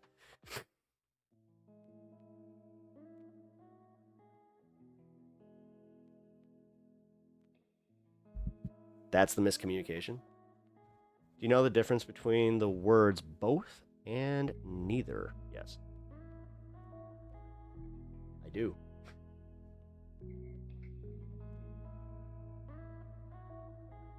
Right. The Dems are just as involved in media suppression as the Republicans. Fuck yeah, they are. I've been literally saying this for like a long time now, that they're trying to fucking do this. Like, they just do not Like, they don't want the online left to fucking come together. Trust me.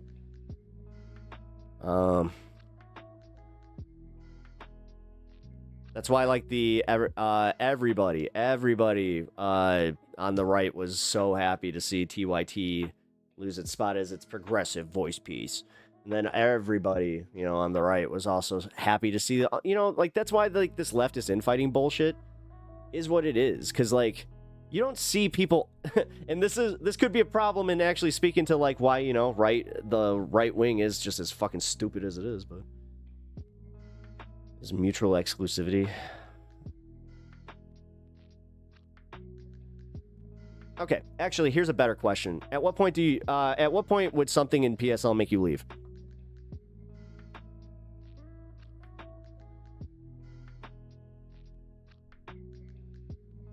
Maybe that's probably where I should have started the entire fucking conversation. Also, we're at 4:20, so I'm gonna take this opportunity to smoke real quick. Maybe that'll tone it down a little bit, but I keep saying being an independent voter neither is the same as being both a Republican. You want my answer? I'm literally giving you my answer. My answer is like the voters like my mom who saw being the independent voter as being able to do both because they didn't like being part of a fucking party like that.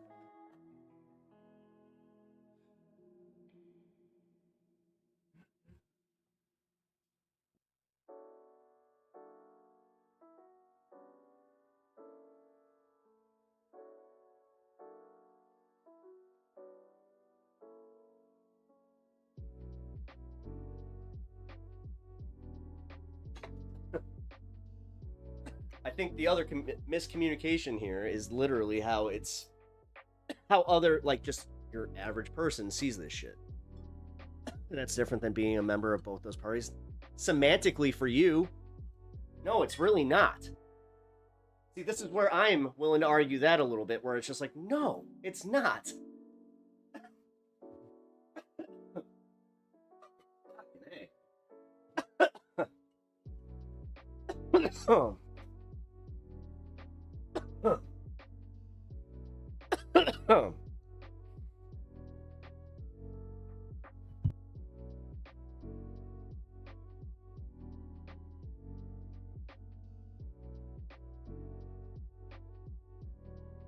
All right, that was a cough that I needed the cough button for.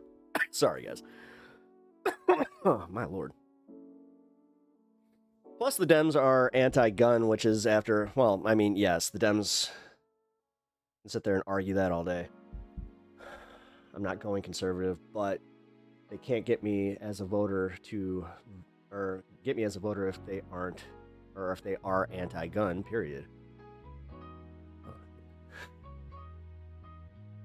You also have, like, this absolutist form of again, I have lived long enough for everybody to be like, they're coming for your guns. They're coming for your guns. They're coming for your guns. Democrats get into office. They don't go for their guns. Republicans get back in office. Same thing happens again. It's like, this conversation is driving me insane. That's why I'm saying we can agree to disagree and move on. Also, it is one of those things where, Anna, if you can't answer me on these things, and even if I'm a little confusing, which I can see where that comes from, you know. But honestly, this is like 5th grade understanding. Oh my god, it's almost like I acknowledge that America functions at a 6th grade reading level. Yeah. I think that this is where you think that everybody's a fucking wannabe academic. Most people want to go to work, have their family, and not question this shit.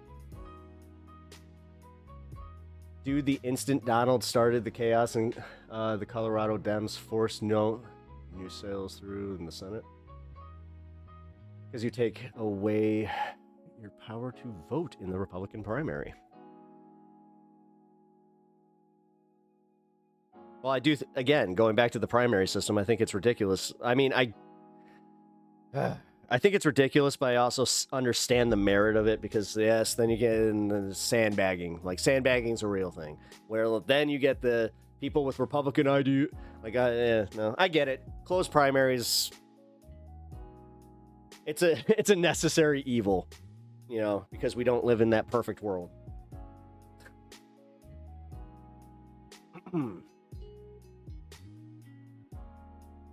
But that's where I said, like, you get a lot of the people like me, where during the Obama, I think it was 2.0, I didn't even vote in a primary because I was just like, If he gets it, he gets it. Which, I mean, I'll be real. There was no way he wasn't. Although I don't say that, I'm trying not to even say that anymore with the fucking politics. Like, it's never gonna happen. Because you take away your power to vote. Wait, what? That video I sent you talks about how we are kind of an unspoken parliamentary system and how to leverage it. I'll watch that privately and then I'll bring it up. I'm not really interested in like furthering this as much, but like, I'm being real here, Anna. Like, the fact, like, you actually said it. Like, yeah, it's a 5th grade language and fundamental logic.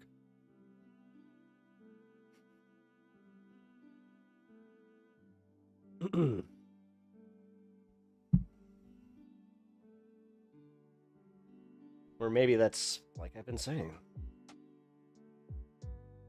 When I say sell me on it. I don't know. This is where it's like, we should be able to run these tests together. And we should be able to have these things. But then it turns into, like, these questions on, you know, it almost gets personal. Like, trust me. It's almost gotten personal. And who wins in that? But realistically,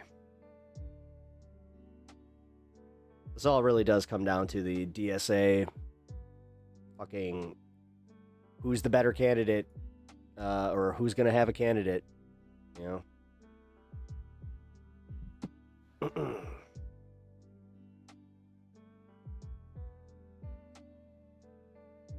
Actually, that's also what I should have been asking. Like, who is PSL even looking to endorse right now? Like, anybody for Senate, anybody, like, outside of your Florida zone there. In my opinion, it all comes down to stop going to work every day and for people that oppress you. Why doesn't that, you know? It makes sense. Like, I'm right here with you, man. Why don't we?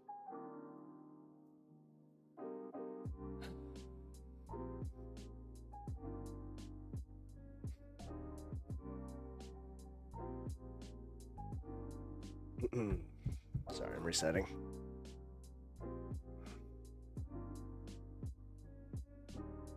Be homeless to rebel? I think he's talking, like, so there's been the theory that if there was the one-day protests, like the mass one-day worker protests, even one day could shut down everything and change the entire system. I've heard, like, this from multiple different people. There could be merit to that. Could be. I personally don't think it would be, like, the one day would be as effective, but because your average American likes iPhones and sneakers, etc., more than financial stability. That is true. You said it, man. We saw it during COVID. That we did. No, we really did. Because I'm also, like, at this point where, like, that's my focus, guys. I'm sorry, like, I don't want to come off condescending here. Should I not try to focus on getting more, you know, word out to the, like, or, like, bring more people left, you know, with my personality, with the jokes, with all this stuff? Because, like, honestly, man, there's been a few times where I'm just like, like, having because I'll admit that I'm out of my depth on this one, you know, and I can see where your frustration is, but this is also where I think that I've been very open about the fact that it's like, yeah, man, if you can't sell just like one of the dumber people on this,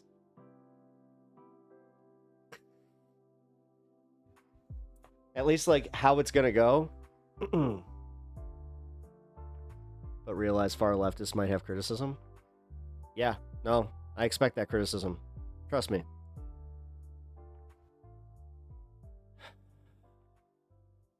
The far left is just as much your audience as the other half. I understand that. I do understand that. But here's where I will say this to everybody. I don't placate to anybody. I'm my own fucking person. And if I start asking uncomfortable questions or making people, you know, have to, like, have uncomfortable truths or even fucking just, like, argue with me, I'm not going to just, you know, stifle it just because it's like, well, your audience is just as much us. You know, I've played this. I have literally done this before where I'm just like, all right, do not fucking threaten me. Like, that's another one where it's just like, okay. Because I know myself, I know what I'm doing here. I know what I want out of this, and I know that, like, who I can work with here and what we can do. And that's why, like, I want to be the guy that can talk literally to like somebody from PSL. And then I would like to be able to take the PSL's ideas to, like, say, my local DSA person. But here's the problem. When I talk to people in DSA, there's this clicky thing going on where I feel like I'm like at a concert or some shit, and they're just like trying to win half the fucking room, but the whole room is just like, what the fuck? You guys seem pretty much like the same. What's going on here? Well, I'm interested in how your ideas on how to reconcile the far left with mostly centrist Dems, but they seem really far apart on these days. You have to acknowledge that, like, getting them to shift on Palestine, big deal, right? That's a big one. And now's the time to do that because everybody, like, the cracks are all over on the other side there. So, like, the messaging needs to be out there. And, like, we need to really, like, that's a big one. Also, this whole, the second that you demonize somebody as a centrist Dem, they automatically are more likely to push themselves towards staying that way than pivoting towards you. Like, you have to be open to speaking to people that you disagree with to try and bring them over to your side. Like, I don't know. Maybe that's the Christian in me. Like, the ex-Christian in me, I should say, where, like, I got a little bit of that evangelical thing where I'm just, like, trying to, you know, change minds. I may be blonde, but what does PSL stand for?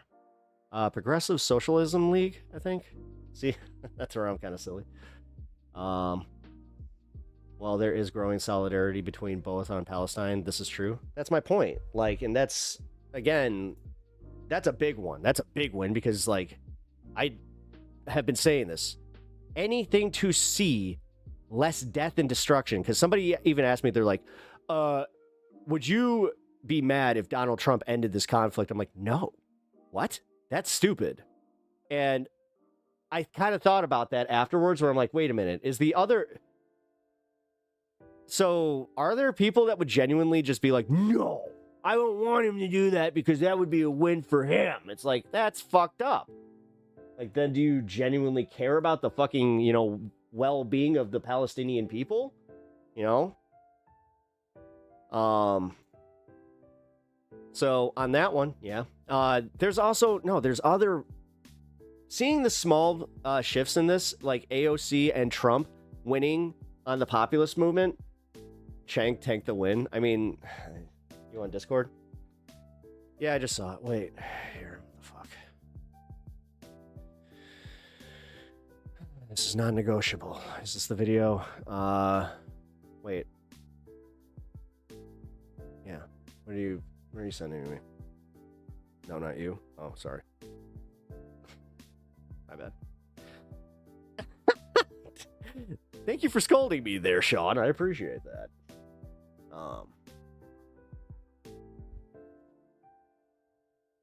Yeah, who, me? Is this me? Yeah, it's you.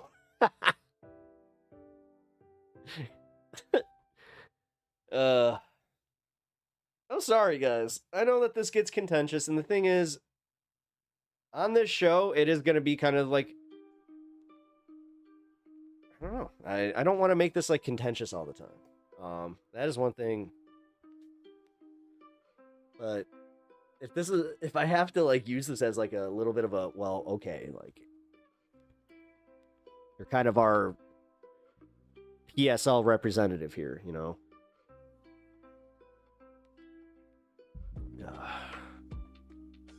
Daniel Kahn and the Painted Birds, March of the Jobless.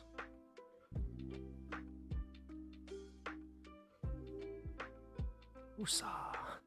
No, I mean, dude, that's why I was like, yeah, no, I'm gonna chill on this one. But I also do want to I don't want to shy away from this conversation just because it is uncomfortable. Because do you understand that there's a lot of content creators out here that would do the thing that you were kind of insinuating, where it's like, oh, you're pissing off your audience. It's like, all right, if that's how you guys want me to, like, if you want me to have that like little mental block in there, sure, I guess. But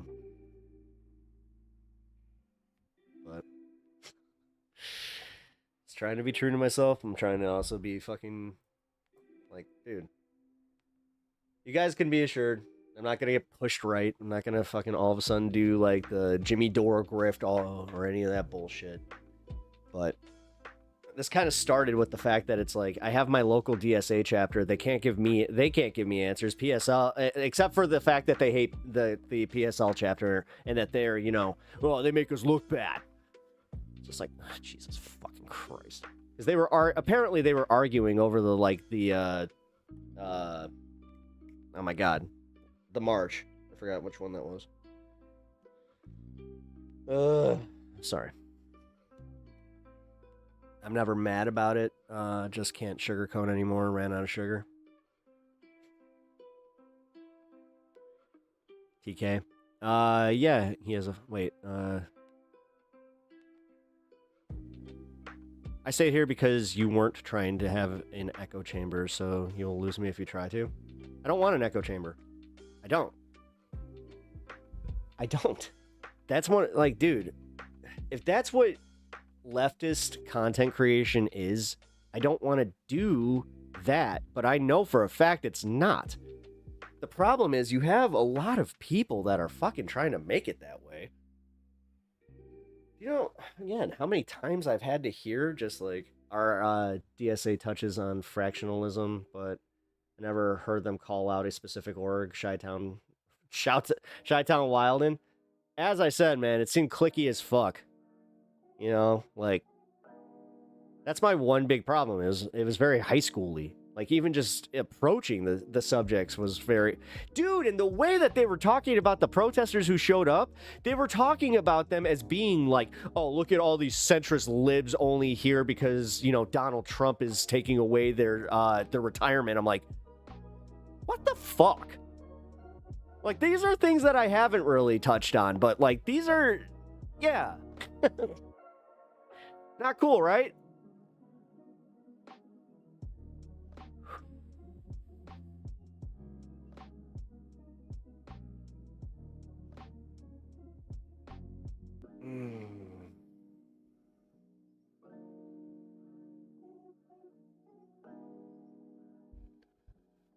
Like, why would I not hang just because other people have different opinions? Oh, you'd be surprised. You'd be surprised at how many people. It's like they'll use language like, I'm disappointed in the content creator for not having such an opinion. You know, I am unfollowing. Yeah, that bullshit. Because that's not fucking toxic at all either. Like, this whole idea where it's just like, I didn't like what I heard, so I'm gonna run now, even though I kind of like that person. That's me. Like, dude, if I did that, I would actually, like, never watch any Hassan content. But, like, dude, I take the good with the bad on that one. But this realistically is also something where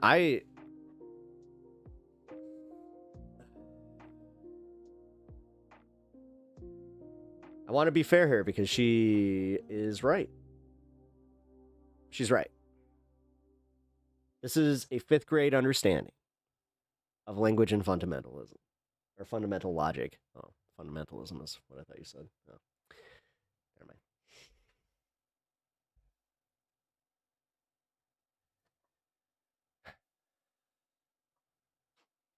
I'm actually owning that too. When have I ever fucking tried to say that I'm not trying to speak to like the wider populace that, again, these are the fucking people I know. Like, they all tuned out in 6th grade. This is why they have the 6th grade reading level. Like, dude, and some of these people have college degrees. So, I don't know what to tell you.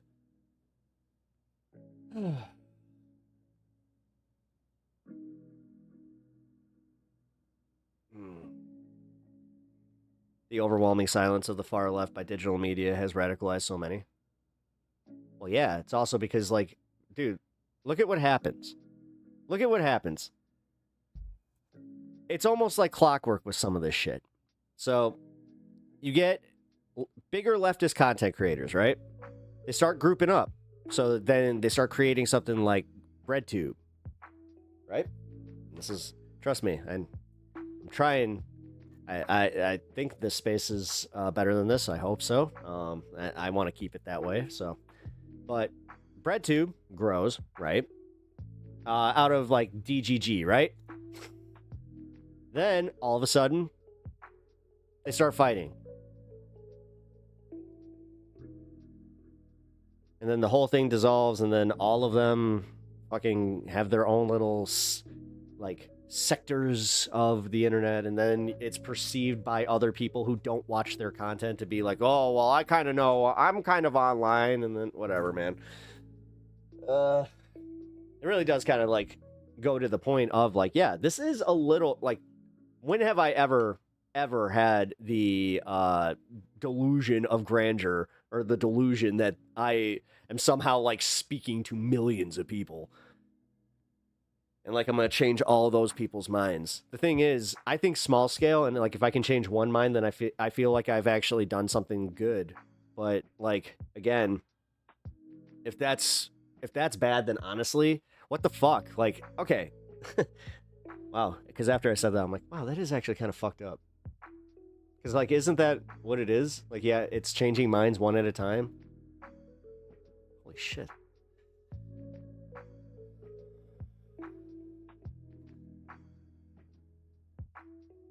I'm gonna channel my dad right now. No drama. No drama. And despite our disagreement, I still respect Anna, her activism, everything she does, and everything that she is willing to fucking put up with here to try and teach me about the positions that she holds. I do. So, and I thank you for that. So, I just know that this can be frustrating. Now, I will say, if you think that your DSA chapter is hopeless and can't be changed by active recruitment, then you agree with Anna's overarching point. Oh, no, I do. I mean, there's a reason that I haven't necessarily left the organization. I was thinking about doing it, and I also realized that I paid a year in dues. You know what? Fuck it. What am I talking about? What's I supposed to do? Just like, give me my money back! Anna the GOAT. She is. She really is. Like, for real. She's one of the smartest people that I know. Like, and that's why it probably frustrates her. I'm probably one of the dumber people that she knows. You know, that's probably why she, you know? Just come with good policies and ain't rocket science. Thank you. I actually panic, yes. Sorry, I need to step away for a sec. It's okay. I hope you heard that part, though. You're one of the smartest people that I know. I genuinely respect you as a person, and I genuinely respect your opinions. And that's why I just said, it's like, as one of the smartest people I know, it's got to be fucking difficult to, yeah, deal with me as one of the dumber people you know. So, I get it. But love you. We good. Okay. I hope. On my end, we good. As I say that, hopefully. Got to recruit in culture wait. Actively has been always on my hill. I will die. Wait. I recruit. Oh, wait. What the fuck? Why is this saying 3 different things here? Dude, hold on. My chat just went like fucking bonkers. Huh. Hold on. Something happened where like my chat ran together. Give me a second here. I gotta reset this. There we go. Yeah, culture. Yeah, no, I got that. No, I'm saying like something happened where everything like got jumbled to the point where I couldn't even read it. It was like it meshed both my YouTube chat and my my Twitch chat, but behind each other, so it was like impossible to see. What the fuck is up with that? It did it again. What's going on here? It's not happening on my screen, thank God, but... Oh, hold on. I need to... Skynet's taking over. No, I didn't update my Streamlabs. So, every time I am at the apex of my biggest point, Pep streams go crazy. I'm sorry, man. I don't know what to say. Let me reset. I'm gonna just here. I'm gonna see if this works. I'm gonna reset all of my chat. The box is gonna disappear. Sorry, guys. Oh, that did it. Now, actually, hold on. I need somebody to speak over on Twitch and speak over on YouTube. This is how I'll know if it actually worked. Because holy shit, that was crazy. Why did everything blend like that?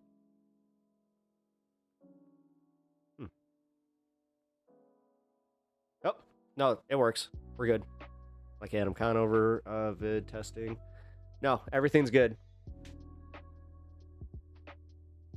And hey, what are you doing? No, we're good. We're good. And chat box should be up now.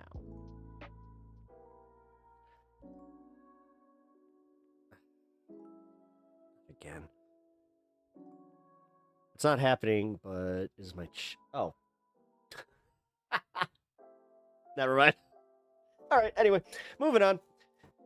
Thank you for sitting through the technical difficulty. Also, thank you for, yeah, no, I understand, and I'm glad that, so if we weren't friends, I wouldn't argue with you like this. No, I understand. I do understand. That's why, like, I don't know. I'm not sure if this is a badge of honor, but, maybe one of these days, I need one of my, IRL friends to kind of chime in here and just go, yeah.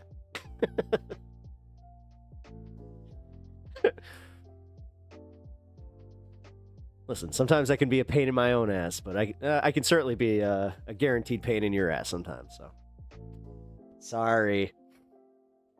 Wait, friends, you're more like a highly advanced Furby to me. That is... Ow. Oh. Sean. I'm hurt. I'm hurt. Now I won't take my my interrupting my Tony Hawk's as friendly. Oh no. I do still owe you some Smite playing. I get it. I get it. All right, man. I just can't bring myself to be like, I want to go play an online game I've never played before. I do need to do it, though. Is Smite really good? Here. You know what? Can I watch game trailers? Or are those actually getting hit now? Nah. I won't subject you to that. Alright, screw it. I got other stuff that is already lined up. Think of it as hanging out with the cool guy. I mean, I try to create a vibe here where we all can, like I say, have fun. But I do take this a little bit seriously. That's why I brought it up, where it's like, guys, if I genuinely didn't think that this channel had the ability to impact people, then I wouldn't register as a news and politics channel. You know, full disclosure, doing that has put me in a certain category of, you know, earning. So. But the thing is, they also like do penalize you if you don't go to like you're supposed to go to the right place, you know. But somehow some people get away with registering as entertaining or entertainment and then just being like, oh no, we're just political opinion entertainment. The Vanguard is actually registered like that, and I'm still kind of wondering like how.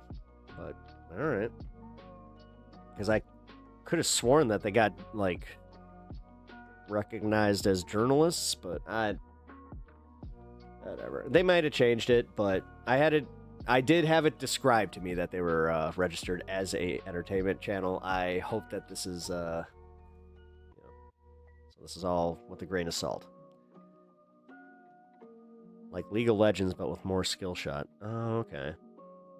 You know what? I wish Fort Condor, the game from Final Fantasy VII Intermission, I wish that was a real game. They just need to release that. I would play the shit out of that.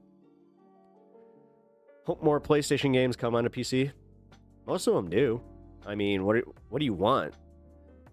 Isn't God of War? Yeah, God of War Ragnarok is there. You know, the important one, Spider-Man. Oh my god, Spider-Man. Spider-Man 2. Spider-Man Miles Morales. It's the Spider-Man games. They're so good. Yeah, it's called Warcraft 1 through 3. I love Warcraft 1 through 3. Warcraft 3 is actually really good. Not the remake. Not the remake. The original. Trust me. God, that sucks. You're a... I play some Marvel Rivals, but it's... I don't know. I don't like online games. I really don't. I don't like online competitive games. When I play a video game, I want to relax. Like, I don't need to prove how good I am at something. I hate that shit. Can't handle League? No, I can't. I don't give a shit. I'm not a competitive gamer. I don't give a fuck. I don't give a fuck if I'm in the bottom percentile of something. I genuinely don't give a shit. Unless it's Mario Kart. Then I give a shit. I'm playing the first Witcher, right? Oh, you should have waited. Oh, you should wait. They just announced at the latest game conference that they're doing the HD remake. I'm only competitive if I'm really good at it. Yeah, that's what I mean. That's why Mario Kart's like, hold on. Mario Kart, Tekken. Tekken is one that I will get a little competitive at. Let's see. Oh, Battlefront. I will, yeah, no, I'll get, like, control, like, I'll throw a controller at, if I lose that Battlefront. I'm not healthy in that regard. Thing is, I'm good at that game, so, I don't know. God, I haven't played any of these games in forever, though. Like, as I said, I stopped competitive gaming because I did find myself getting that frustrated, where I was just like, I don't want to do this. Fuck, I was yelling at Tony Hawk. Listen, I'm only playing against the fucking computer, and I'm getting... Never mind, I don't want to talk about it. I thought I was good at Tony Hawk. Apparently, I am not.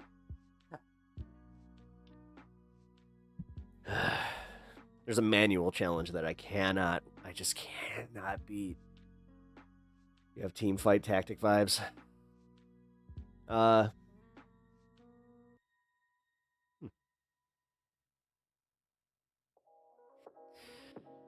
Unfortunately, I wish you were not, like, kind of, getting my gaming interests. So right here where I'm like, hey, you're not fucking wrong. You're not wrong, man. You're really not. I just love, the thing is, I love JRPGs and just, well, RPGs at this point, but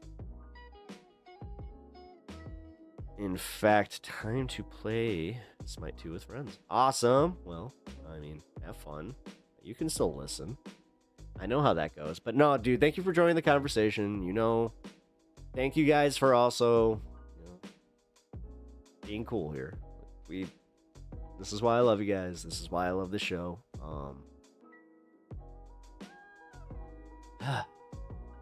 This was also like a moment of honesty that I really wanted. Like, I needed to get this out of my system. So, I appreciate that.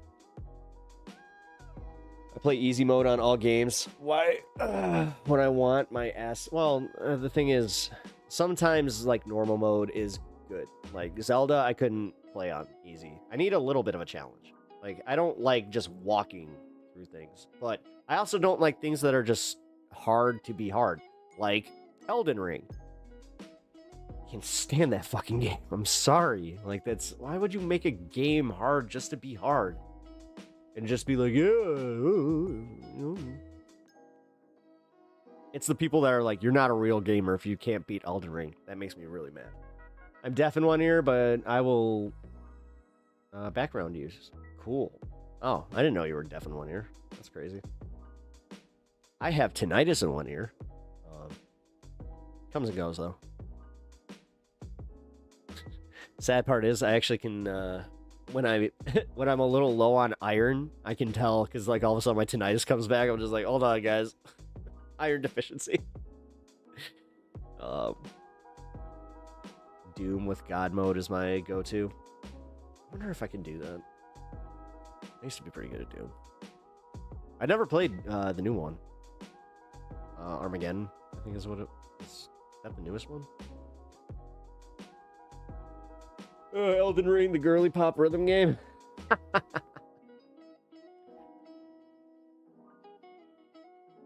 I just... Oh, rhythm games. I love rhythm games. I actually have a Taiko no Tatsujin. It's the drum game. Oh, you know what? I could play that here. That'd be fun. Watch this guy go... I have the Undertale theme song on there. It's really good. It's literally like a good stress relief. Yeah, you know what? I actually might want to do that. It's just like I wouldn't be able to use my desk as it is. It's all about dressing up and learning patterns.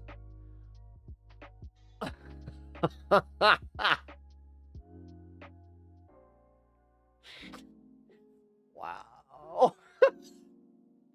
Eddie, oh God. I hope that there's a certain person in this audience right now that heard that. I doubt it though. He hasn't popped up on the show in a long time. God, that would be funny though. Hey! If I get a text message in the like next 5 minutes. Wow. I'm definitely reusing that. That's hilarious. If they ever managed to make a good... Yeah. What are you talking about? Guitar Hero's awesome. Fuck you. I love Guitar Hero. They have a new Guitar Hero coming out. I'm getting it. I'm totally gonna play it here. Fuck you.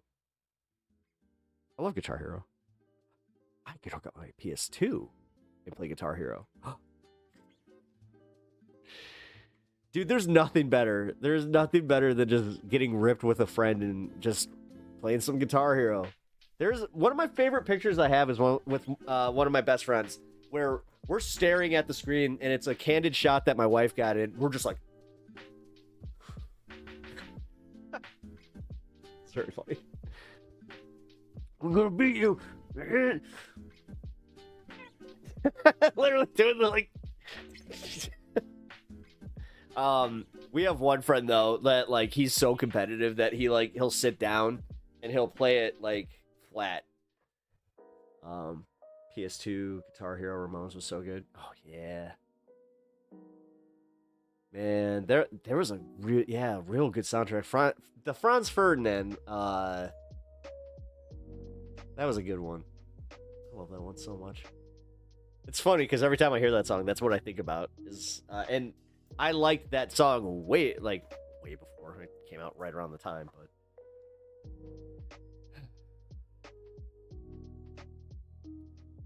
More than yeah. Oh yeah, that one's actually that was rough. Yeah, because it's got that intense guitar solo at the back end of the song. I am stonelocking hard here, guys, and I actually got like a few things I wanted to get to. We got Epstein files cover up gets more sinister, and then we've got the Sydney Sweeney outrage, which this one's short. It's only like 28 minutes. Oh, 38 minutes. I can read. I don't know. This manufactured cultural outrage bullshit really doesn't hit as hard when, like, I don't know, Piers Morgan was just talking about something that we should be really outraged at. So, and I think that he's also mischaracterizing who the fuck cares about this. Like, who? Who actually cares about this? Like, a few left-wing moms? Dads? Definitely not the dads. Shouldn't even be the moms. I sucked at it, but I enjoyed watching my roommate play. Hey, sometimes that's how Twitch became a thing, and I used to be kind of critical about that, but then I thought back to Kingdom Hearts. I realized that I never actually played the first Kingdom Hearts. I watched my best friend play it at the time, and that was fine. It was such a good game to watch that you were just like, oh man, it's a really good game. Plus the cinematics were something to look forward to. I will never forget that first time that I saw the Hades and then Sephiroth. Oh my god, that was so cool. Kingdom Hearts was an experience, guys. I have to say.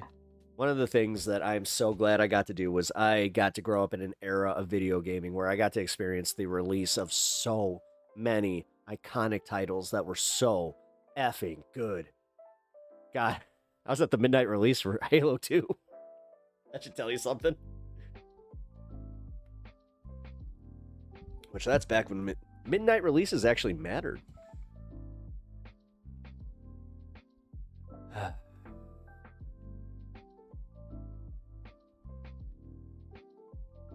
Man.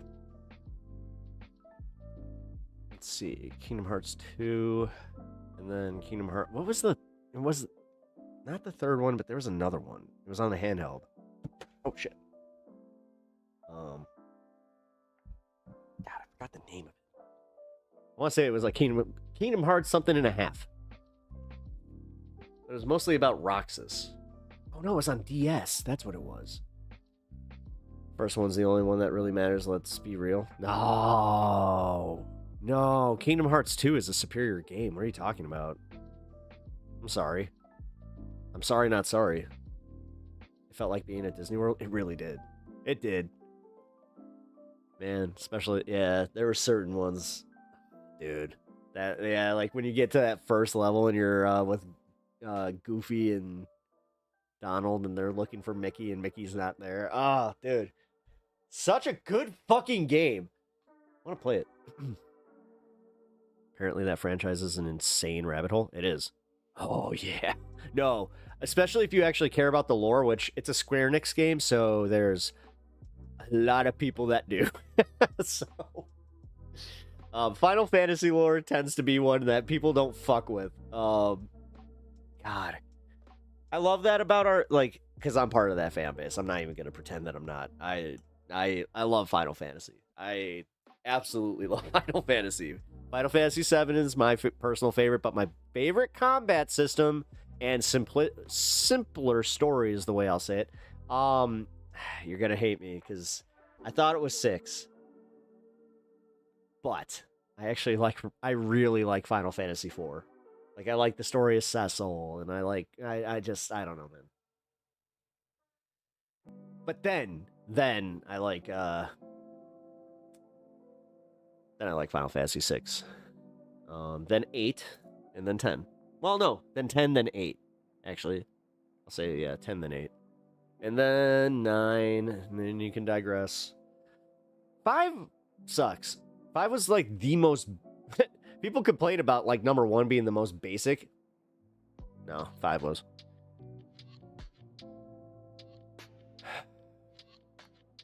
Oh, actually, I might have to argue with myself on this one because it actually might be 3. Final Fantasy 3 was also pretty, like, basic. Oh, if you guys haven't played, there's the remake of one that's the Realm of Tears? Shit, what the fuck is it called? I have it upstairs. It was pretty good, you know, for just like a basic remake of a Final Fantasy game. It was, I remember it released during COVID, so like I got to play that. They should. When you say 3, you mean 6. No, I mean 3. I mean like the one that was released on DS. The one where it's just like you play White Mage, Black Mage, Hero. That, yeah, no, it was like the most, it's so basic. 6 is, I mean, 3 is the first one that I played. First 3, so that's why, 6. I played Final Fantasy 6, which is, it was marketed as Final Fantasy 3 on Super Nintendo. God, I hate being this old. I fucking hate being this old. Sometimes it's cool, but every once in a while I get that little reminder where I'm just like, God damn it. Bought that at Funko Land. Oy, oy, oy. 6 is the American 3. Yes, I know. Thank you. Thank you, but I didn't play 6 as 6 until they re-released it on Final Fantasy Tactics. Because they had Final Fantasy Tactics, and then they also had the remake of 6. It was a double game. I still have that somewhere. My friends suck, I'm back. Lunar 2! Oh, the Lunar... Okay, underrated RPG saga, Lunar. Sea of Stars, if you guys have not played Sea of Stars and you have, like, you like JRPGs, it's a newer one that came out I think, like 2 years ago. So good. It is so good. It honestly kind of, it might rival Final Fantasy. The combat system's just fucking so much fun. It's one of those games that you start playing and you kind of forget how, like, you look at the time that you put in and you're like, I put 9 hours into this? You're just like, no way. Which tells you how good it is. I have Lucia's necklace on my, oh, nice.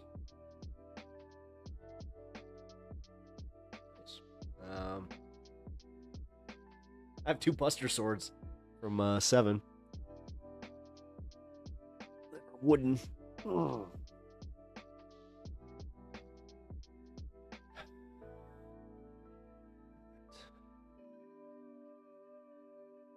Sorry, guys. Stop again. Fuck it. Let's get to this. Let's be annoyed together for a little bit, because I was having fun just bullshitting about this. I went to Nintendo. Yeah, because JRPG. Yeah, no, that's what happened to me. I got an SNES, a SNES, and then I went to PlayStation. Same reason. And then I went to N64. I had actually in between all that. Or wait, no, did I get my PlayStation or my N64 first? Shit. I think I got my N64 first. Yeah, I did. My very first system was a, well, okay, a Commodore 64 is not technically a system, but that was like my first thing that I ever had that played video games. Then I got a Sega Genesis. That was technically this is to share with your sister. Yeah. That wasn't a thing.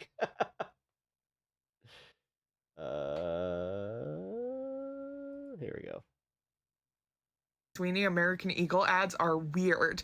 Like, fashion. I'll be honest, American Eagle, out of like the Abercrombie, American Eagle, and Arrow, I would much rather go with Arrow than any of them, because it's, even if it's not the same quality of clothing, I think I've covered this, where it's one of the few companies that actually has a genuine lifetime guarantee on all of their clothing, that they don't push this which is surprising to me. You kind of have to have the, little worker's knowledge. That's just weird. Did American Eagle just run an ad for eugenics? The attractive white woman with blonde hair, blue eyes is talking about just the genes she gets from American Eagle. You see a blonde-haired, blue-eyed... I have to say, like, this seems like they did that on... They do this for outrage bait, like... white woman and think that is an all-American woman. That is the exact problem with this advertisement. Hey, American Eagle. Now do black and brown women. Hey. Okay, and if they do, then will we shut up? You want to go to American Eagle? Oh, I can't go in there because I'm black. I think we should just start That one was good. shaming them instead. You are an embarrassment, Sydney Sweeney. That was It's not good. just excitable people on social Oh, I can't go in there because I'm black. media who are losing their minds on this one. Even Good Morning America is wondering whether Sydney's great genes may herald the onset of a new Fourth Reich. We begin with the backlash over a new ad campaign featuring actress Sydney Sweeney. Yeah, the ads are for American Eagle, and the tagline is, Sydney Sweeney has great genes. Now, in one ad, the blonde-haired, blue-eyed actress talks about genes as in DNA being passed down from her parents. The play on words is being... They are talking about her boobs. They're talking about her boobs. Compare. Stop looking for things to be outraged by. This is not it. This is not it. They are talking about her boobs. This is Sydney effing Sweeney that we are talking about. This is about her boobs. Nazi propaganda with racial undertones. So is Sydney. Oh my God. And now here we go. Piers Morgan gets his little fucking, 30 minutes of faux outrage from, and then he gets to be like, look at these idiots being out. Like, God, I want him to book me. It's about her pants. No, it was about her boobs. Sweeney, the new poster girl for white supremacy, or is it all, as one commentator put it, just ugly girl jealousy? Well, turning to...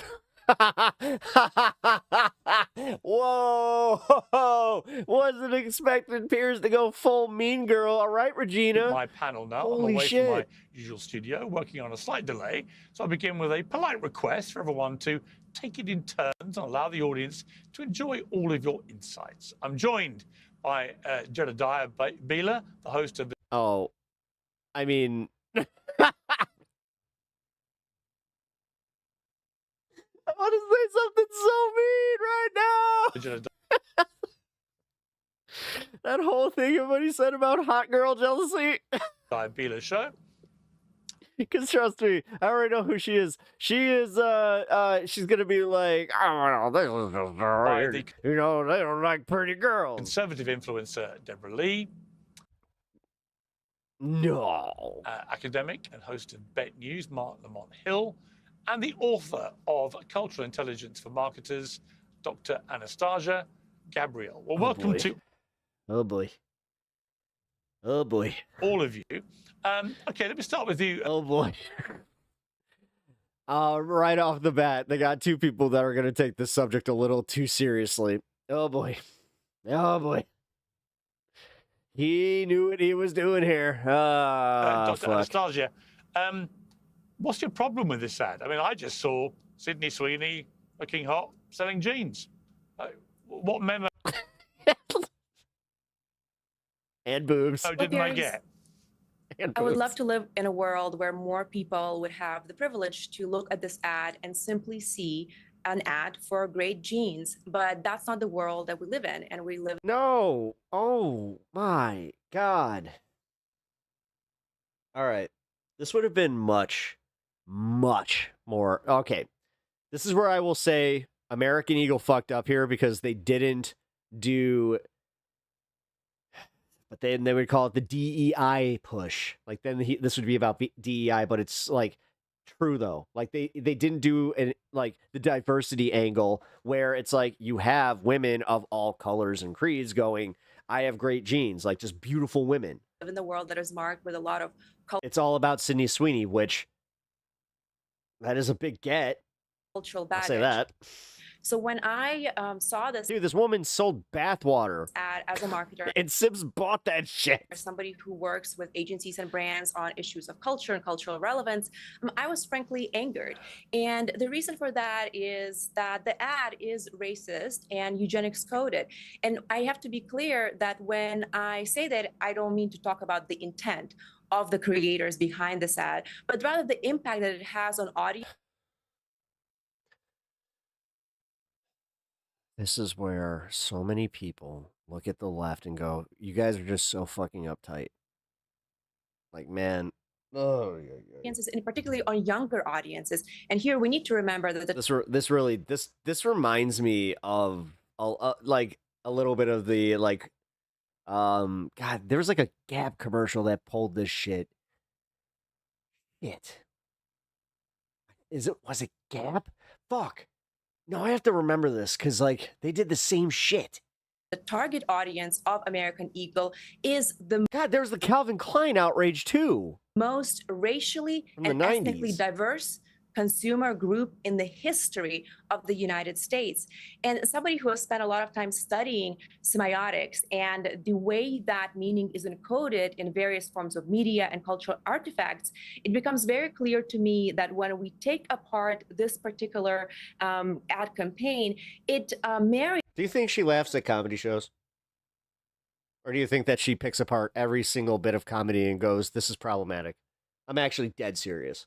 Certain concepts and certain words that carry cultural baggage for people. And if that wasn't enough, we can go back and look to the source material for this particular campaign, which is a Calvin Klein ad from 1980 that uses very explicitly the same kind of rhetoric of and it was one of the and even more so rather dramatically natural selection, survival of the fittest, selective mating, the superiority of dominant groups, etc. And from a perspective of media and cultural studies, when we look at this particular campaign, we can see how meaning travels. Or at what point is it about her having really big boobs? From the source of inspiration to this particular narrative structure that we see in At the end of the day, if you don't like it, don't buy it, but don't think about it too much and don't do something else and get clothes from other places. The story is a nothing burger. This is why I'm kind of mad that they like even fall into the trap, and she doesn't understand that she's being used as somebody to make fun of her cause. Like, bringing on a leftist comedian, not me, any leftist comedian, like, and there's a few, like Josh Johnson would be a good one to try and get for these types of situations, or Stavi. Oh my God, could you imagine Stavi answering questions about this? This ad. And so it is no surprise to me that it was picked up by audiences that reacted in the way that they did. And research shows, even though... But look at the TikTokers that were making that, though. Like, look at that. Oh, like, people are looking for fucking... Oh my God, this whole... It is happening. Fuck, I don't want to fucking give any of these stupid douchebag comedians who have fucking been longing for the pre-2016 days to complain about being victimized for what they say, but God damn it, they are doing it again. They're looking for shit to just go just to go be outraged about that really doesn't fucking matter. Obviously, Gen Z are in themselves. Adam Friedland would have been the perfect, actually good fucking poll. He would have been the perfect one to have on for this. A diverse, not people that take this too seriously and literally look at everything from the lens of this needs to change. Group, they're also generally, on average, more progressive leaning and, of course, chronically online. Crazy. You mean crazy? Anastasia. I mean, Yeah, you mean crazy? Yeah, okay. She literally did the thing where we're playing golf and she's just like, here. Hold on, you forgot your tee. Ugh, yoy. So we haven't had you. We haven't had you on. We haven't had you on our censor before. I didn't really understand a word of what you just said. Are you this much fun at parties, or do you have a different... See? He literally did the same thing where it's just like, is this what you do? Like, this is your thing? Like, you're just always just like, Cool. I would love it if you weren't disrespectful to me. It's a pleasure to join you today, and I look forward to exchanging opinions. Agreed. I would love to clarify any points that. How is that disrespectful? Seriously. I'm sorry, man. I'm gonna give my commentary here. If there was like a moment of stick up your ass hood, you might have found confusing. Holy shit. Anastasia, Okay, you would have to be asked- Deborah Lee. Let me bring Deborah Lee in. This is a terrible example of racist white supremacy, etc. I sort of lost my thread halfway through it, but this is apparently the worst I'd ever seen. I mean, this is the Nazis reborn.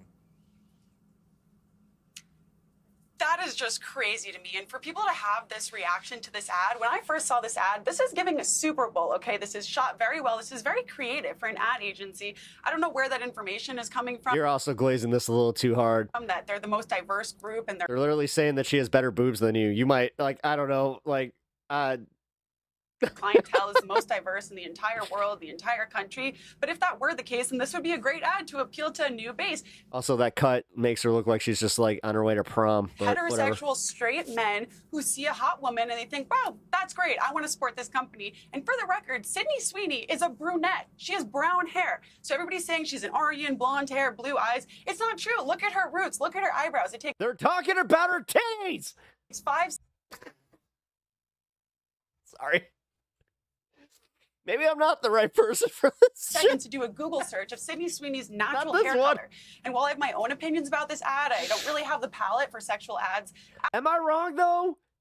For real? Like, because I'm being honest here. When I read that and I saw that, like, she crossed out the jeans immediately, she has her fucking giant V-neck, which is accentuating the thing that Sydney Sweeney is fucking known for.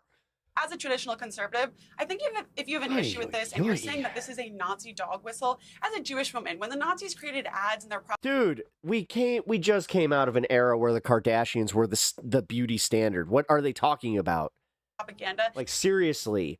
was not using hot women who are traditionally hot to Aren't they Armenian? try and attract people to become Nazis. It was saying that the Jews are vermin, that we're trying to take over the world. To try and compare the two is outrageous because the left will call everything Nazism and say everybody.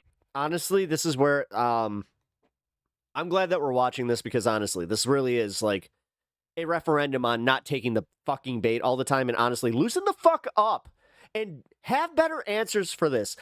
Catch them off guard. Like, this would have been hilarious if she kind of did the thing where it's just like, yeah, this is kind of stupid. It's like, what?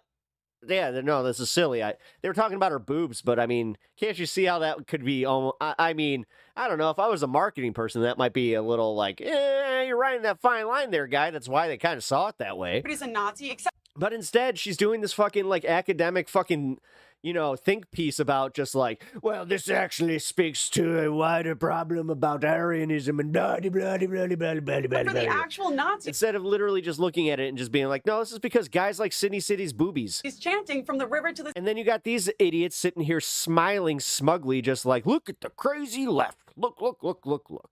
And Piers Morgan literally doing the thing. And you have, again, so many people just going, yeah, the left is kind of nuts if this is what they give a shit about. See, Palestine. This is just another thing that they can use as another talking point. It's like, oh, look, you guys actually just care about... It's the way that we use the Mr. Potato Head shit. Shall be free, reiterating the same talking points that we've seen since World War II. Although I do hope she gets called out on being, like the one in the red. So I just really don't understand where any of this. Because we got, prom princess here, but she was definitely, I don't know.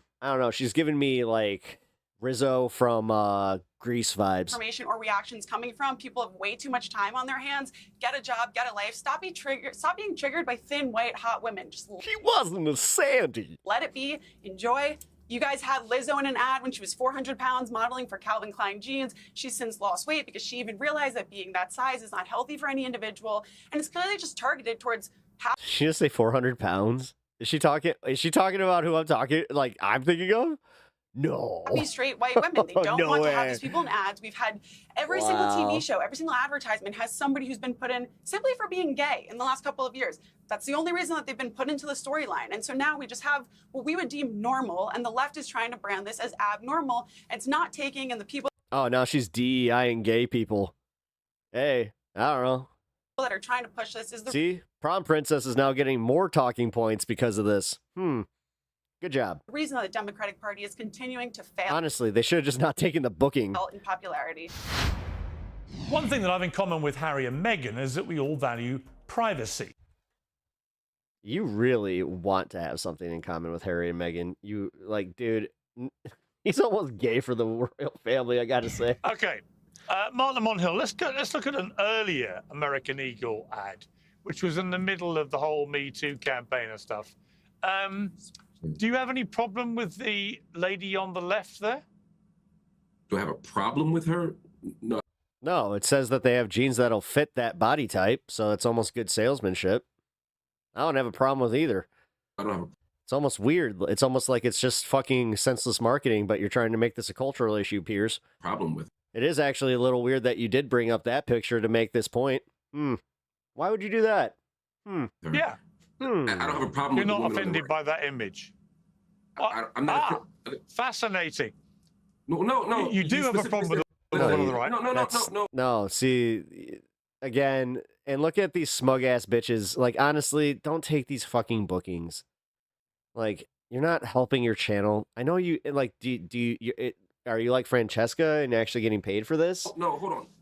Two things. One, you specifically said let's not interrupt each other, and I haven't been able to articulate one sentence yet, and I've been interrupted twice. So let's follow your own rules. Yeah, because you're trying to fucking push your own narrative, you fucking smug British prick. No, I'm not offended by the woman on the left.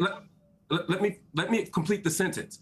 I am not offended by the woman on the left, nor am I offended by the woman on the right. The aha that you're going for isn't there because I'm saying I'm not offended by either woman. But I am Good. I didn't get my clip. Please, I'm asking respectfully. Allow me to finish a thought. Two people have spoken uninterrupted for 3 minutes. I haven't gotten 10 seconds out.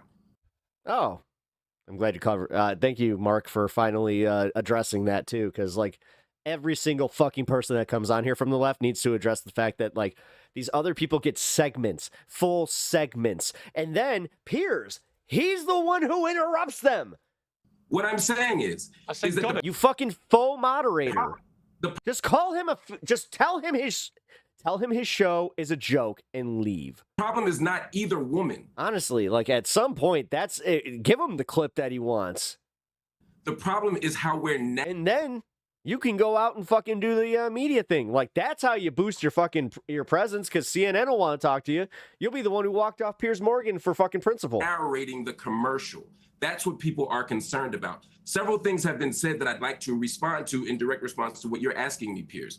The first thing, and I'm glad the last woman who spoke mentioned that she's Jewish because I think that's really important. Historically, there have been lots of anti-Semitic images, narratives, tropes that are used that non-Jews don't see. And many times someone will say, oh, wait a minute, they showed that person playing into the cabal narrative. They showed this person as a rodent, or they showed this person with changing their name to this or that. And the average person may not intend to be anti-Semitic, although some people are anti-Semitic, but it's still there and Jews recognize it. So I don't want to presume that because a white person doesn't see it, that means that it can't be racist, or if a black person doesn't see you know what I'm saying? We have to think about this on all levels from multiple audiences. You used the word normal and talked about it in the context of this white woman.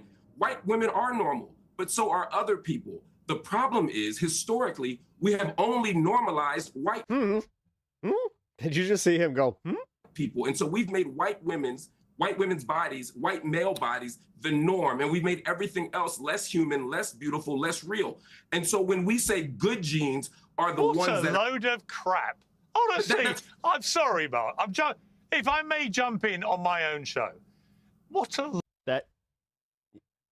Why do people go on here like he's a moderator? God, I feel like I cover this with every clip that I cover from him. Load of crap. I saw Beyonce do a jeans ad. Everybody drooled over it. I loved it. Thought she looked hot when she did. Right? I mean, what are you talking about, man? This is. Let me ask you a straight question. Creep over Sydney Sweeney a little bit more there. Does Sydney Sweeney have bad genes? Yes or no? No, I don't think she has bad genes. Does she have good genes? Does she have good genes?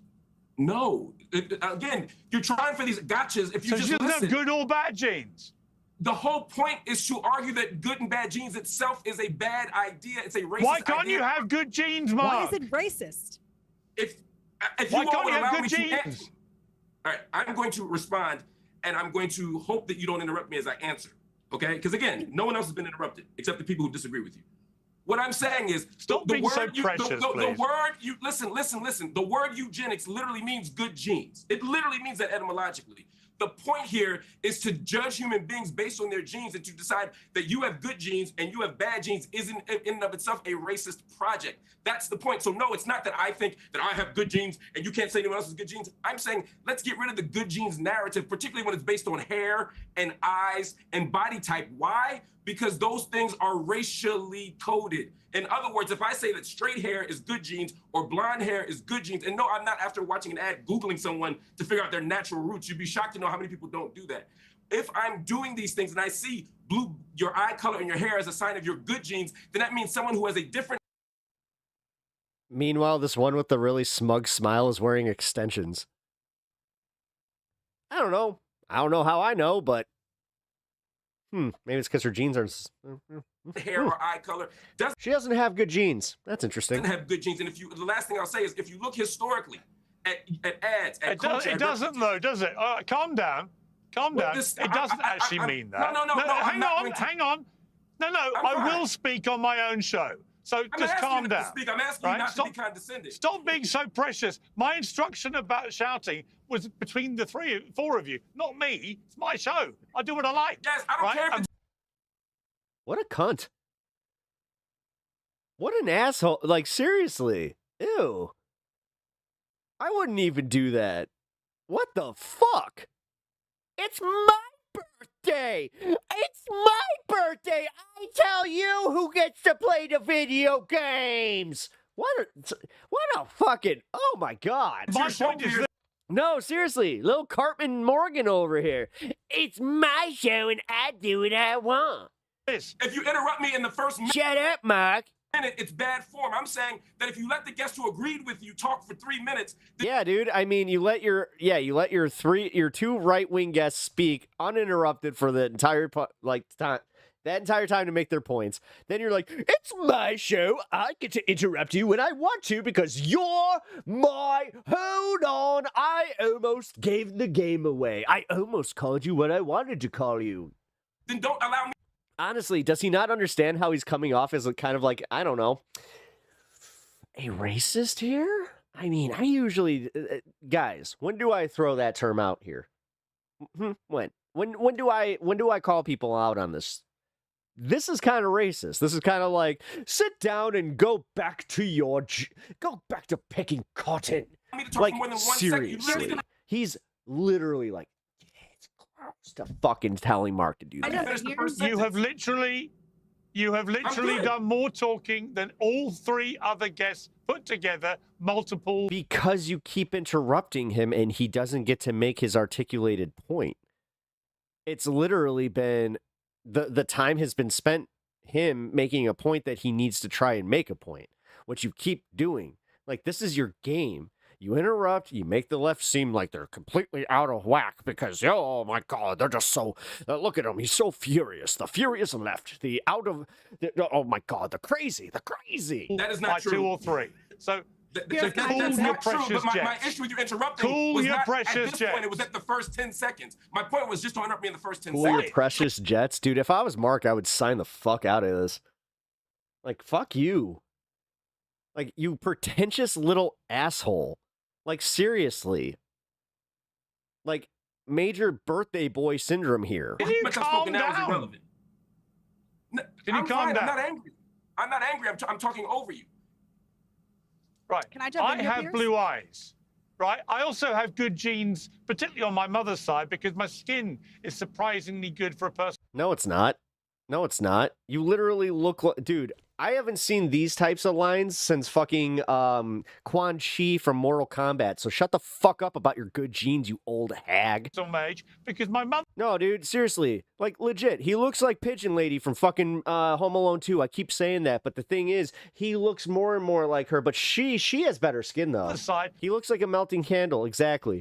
With Quan Chi lines. Good skin. You got a problem with that? Like, usually you have to have scars, you know, to actually have that kind of shit. But look at these divots. Look at his... I have to move chat here to show you the fucking divots on this asshole's face. Look at this. Look at this. I want to zoom in. Can I zoom in? Shit, I can't zoom in. But look at this asshole. Look at him. This is the good genes. My man's got a fucking neck pussy. My man's got a fucking... I mean, he's also got TV makeup. He's got a receding hairline. He's got, let's see, his eyes dipped. Yeah, no. Like this guy, yeah, his superior genes from his mother. His superior genes from his mother must have literally been the fact that he melts in the sun. Like, dude, the only reason that you don't have half the wrinkles, which is a dig on myself, I will admit this, is because you have to wear sunscreen because you burn so fucking badly, you fucking nonce. Wow. Sorry. Nonce is implying something. Mark? Is that for me? You got a problem with that? Yes. If I say I've got good genes from my mother because I have good skin and I've got blue eyes, so what? So what color eyes are... It's because the Hitler Youth used that as the barometer for good genes, you dipshit. This is almost like you're ignoring the fact that, I don't know, this Jewish person next to you are literally saying you have better genes than her. Do you not see where that's coming from? You absolute dickbag? What the fuck? Seriously. What color eyes are bad genes? If someone has bad genes, what would their hair or skin look like? I don't think any are bad. I didn't see anybody from American Eagle saying that anybody else is. No, but you're saying that you have better. You're implying that your genes are inherently better because you have blue eyes and that. What the fuck? How are you missing that? Like, dude, you literally offered that. You offered that up. You offered that up. No one from American. Just to be clear, hang on. Nobody from American Eagle was making any comparison. Then why call them good genes? Thank you. Nobody said somebody else's eye color or skin color was wrong or bad or anything negative. All they said... Yeah, keep sucking on that tongue, you idiot. In an amusing pun... Sorry. ...is that Sydney Sweeney has good genes and is wearing great... Blink harder. ...genes. That's it. There was no... Maybe he'll actually get the fact that you're, you know, trying to make a point and not just, you know, I don't know, bump out the guest. But, hey, you know what? Fair's fair here. Here's negative about anybody else. And here's why I disagree with that. Because if I dude, I love watching her. She literally raised her fucking hand. Like, what a dork. Here and say. And on top of it, it's almost like she just completely missed the fact that it's like, oh, he just kind of like, I don't know, did that whole blood, you know, we've heard blood libel thrown around here tonight, specifically on Piers Morgan's channel. It's kind of weird that he's kind of doing the like, oh, I've got blue eyes, you know, I've got the good genes, and he called you the Jewish guest. Oh, like, I don't know, man. She's from a good background, whatever. She's Gentile, then we would all say, well, wait a minute. I didn't compare to anybody else. No, by saying that Gentile is the good background, I would be implicitly saying that the others are not. If I say I have a good body, I'm skinny, then I'm saying the other bodies are not good. It's an implicit comparison, but it's not out of context. Historically, in this country and in the West, we've always said that white bodies are more beautiful. So it's not like we're coming out of nowhere here. This is out of Zeus's head. We're starting from a place where we've already... I mean, is Piers really going to try and ignore that and argue that? That's wild. Presumed white Mark, superiority. we have spent the last 10 years. All right, Jedediah. The last 10 years, if you look at all of the... He had to give permission for her to speak.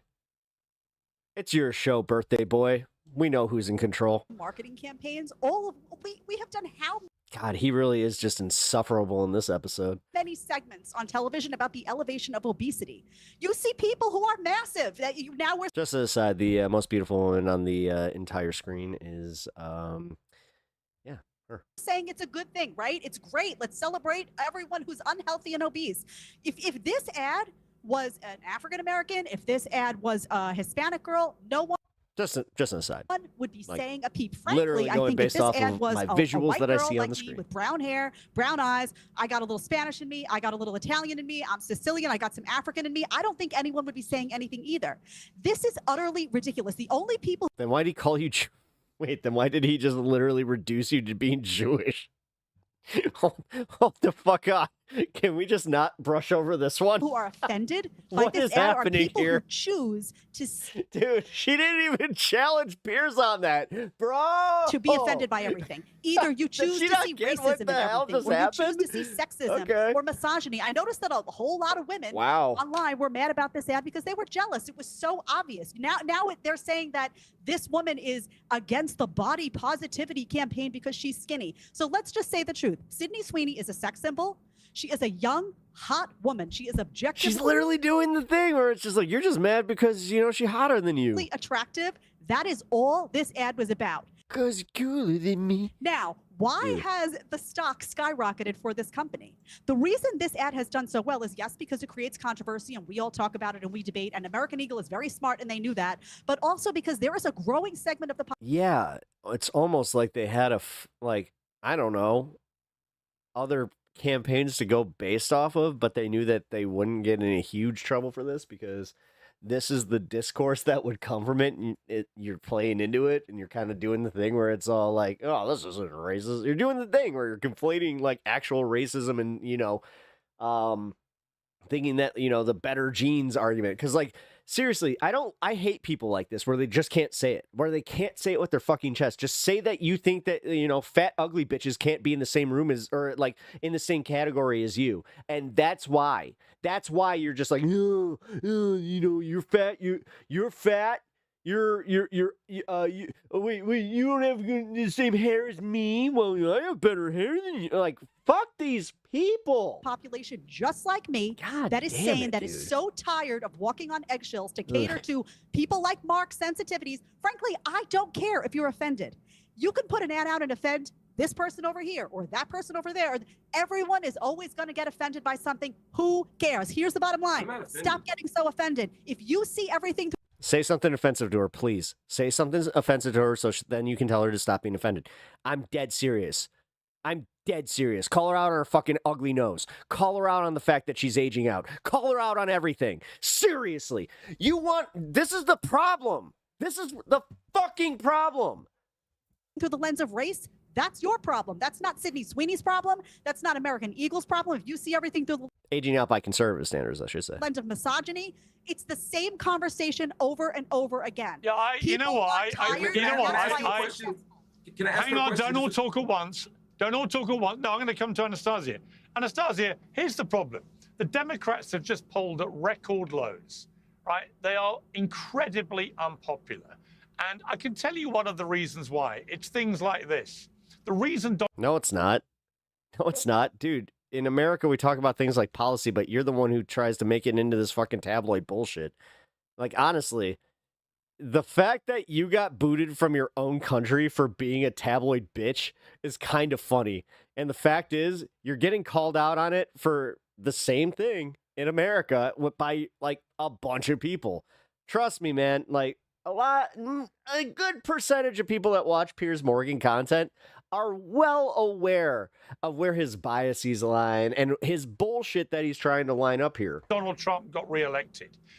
But like I said, this is also kind of disappointing to watch where Mark took the fucking bait. So did she. Like, honestly, the fact that they're not booking again, comedians or anybody that has like a little bit of, you know, the rhetorical wit where it's just like they can put them in their place. Like, dude, trust me. For me, this is where I will volunteer myself, where it's like, I would have loved to tell her how bad her nose looks. And then just be like, oh, are you offended? Are you offended?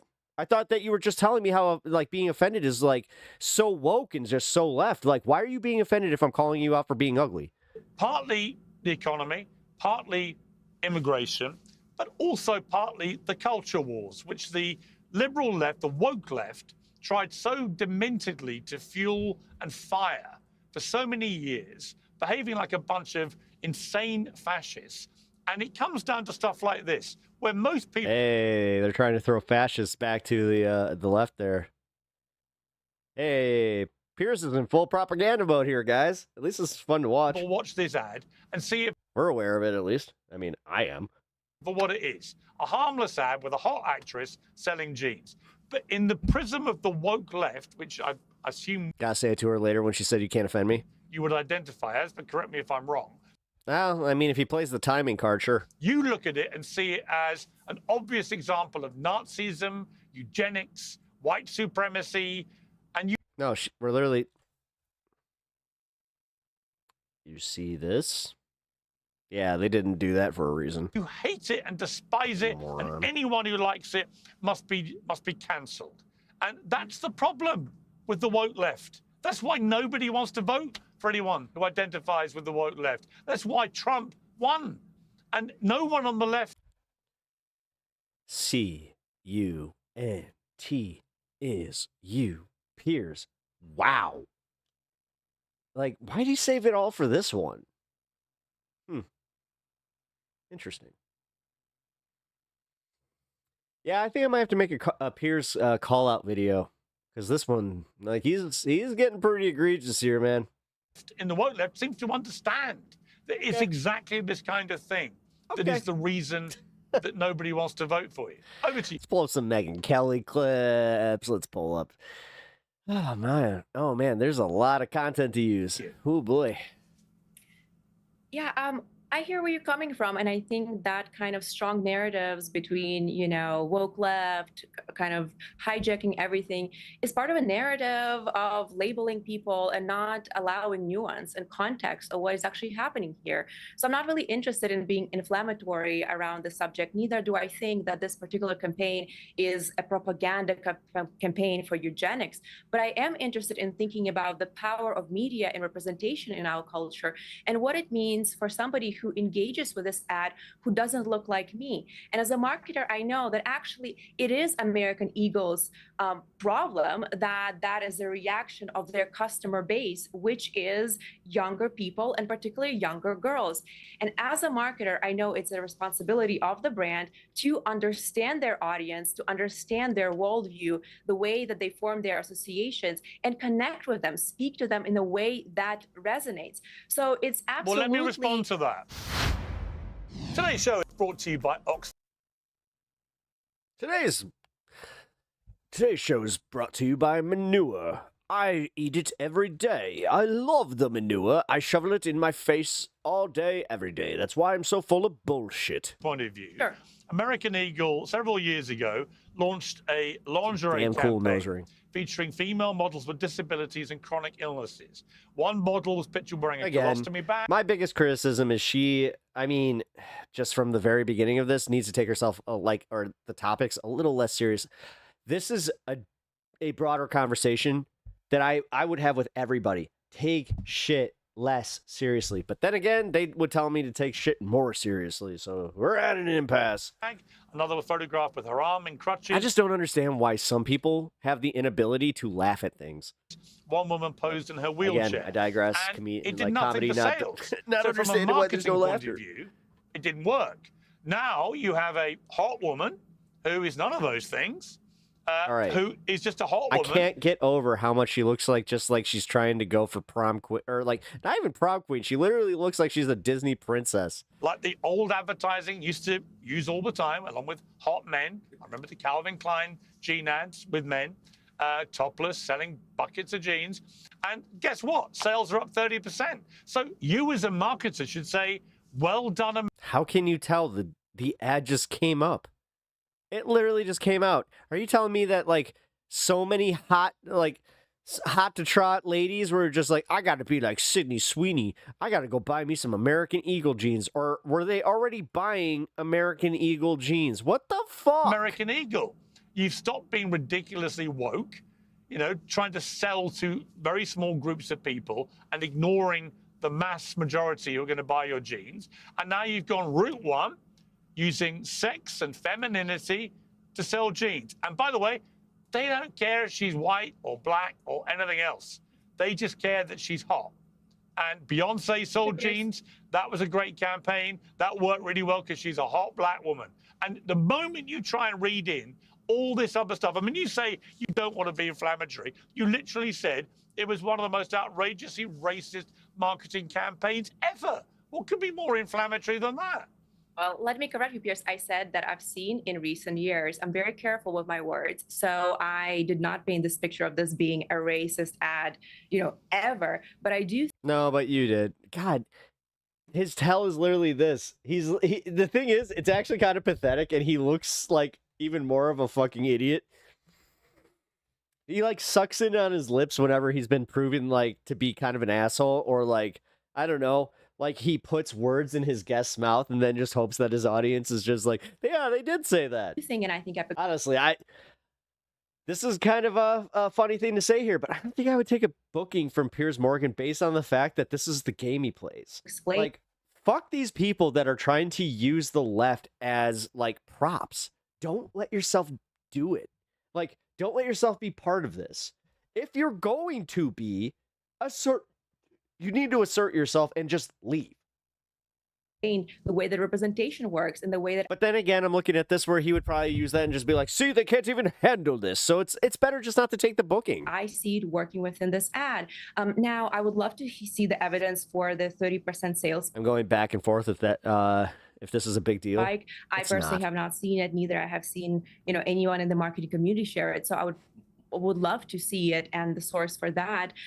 However, there is a question of ethics and there is a question of ethical guardrails in marketing. I understand that in 2020 or whenever, brands were responding to the cultural moment of post-2020 impulse to increase representation, diversity, etc. And perhaps those campaigns were not commercially successful. Now, do I think that commercial outcomes justify any kind of campaign that implies anything out there just because it drives sales? Well, no, as a marketer, I am interested in driving business results, but also thinking about the ethics of representation and what kind of messages are young girls and children, frankly, consuming when they log on to their Instagram or TikTok and keep swiping. And again, I said, I take a more balanced approach to this. I do not think it was intentional propaganda, as I have already said, but I do think that there are some codes within this marketing media communications, which is a unit of media,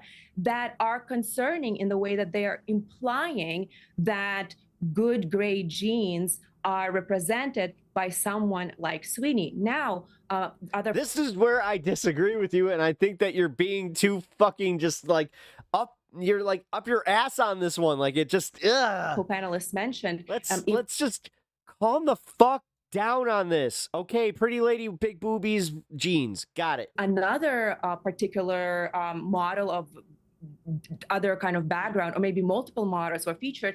I think people think it's racist because her family are Trump supporters. There's likely would not be an uproar. And that is because that kind of messaging carries cultural baggage, as I've mentioned, that is reflective of the history of racism in this country. No, and the not way why. that Anastasia, people... that was me. Because she's... Hang on.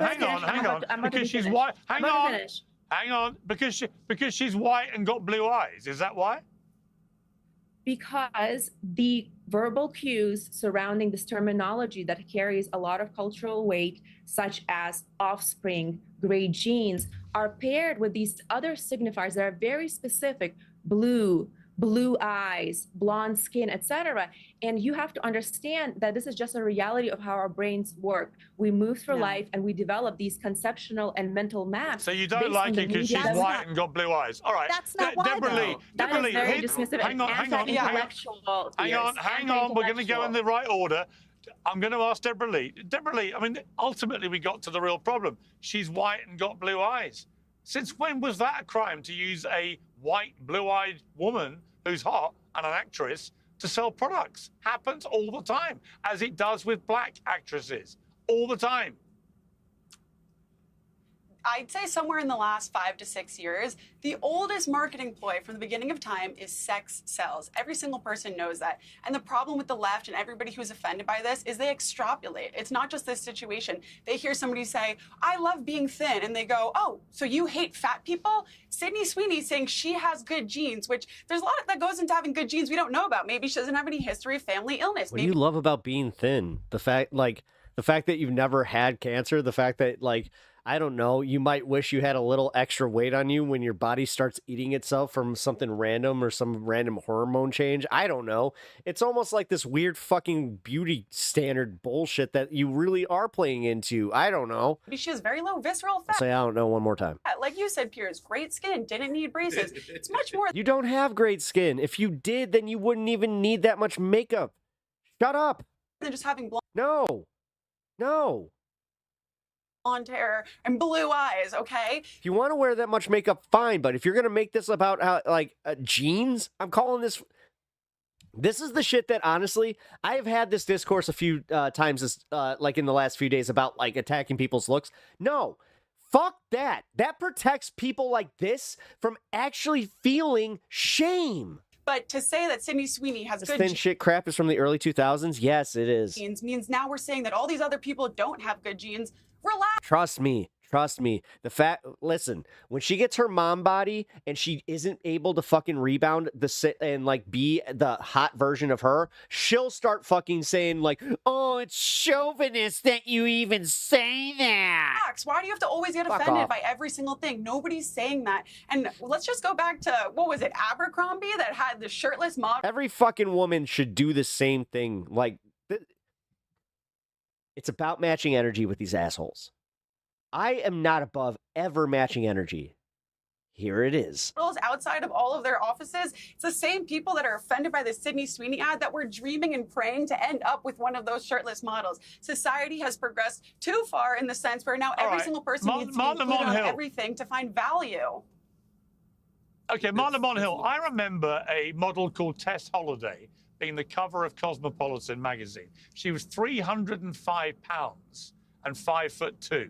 And the whole piece was about how incredibly empowering this was and what an example of body positivity it was. Well, it's also example, did I not say it's an example? Well, okay. If they're doing the body positivity thing, that's a different story. But from a marketing standpoint, showing the fact that you can, I don't know, sell to different body types isn't exactly a bad marketing strategy. But this whole idea that this is for you, Piers, to sit there and suck your fucking teeth to and go, oh, she's so hot. When in fact, it was an unbelievably dangerous promotion of morbid obesity. That's what it was. Because if you're 305 pounds at 5'2", you are dangerously fat, and you are more likely than not to die from the repercussions of being that size. And yet the woke left went, look at this, isn't this fantastic? Whoa. And yet here you have a model who's not super slim, Sydney Sweeney. She's got a very rounded, normal body, right? She's not like a stick insect supermodel, and she looks hot, and she's wearing jeans, and she happens to be white and happens to have... Dude, jerk off to this in the fucking green room. You don't need to fucking put your kink thing here on everybody else. To try and turn this into a racial thing or to compare it to the Nazis, even by woke standards, seems to me ridiculous. Well, I mean...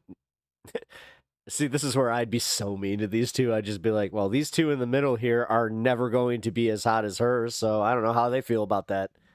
Okay. How they feel about the fact that this is also making any potential guy that they're with to always think about how not hot their girl is. Huh, Piers? First, just for clarity, Sydney Sweeney is a size 0. So even when we say that someone is a normal size, that suggests that the average person is a size 0. The average person, the average woman in this country is not. So at all moments when we make these observations that seem neutral, we're actually assigning a value. So if I am a size 8 as a woman, and you just said on national TV as the most important, coolest, most handsome host in the history of television, if you say that it's normal to be a size 0, then yeah, when I'm a size 8, now I feel like something's wrong with my body. Similarly, So she doesn't look normal to you, Sydney Sweeney. She looks normal. 38 seconds, by the way, for interruption. Great, you're on a new record. I think she looks normal. I Wow, think you're size 8 really looks touchy normal. today. I think I'm just teasing you, Piers. I'm just very, very upset about the world, you know, and I need a hug from you, and you're not in the studio with me. Well, there are more important things to be worried about than Sydney bloody Sweeney. Wonderful. Okay, at least he brought it back there where it's like, dude, Honestly, don't let him use you as a prop, dude. Come on. There is war raging around the world. There is famine. Right, and you're getting your knickers in a massive twist about Sydney Sweeney. That's actually where I'm going. Right? I mean, this conversation started with. How'd you know her dress size, but not her hair color? Because I just Googled it when he said it, and fact. it comes up.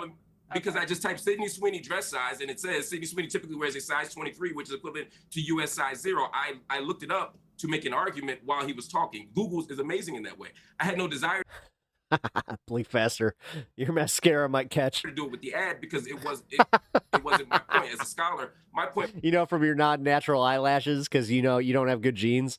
was to see how the audience receives something, not how I, at a meta level, I can be a catty bitch.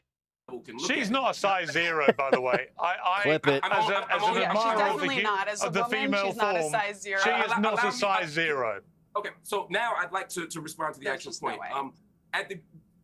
This is the benefit of having a wife that doesn't take this shit. And honestly, one of my favorite moments ever, was when somebody told my wife, she's, you know, a little on the thinner side, to eat a burger. And she did the thing where it's just like, maybe you shouldn't eat so many.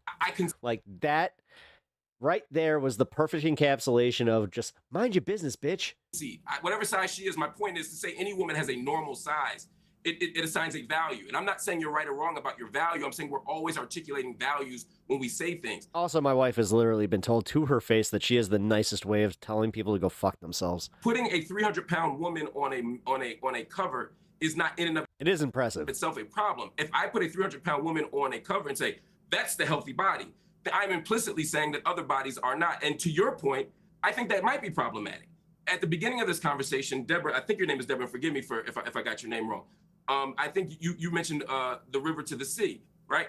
The river to the sea is not in and of itself, those words for me are not genocidal. I know they're not genocidal, but to you. Ooh, gonna put him on the spot because now he's, you know, Mr. Pro-Palestine. Gonna expose them as You hear it differently. Why? Because you're looking at history, you're looking at context, you're looking at intent, you're looking at action, and you're making a different judgment. Your judgment's wrong. That statement is absolutely not Gaza needs to be free. And No, there is it's genocide. not. It comes from the literal charter from the river to the sea. We must genocide all Jews. So no, I'm not looking at context. I'm looking at the literal Hamas charter and what these people That would be believe. context. Deborah, okay, again, allow me to finish. I never interrupted you. The Hamas charter would be context. That's my point. You're not looking just at the words. You're looking at other pieces of evidence. That's called context. You're literally making my point. My point to you is, dude, she literally looks like she's about to go to Ren Fair and be announced as, you know, the princess of the Ren Fair. Have meaning. Words don't just mean nothing. Sorry, I'll let you ask Like, I can't get over the princess cut. What is this? Like, when did this become a thing? your and question. so do. Listen to me. Words do have meaning. And the meaning isn't just about literal decoding.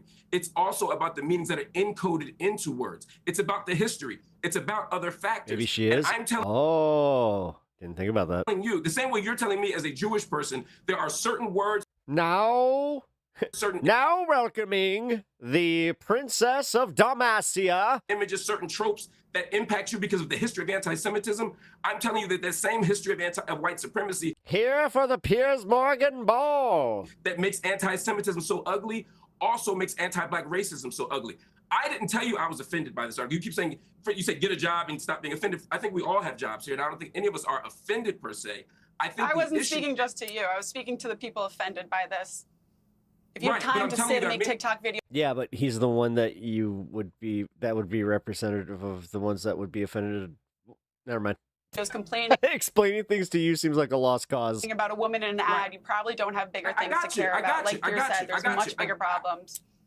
I agree. All right, but let what me I'm bring trying- in Jedediah for the final word on this. Jedediah, it seems to me, you know, if I was running a marketing campaign for a big company now involved in, I don't know, leisure or beauty or fashion, whatever, You would not use her. I would just be deliberately goading the woke left now in a smart, 100 funny way. I would just do it. I would do it. 100%. I would do it all the time. I would let them throw. I mean, I wouldn't have gone full mask off like at the very beginning of it, but way to ruin millions of dollars for a lot of companies because now, like, I don't know. I already had this opinion, but I hope that Mark Lamont Hill and I'm sorry I forgot her name. I hope that they don't ever come on for another booking to be used as, you know, props for you and your little, you know, points that you want to make here. Because you know that he literally books based on the points he wants to make. That's why he gets so butthurt when he can't fucking talk. All their toys out of a stroller and then just increase sales and just laugh my head off because this censorious, puritanical bullshit is over. I've written a book called Woke is Dead, which is coming out in October. I think it'll be a massive bestseller because you know what? People. I hope it fucking flops because nobody gives a shit. Because everybody is already like, dude, it's the Cartman syndrome, you dumbass. Do you not get it? Do you not understand that South Park was actually making a very, like, poignant observation on how you guys kind of caught the car, and now you guys are trying to create your own monster here, while simultaneously ignoring the one that's eating you. Good luck. People are sick of it. They are sick of being 100 told what they can laugh at, what they can. But keep talking about this and trans people in sports because you know that's a real fucking, you know, that's the number one problem in America. Admire. Meanwhile, they're sick of being told they generations of, can't fucking look at a beautiful white having a woman without being accused of being a real hard Nazi. time, It's but- ridiculous. You are 100% correct, and every company should do that because there is a group of woke leftists who are outraged by just about everything that sit on the sidelines, and they just wait. They wait for an opportunity, and then they jump, and they go completely insane, and the vast majority of the country does not feel that way. The vast majority of the country does not see everything through a lens of how they can be offended. They looked at the ad, they saw a young hot girl, they said, oh, she does have good genes. They laughed about it, they went and had a day. They went and had a normal day. They didn't get all rancid inside. And the bottom line is, it's so interesting to me because these people think somehow these woke leftists think they're winning. They think that by getting all riled up, they are winning the game. And they don't realize that they're constantly Well, you know being the exposed irony. as You know the irony, Jedediah? Here's the irony. The irony is that in their attempt to portray everybody as white supremacists, the woke left have an inbuilt superiority complex. They think they are better and superior to everybody else, right? And it doesn't matter whether the woke left or white, black, whatever. But they have an inbuilt superiority, and it is. And now I'm afraid it doesn't work because we've now seen Donald Trump get reelected by defying everything they stood for. But not only that, Piers, what's important to note is that the people who created this ad were not creating a racist ad. But the people who saw racism and eugenics and Nazism in this ad, maybe they should self-examine. Why do they see everything through the lens of race? Why are they outraged by this ad with a blonde-haired, blue-eyed girl, but if you put a black girl, if you put a Spanish girl, there would be no outrage? Why is everything that they see... Why is everything that you fucking say, like, said with a very annoying tone? From the perspective of jumping into outrage. No one ever argues that no one in the history of the West has ever argued that black people have superior genes. The Enlightenment era was built on the argument that black people had superior genes. Mark, people have been aesthetics saying is built on the idea that black people have superior bodies. Every piece of aesthetics, of philosophy, of epistemology, every piece of Western thought and action. There has been a massive, hold on a second, there has been a massive battle in this country about obesity for the longest time. What does that have to do with race? You now that's not countering his point though. His point was on race, not obesity. Now you're the one who's trying to make it about like obesity standard just because like is this the one thing like you feel like this is the one thing you have on, women of your age is that you're a little skinnier than them. So you're just like, don't take it away from me. You have the condemnation of thin people. You have the elevation of obese people. You have campaigns, Cosmopolitan magazine, magazines across the country saying fat is healthy. Fat is the new skinny. Fat, all the time. No one says a peep. People in your camp do not say a peep about that because it's not on the list of things that outrages them. This annoys all the right people. This is a thin woman. It annoys the fat girls. I'm not talking about skinny, ma'am. Just hear me out. I'm not talking about skinny. It's the same conversation, Mark. No, it's you just not. happen to be outraged about something different today. Today, it's about race and eugenics. Tomorrow, it's about obesity. There's always something for the woke left to be outraged about because they're always offended. They've always got their panties in a bunch because they're so darn sensitive about everything. They are not representative of the public. Last word to you, Mark. Mark has got to get really... Why is it? Is it his audio? Is it his fucking internet connection? Why the fuck can't he assert himself every fucking time? I love Mark Lamont Hill. He's one of the smartest commentators I know. But god damn it, watching him in these situations is infuriating. Otherwise you'll be they fucking use you as a prop. Number one and number two, Stop it. I point out a history of white supremacist. Damn it! I want to talk to him about this. That show that white lives, white bodies, white experiences are better, and you pointed to the recent influx. This is not about history. Please let me finish. You pointed to the influx of fat people on ads as a piece of counter evidence. I'm not disputing your argument about fat people. I'm not disputing your argument about skinny people. All I'm saying is that I know what you're saying. You said it. I'm saying now let me say it. I'm saying that there's a history of white people. Yes, you've made your point. This is how this goes.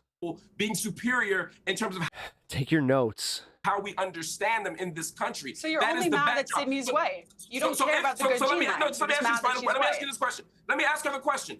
If a group of people had said, "Hey, I believe that this ad is anti-Semitic," would you have said similarly, "Get over yourself, stop fighting anti-Semitism everywhere"? Yes. Would you have said yes. that? Yes. I would have said, "Get over yourself." And it's not 100% I would have done. Would you say? 100% I would have done. It's 100% fucking internet connection. Mark, dude, you make more than I do in this space. Like, I'm not sure if he's going to see this, and maybe one day, like, I can actually talk to him about this because this would be really nice.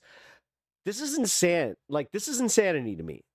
For him to constantly have this problem, because he has it on his show, too, where I'm just like, dude, why?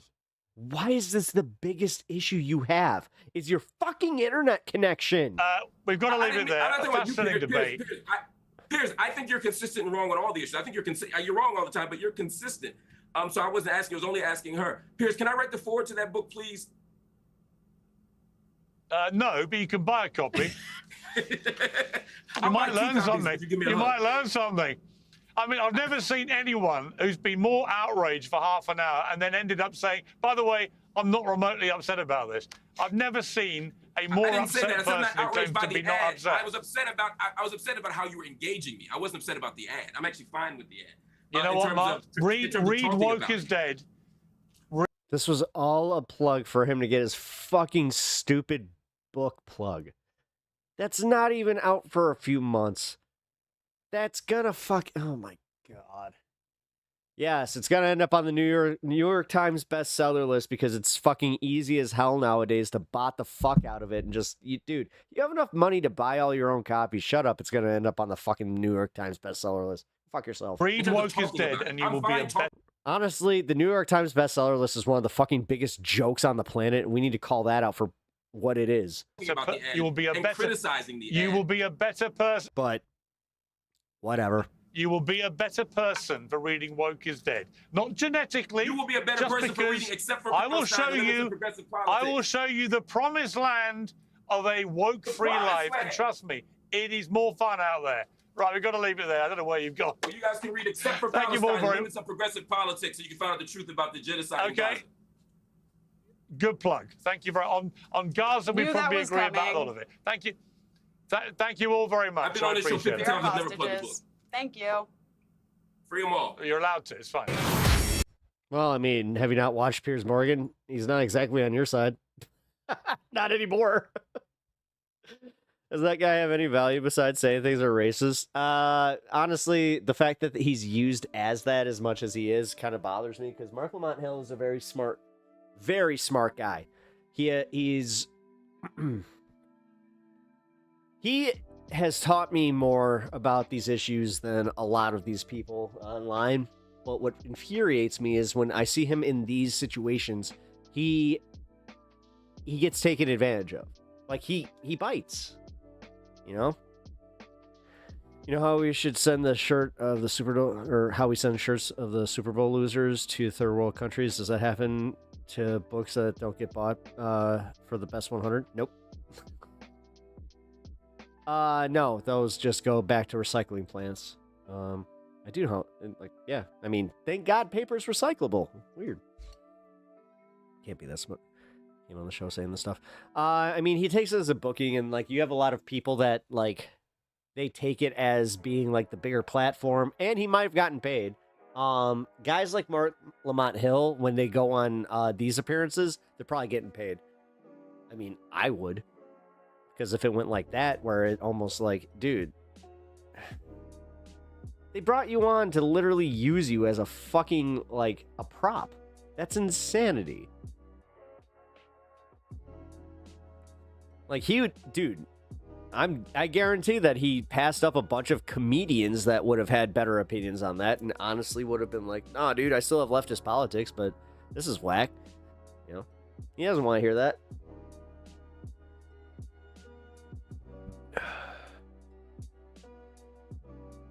He did, but he articulated a bunch of other bullshit and then at the end tried to say that and they were talking over him. Dude, I gotta pee. I'll be right back.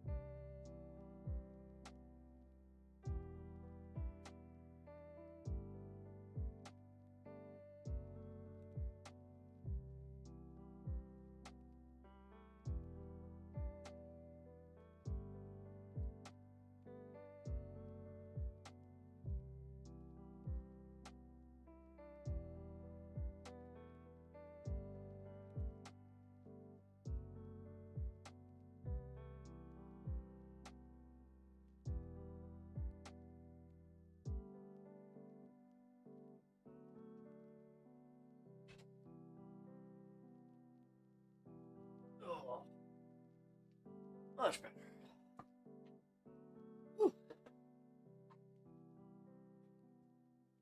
Smart guy would say the ad was fine. People complaining about it have no point. You're watching the Weather Channel, your most accurate and dependable source of weather information. 24 That makes me think that they search out that lady talking about eugenics and stuff like that, and how it is. And then he did that on purpose, just to be you're real fun at parties. Because, I mean, dude, I had that criticism right off the get. Where it's just yeah, she doesn't seem like a lot of fun to talk to.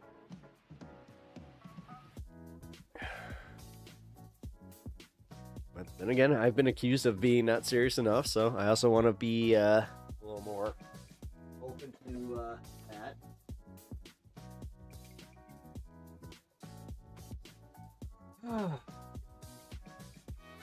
I smoke with y'all, and then I'm probably gonna dip out. It has been a fun stream. contentious at points, and honestly, again, I have to reiterate to everybody that doesn't know that I respect Anna, and I respect her knowledge and everything about the ability to teach me about PSL and some of these things that I didn't know about before. And I also do apologize that if I come off as a little more contentious.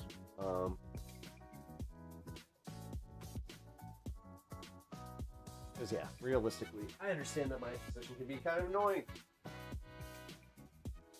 But even though my political positions can be a little bit annoying, I hope that you guys can at least enjoy the show, enjoy the content, enjoy the vibe, enjoy everything that we have here. What bothers me is the people that are just like they have certain expectations. I don't meet those, and then they get mad, and then they. I've had in. God, what's it been? Almost 11. Yeah, it's. Hold on. It's been. Number some. It has been 9 months since I started live streaming, and I can tell you right now. There are a lot of people fucking just like they expect way too much of me. How dare you not meet my expectations? I'm mad. How dare you, Ryan, have your expectations? What's up, dude? How you doing? It's good to see you. That's a week since you looked at me.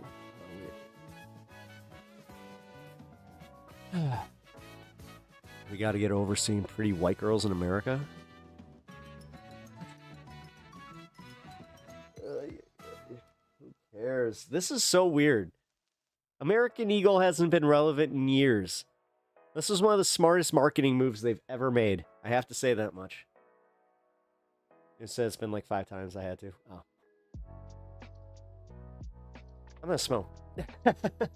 Because it's time. 6 a.m. and everyone else is leaving at 6. I gotta leave only at 9. Oh, that sucks. Well, here, give me a sec.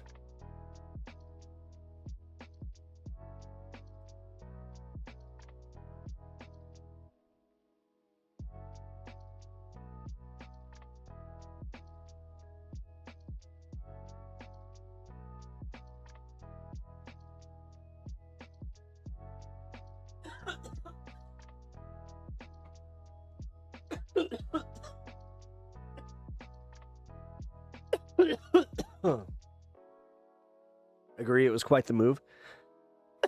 No, that's what sucks. They knew that it rode the line of outrage to where they were just like, well, the woke left is going to be the bad guy here, and then we can also use it. God.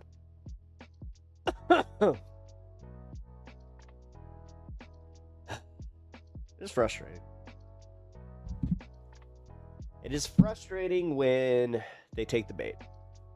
And like I said, every once in a while, it is just about not taking ourselves too taking life too seriously. I don't know, guys. I'm going to speak for myself here. I can't do that. Because what's the point? What's the point of living at that point? Like, I like laughing. I like seeing the absurdity of things. I get the value of taking things seriously, but all the fucking time? Ugh. Pep, don't joke about it. It's serious. Oh. Oh. Sorry. The left didn't respond to this right. Woke Sydney Sweeney. Yeah, it would be literally. Yeah. How could what happened to woke liking boobies? What happened? I don't know. That was my big thing. Because when they were talking about her jeans, I don't think it was about her being blonde and blue-eyed. I think they wanted you to respond that way. I saw it as her being like, look at my tits. Yeah, you like these juggers. Yeah. They made me millions and millions and millions of dollars, and you love them. You love them. Come on.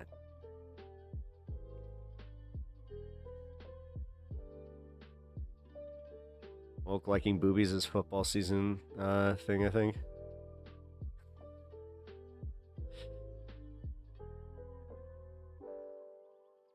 Now people are like, white woman bad. It's not about, like, again, yes, it's about white woman bad now. Instead of just being about how Sydney Sweeney has bigger boobs and a smaller waist than you. Which, honestly, if the left didn't do, like, if the left didn't do the Piers Morgan, like, here, have this. It could have literally been, like, as I said, I would have turned it around against that, like, immediately. With those two women on the panel, I would have just been like, with all due respect, unless you have the same cup size and the same waist size, then you don't really have much of an opinion here. Because honestly, yeah, she just said that she has better genes than you, and she's right. Like, I'm not afraid to get catty. I'm not afraid to take it to that level because too many people are. Fuck that, dude. Too many people are afraid to match the shittiness of other people. Not me. Fuck that. Fuck that. I will 1000%, no matter where you, if you go to the depths of hell, I'm following you there, and I will fucking throw those fireballs at you, and I will just be like, it hurts, doesn't it?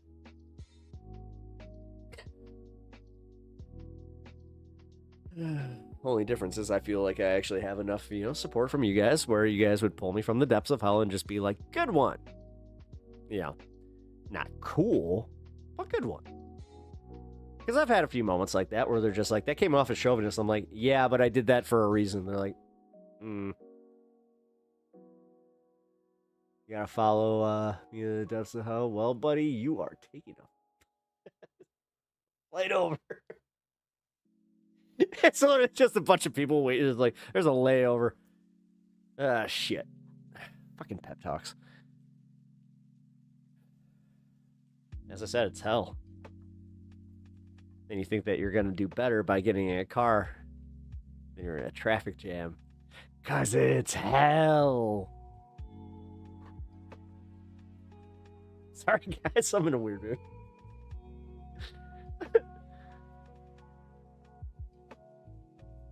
There's never, like, normal dudes showing off muscle shirts. That is true. God.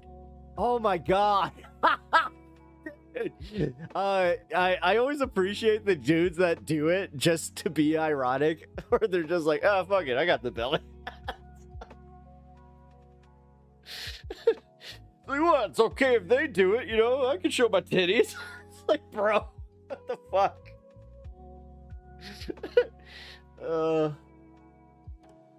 I love playing with societal norms. That is fun. That is fun. I'll give you that. That is fun. I mean, look at me. Like, dude, I go out, look at the way that I do, especially in the area that I live, and people look at me like I'm a fucking, like, I mean, I've been asked, am I in a band, or they're just like, they assume that I'm a slacker. And now they steal my room. Again, I hate people. Oh, that sucks. Maybe we are in the bad place. Bloodstone, we're 10,000% in the bad place. But we're in the bad place together, and we get to enjoy stream. I enjoy streaming to you. I hope you guys enjoy, the stream itself. And we can grow together and have a great time. Belly shirt, fat dudes is the funniest. And, ugh. Women have said that, like, the middle of the road dudes are the ones that are, like, hotter. Like, okay, women. I read an article. So tell me if this is right.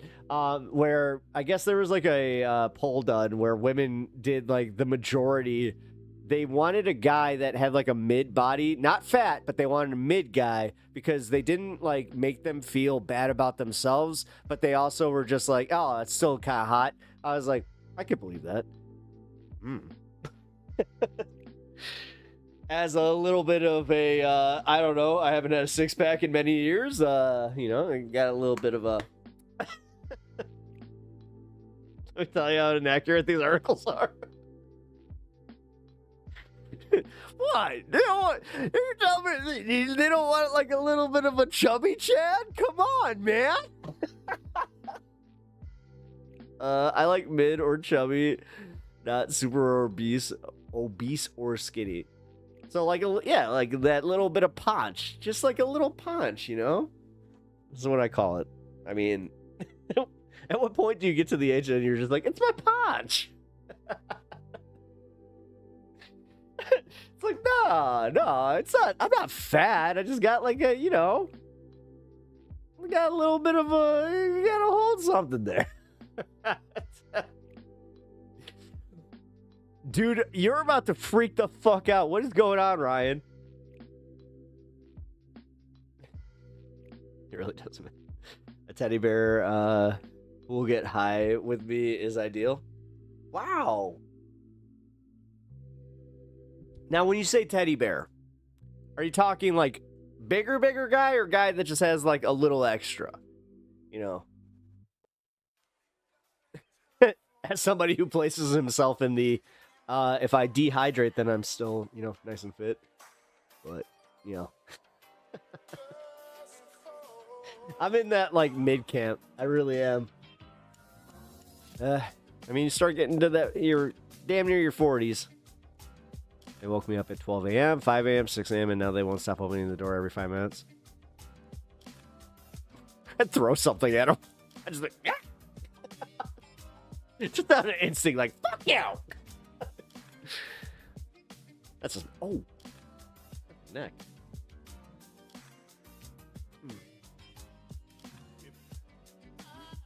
I pack up and leave my house because suddenly that is insane. It sucks. Really? Underhill, I'm so sorry to hear that, man. I got another friend going through that. It's not okay. That's not okay. It's not okay at all. Fuck, dude. This fucking housing market, dude. Like, the city is already priced so many fucking people out of being able to live here. Sorry, I'm not meaning to get mad, but god damn it.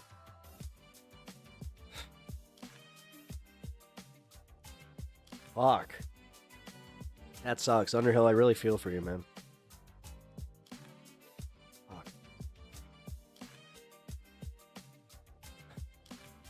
I feel like they really are just, if you don't make a certain amount of money, they just want you to die. It's kind of fucked up. Like, I'm the owner, but there is literally nowhere to live out here in the rural area, and I have no other income. So I have to take the income. It's not... If you're the owner, can you sell the house, get your, get whatever you can from it, and then get another place? I mean, you do need to take your investment and move if you can.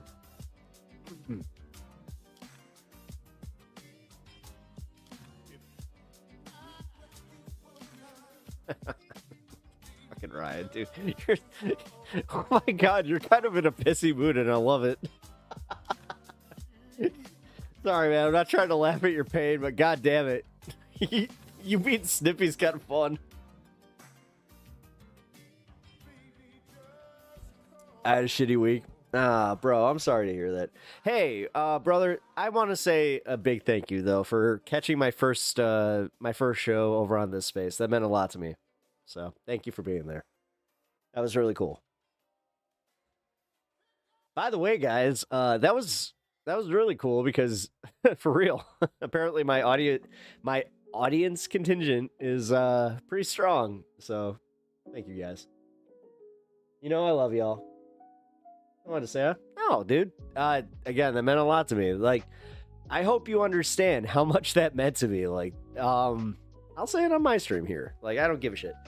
So, here. You know what? Fuck it. I'll even show you this. Where did I put it?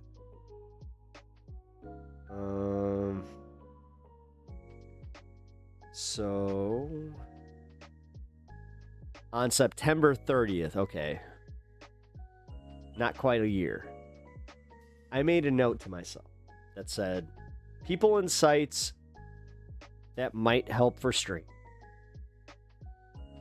I said, letter hack, streamer that I like and would help me promote the channel. Matt Bender, YouTube show, I could call in via Skype. I hide this one because this one's, I can't say this one, sorry. And then Decoding Fox News is who I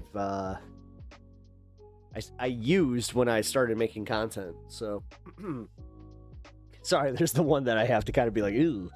Because they're helping me, but you guys, I don't think that they're public. It's a web host. These were all things that, like I said, excuse me, as like goals. I don't like using the vision wall terminology, but these were things that I did. Like I wanted to do, and honestly, once I hit those goals, I was like, I don't know where to go from there. Like, thank you. I really appreciate that. Because honestly, like, being part of this space wasn't even a thing at that point. Because, like, Letterhack is a legitimately cool dude who, through the MR podcast sphere, like, he was always one of the better ones. Like, I kind of remember when he first started, he only had like a couple hundred people that were watching or subscribed.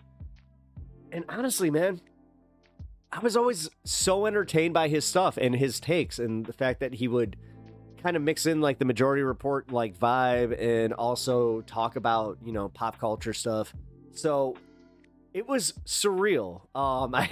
If you guys go back and watch the VOD, I had this moment where it tripped me out, and he's like, "Go ahead, and trip out." I'm like, "No, this is really weird, man." Like, because it did hit me where I was like, "Oh fuck, I'm doing it." Like, fuck. Oh fuck. Like, this is the letter hack. This is this space. This is what I wanted to do. Like, and I gotta say, like, thank you guys. Like, thank you everybody. Like, you know, streaming.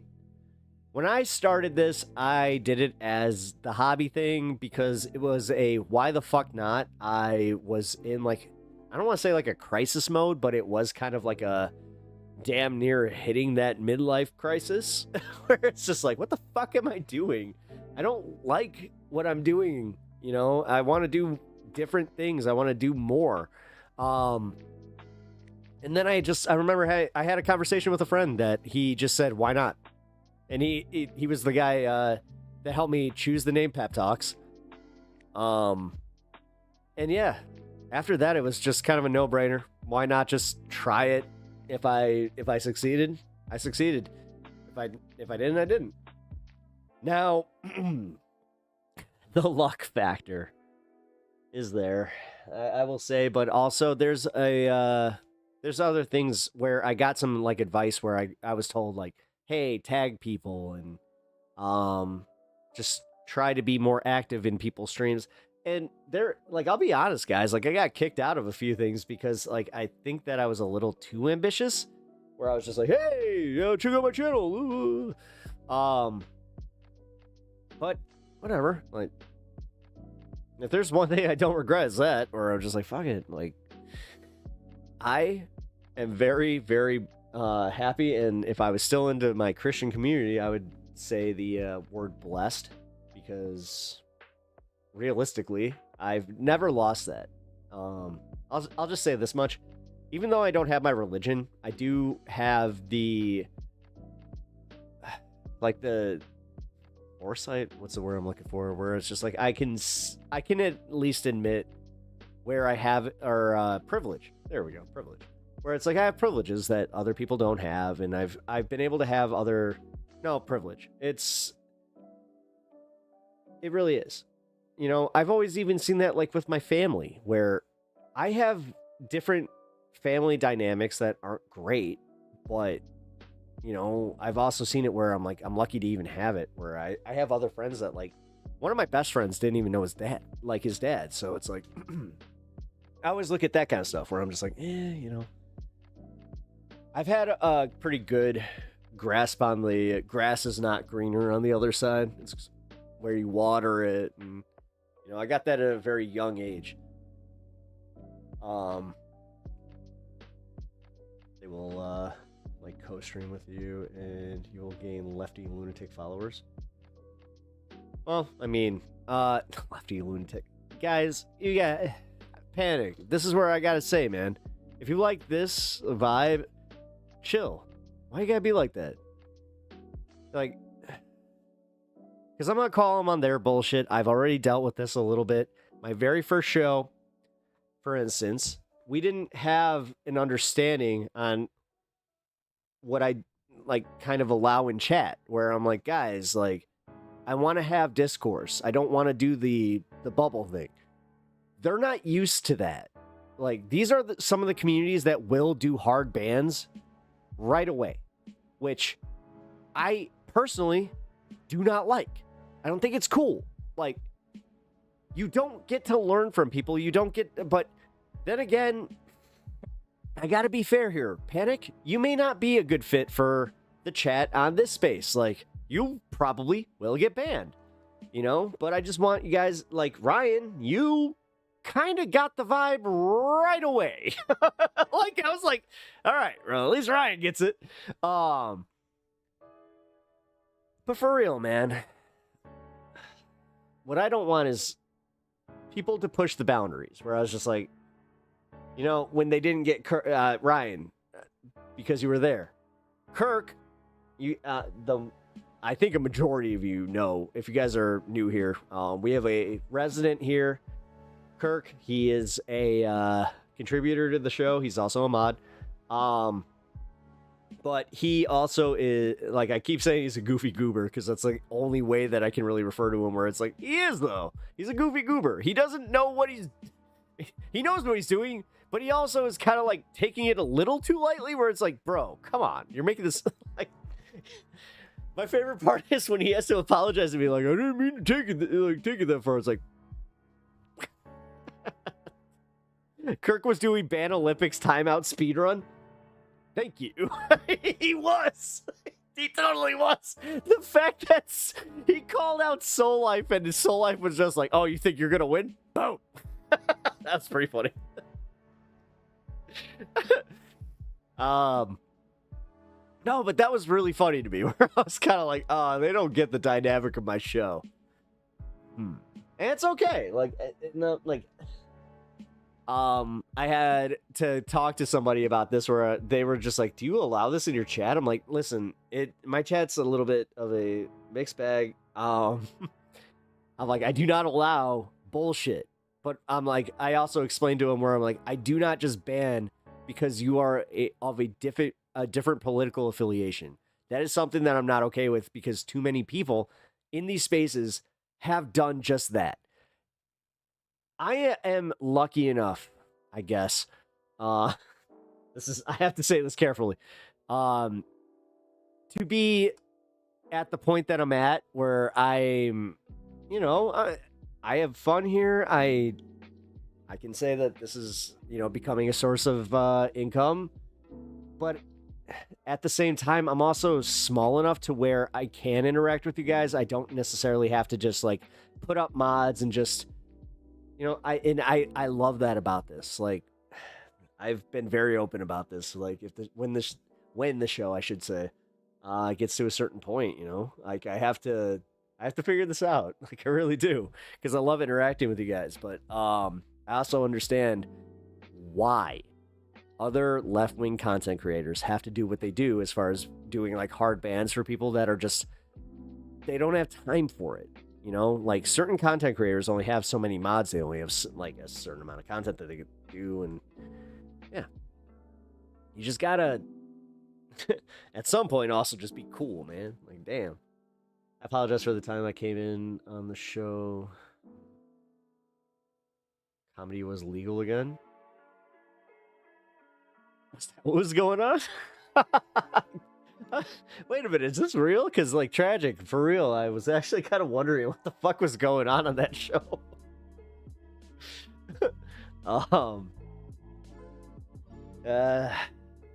This is, like, the cool part about, like, what I do, though. I do get to just say, I really, like, enjoy hanging here with you guys. I love doing this. I love talking what we, you know, the politics, but also talking the bullshit and just being able to have kind of a chill vibe. God, tonight was honestly another, like, not test, but it was one of those, it was an example of kind of like why I do love this channel and why I love the people on it and why I truly do value what I gain from this. I'm all about that bullshit. Well, I mean, I'll say this much. There were a few times that Kirk was saying something, and I was laughing my ass off. Because I'm like, they don't get it. But then I saw him get banned. I'm like, oh, fuck. Dude, I was doing show prep for the show later that day, and like I kept going back where I'm like, oh, god damn it. He got banned again. Oh, that was funny. What chips you eating? I like chips. Where you eat? What chips you eating? Give the exact brand and flavor. What the fuck are you doing? Come on. You can't do that. No, if you're eating chips and they're incredible and you don't give the exact name and brand, that's a bannable offense on Pep Talks. Chester's potato chips? Chester's potato crisps BBQ. Like Chester, like the Cheetos? Or is this like a new brand of Chester's? Chester's potato crisps. Well, folks, you heard it here. I love when they are simultaneously trying to be so gentle with Kirk, because he's one of your guys. I'm trying not to do that, because that's gonna, like, don't get me in trouble, dude. Like, I did have to have that conversation where I'm like, dude, you are not in my chat. Like, chill. This is not my chat. Like, that's the one thing I will say. Like, I will just say, if you guys are coming over to, if you see, like, High on Politics, just know that's a different vibe, different show. We can kind of have fun here, like, more fun here. Pepaganda, guys, we gotta chill. We gotta kind of like, I got some, I'm working with other people. I got a producer there. Producer Nick rules, by the way. He doesn't know it yet, but he's probably gonna become like a character on the show. I'm just kidding.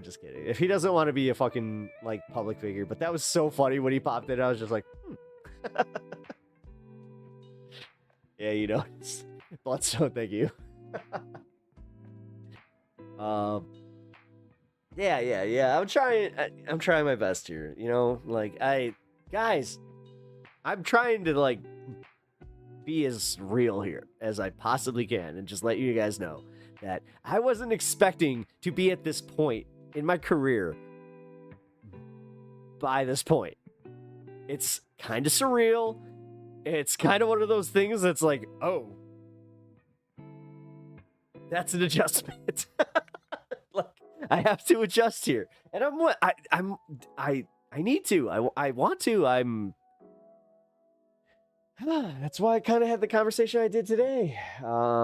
Pep is gonna have to have a hit piece about him by a weird bearded dude who went after Zan.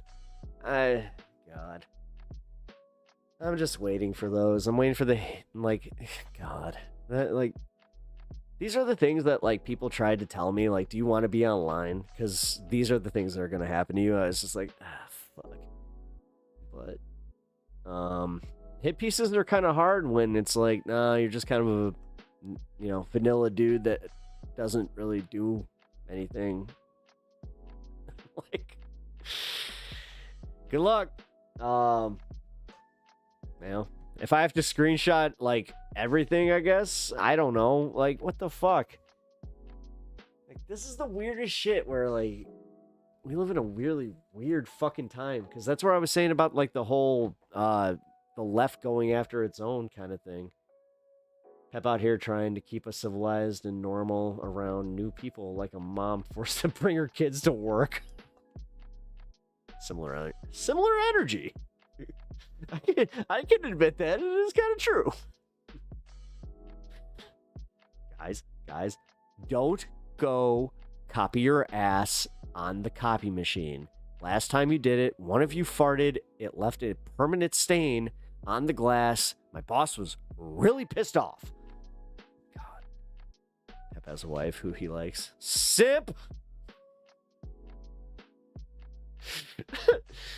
I mean, one of my favorite things that came out of the discourse lately was when somebody, I don't know who the fuck coined this, but they were like, yeah, doing gay shit with your wife. And I was like, wait, what's doing gay shit with your wife? I was like, go to Home Goods? What, are you doing gay shit with your wife? Like going to Home Goods? I'm like, I go to Home Goods.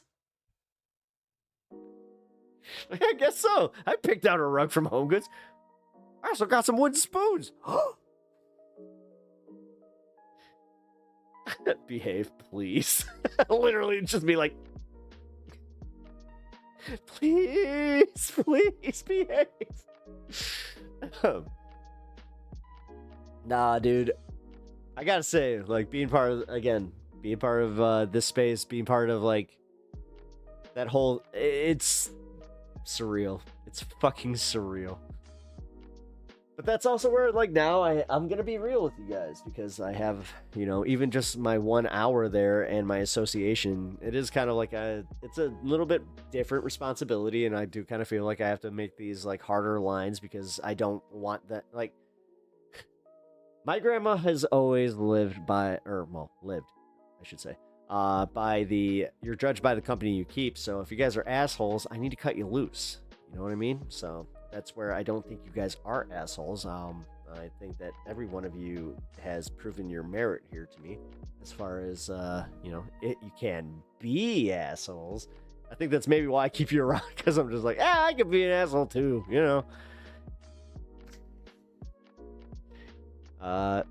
If you do it with a woman, how can you be gay? It's kind of the joke. These guys just want an excuse to make it seem straight to kiss your homies. Ugh. Sorry. I didn't mean to do it like that. You guys haven't seen my homies. And now every one of them is just like, hey. I wonder which ones would be offended by that. Oh my god, social experiment time. Let's go.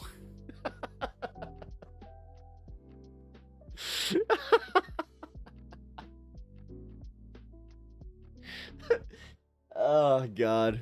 What do I say about this show? We have fun here. Like, that's my biggest thing, guys, is the people that are just like, oh, you got taking yourself too seriously thing. I don't want to, like, harp on this too much, but god damn it. Piers Morgan used that. Now they will. The homies are now offended. Now they will not be kissed goodnight. Yep. No kisses for the homies. Sorry. I had check get me in trouble. I would be like a grade school teacher after the class was on a bad field trip. Y'all writing essays and apologies to the host. Y'all are getting banned otherwise. I mean, let's put it this way. If I get... Oh, shit. I actually might have to address this. Because shit. As the streamer, I do need... Actually, I should address this. I will not tolerate the shenanigans that are tolerable here in this space. If you are over watching this space and you're watching my show or anybody else's show and you push the mods or you do any of that stuff, I will not be there to save you. I'm going to just say, if you guys do, you need to abide by the TOS over there. And if you don't understand what their TOS is, then you can ask. But yeah, this is a little bit different. But just know that obviously, if you guys cannot interact over there, wait, come over here and You know, I'll interact with you. We'll have our fun here, and I'm just not gonna do the thing where I expect all of the mods over there to have the same understanding that my mods have with you guys. So, just wanted to get that out of the way. Oh God, we're all 7 hours in. Fuck. All right, I should start wrapping up the show. I'm going to front load how much of a Pep Talks TV fan I am, and then throw slurs around. Somebody did that. I've already had that. I also had another situation where somebody was like, I was a previous Pep Talks watcher. Like, they tried to go out and say like how I was not right for the community. Yeah, oh yeah. Thank God, you know, us. Thank God, us creators have this understanding that, you know, some people out there be wildin' and have like ulterior motives, or like they might feel a little butthurt that we got into a confrontation, and like for some reason they think they have power over me. Which I will say, just as an aside, kind of fucking funny. Kind of fucking funny that, like, somebody would go out of their way to just be like, yeah, I was a previous viewer of Pep Talks, you know, not exactly based. Go fuck yourself. Get more... Seriously. Use your time to advocate more for something else. Holy shit. That shit is wild to me. Again, haven't even been doing this a year, and I got people that are just like disaffected fucking like previous watchers of my show. About to leave this space because of Tears of the Kingdom being called good Zelda game. It is. Or you mean God tier? I didn't call it God tier, but it's good. It is a good game. Fuck you.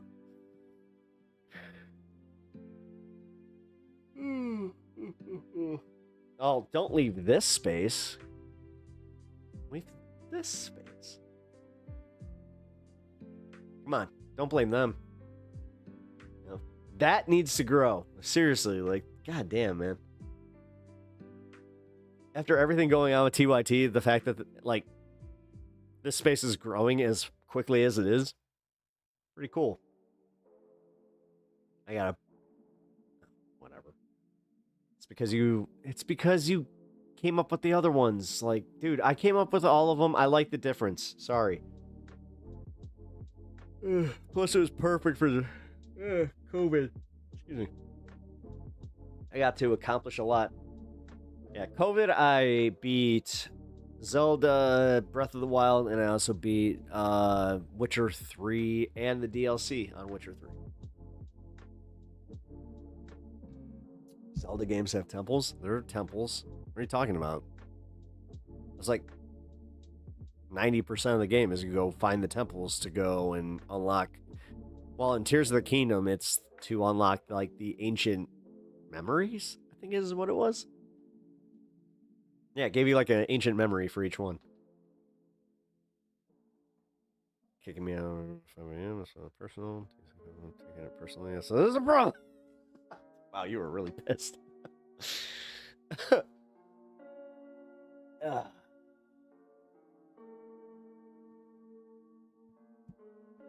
Wow.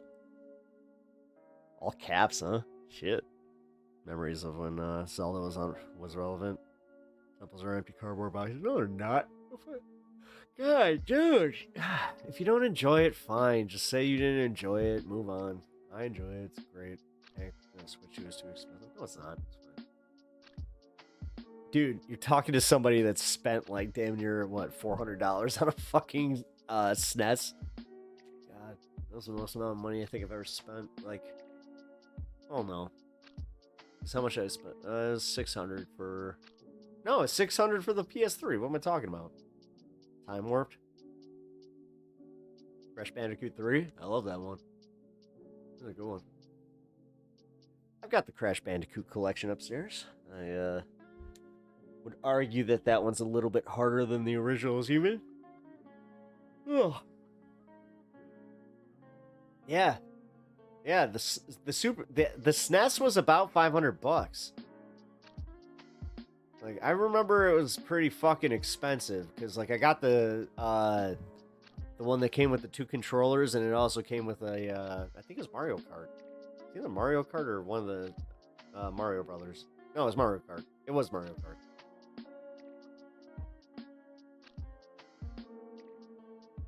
Okay, that's it.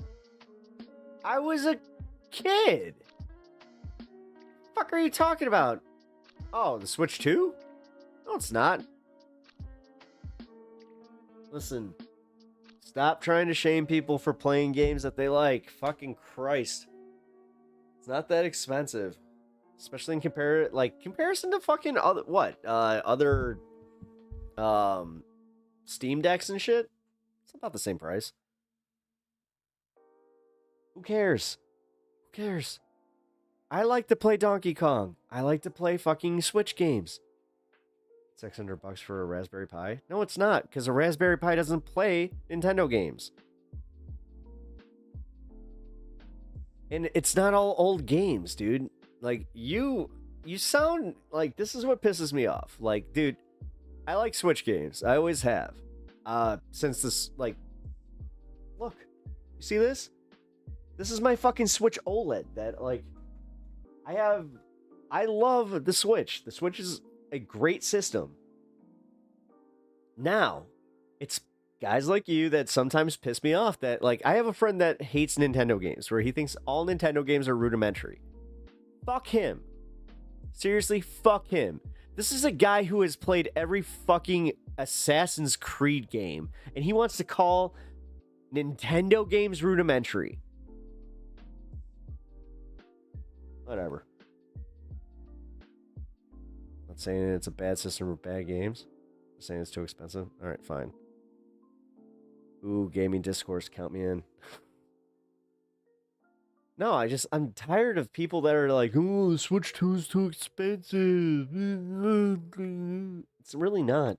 It's about the same price as every other game system that I've ever bought. It really is. The fucking PS5 was about as much. It was more. Fuck. What, it was like $500? Shut up. Seriously, shut up. Okay, so the game's becoming 80 or what, $79.99? That's a problem. I will admit that. Like, I got Donkey Kong. I was like, how much? All right. Nintendo business practices is what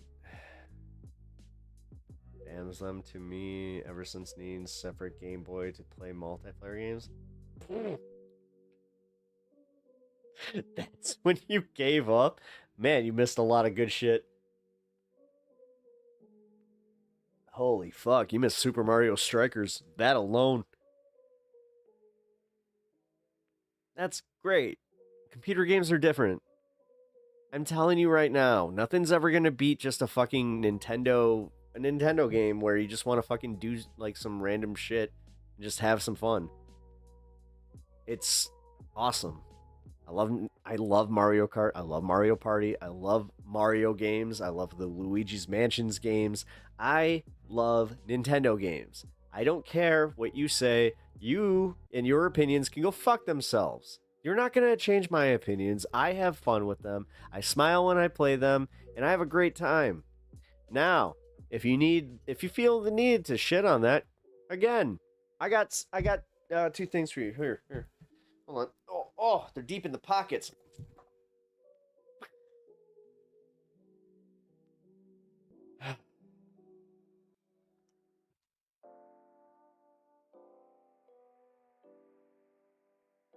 I've made my peace.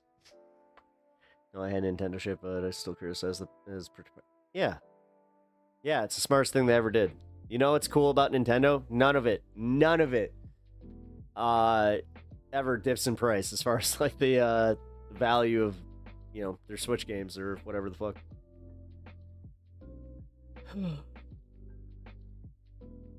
It couldn't. No, dude, at very least, it's a fucking $400 system. Stop it. Nothing beats old school Final Fantasy on Nintendo. I agree. All right, AG. What was your first Nintendo? All right, your first Nintendo Final Fantasy game. Which one was it? Because like we were just talking about this. Because I got in trouble for saying like Final Fantasy 3, right? I played the Japanese Final Fantasy 3 on DS when it came out. It's rudimentary as hell. But yeah, they pointed out, they're like, yeah, well, the one on Super NES. One? You played one? No shit. Wow. Yeah, okay, crazy. Mine was 3, okay. Which was later pointed out to be 6. One of the better stories. When I was a little bit older, though, I played Final Fantasy 4, which, again, I hold to, Cecil, the Dark Knight, and it's a fun game. I love Rydia. She's such a cool, character design.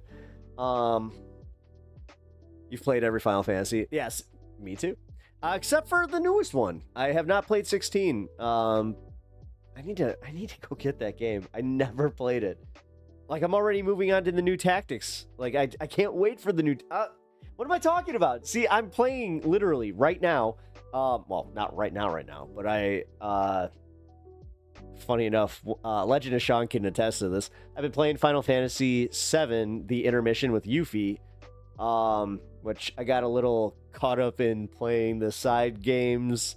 I kind of like that, oh my god, the Falcon's Quest. Oh shit, I forgot what it's called. But it's a really good game. 16 is dope. Good to know. Because, I gotta say, 15 is such a... You gotta be prepared for it, The whole bro road trip thing, it was a bit much, I gotta say. It was a slog to get through too. It's unfortunate. Let's see, my favorites. Story-wise, I hate to say it because it's cliche at this point, but 7 is so good. I love Final Fantasy 7. The character designs, the world design, the combat system sucked. I have to say it's got the worst combat system out of all of them. They didn't fix that shit until Final Fantasy 10.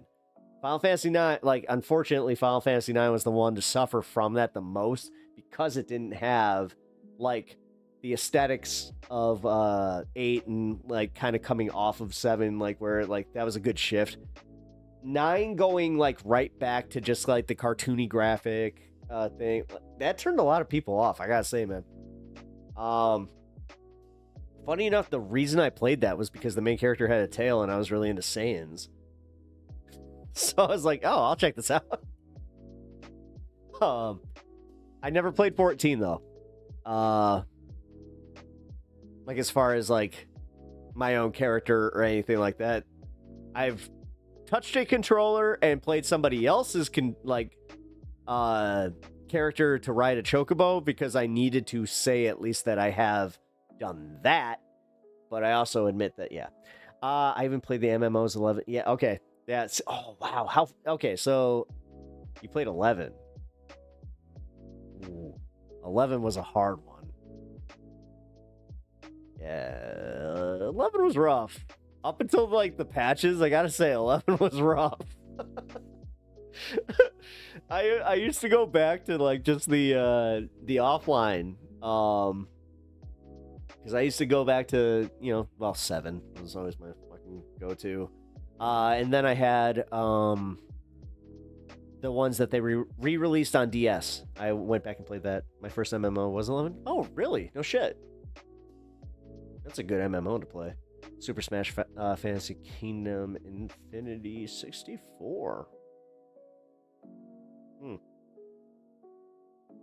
I gotta say, though, Final Fantasy Tactics, the re-release, oh, God, I can't wait. I tried to get the collector's edition, and I think sold out so fast. Who needs it? I just need the game so I can play it and enjoy it. Meiji, I didn't know that you were that big of a Final Fantasy guy. As you can see that I have my, yep, September. That's September. I got my little Moogle, and I got my Storytime Chocobo back there. I am quite the Final Fantasy guy myself. I just admit, like, the ones that kind of, like, lost me or, like, I just didn't have the time to play because there were times where I was like, I couldn't finish this game. Let's play. That's so cool. That's awesome. That legit is awesome. Yeah, you know what? My wife, actually, here, you'll appreciate this.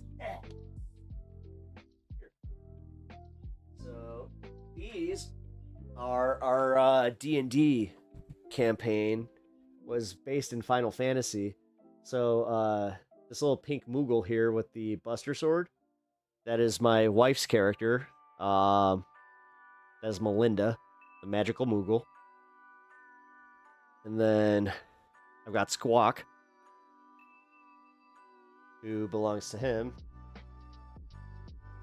That is Jiren Vogue. Yeah, our DM, he was just like, yeah, you know what? I want to set this in Final Fantasy world. So he did like a really cool speed run where he set it like from Final Fantasy 1. I joined when they were in the middle of the Final Fantasy 5 campaign. So like it was really cool, man. Like we got to fight Kefka, and then we got to go through like the whole Shinra thing. Yeah, we actually ended it where we beat Rufus. It was really cool. Well, Rufus, I mean, we beat Sephiroth, but technically Rufus was the last boss that we played. I do love a DM that's just like, hey, you got the final boss. We're like, one shot. It was literally just whoever hit him first, he dies. Yeah, we ended the campaign there. It was a dope campaign. I had a really, really good time. The one thing that I had a complaint about was that they wanted to make it a little bit more difficult. So they made it so we couldn't just have potions. We had to gather something called etherite, and we had to craft our potions based on that. And when we crafted potions, you had to land between 1 or 5. Like it had to be like between an addition of like 1 and 5. So there were a lot of times that we were just like, fuck.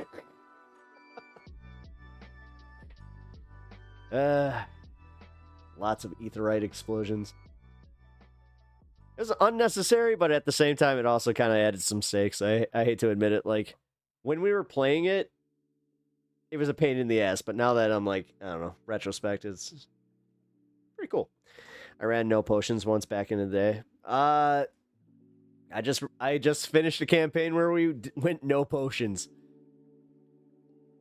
That sucked. That sucked. Got to keep it interesting. Yeah, it just sucks when you have one cleric and you're putting all the onus on him. I felt so bad. You know what? He watches the show occasionally. You know what? Shout out if you know who you are. I'm sorry that we do that to you. Oh God. Yeah, AG, we just finished actually. We did Journey in the Underdark. It was a 3.5-year campaign that we played every Thursday. It was almost emotional when we finished it. We got to level 20, and man, yeah, it was a very emotional time. Although, like we ended at 15 technically, but we put a little sub journey afterwards because I lost our bag of holding. So, our DM, he used that because I didn't know this, that there was like some very, very important items in there. So he actually like wrote like a finisher to it where he's just like, okay, so your my character was the only one that was a carryover. So I technically was the one hiring the new squad. And he's like, you can build a new character. I'm like, no. Because originally I was a cross between a ranger and a rogue. So this character is a monk, just level 20 monk, because I've learned the error of my ways. I do not use the way of the bow anymore. Now I just fight with my hands, and I must create retribution. I'm also a changeling, which is a lot of fun because I have the Cloak of Eyes as well. I think I've said this before, but having the Cloak of Eyes, I killed a beholder, took that shit, and it was like my greatest accomplishment. I'm glad they let me keep it. A lot of fun. Because my perception checks are fucking just stellar. A rogue ranger, a roger. Yeah. I mean, let's just put it this way. Lots of hunter's mark, lots of sharpshooter. And sharpshooter is a double-edged sword because it is minus, it's -5. So. I am getting into really nerdy stuff here, and I love you guys for it. And guys, shout out AG for nerding out with us, and just if you guys don't already know, AG is a fellow leftist creator who has been the coolest to me, like for real. I almost dare I say consider you like an older I don't want to be weird, but like an older brother on the YouTubes here, because kind of helping me navigate the deep waters, which they are oh so deep. Holy crap. By the way, dude, how was stream? I was able to check in chat with you, and I was in the middle of doing some other stuff. We talked about Sydney Sweeney. We're not sure if you got to talk about that. Like, I'm an old ass fuck. Nah, dude, for real. Not trying to glaze, man. You really have been very, very cool. Like, you didn't have to be as cool to me as you have been. I have seen some interesting stuff in the small time that I've been streaming. I brought this up, and I'm not sure if you've ever covered this, but like some of the clickiness that happens in some of these spaces, like as quickly as they happen, is fucking wild, man. You stayed away from the Sydney drama, chose to do ice instead. Nice. I don't blame you. I did it as the fun half. Like we all smoked together, and then I covered it. It sucks, dude. Like Mark Lamont Hill got baited by Piers again, which, God, dude, you'd think that he would know, like he was gonna do that. Which I kind of understand the mentality of, I'm gonna get him. I'm going, like, because Mark Lamont Hill, really, dude, the last time he was on Piers Morgan, that would have been my last time. Because, dude, it sucks. It sucks the way that Piers will use leftists to further his agenda, and you notice it when he'll let the right wing, he'll let multiple right-wing guests go for 10 to 20 minutes. Then all of a sudden the leftist comes on, whether it be Mark Lamont Hill, fucking even, he did this to Cenk Uygur, on the last one we were watching, where all of a sudden he's like, this is my show, I can make a point. It's like, what the fuck, man?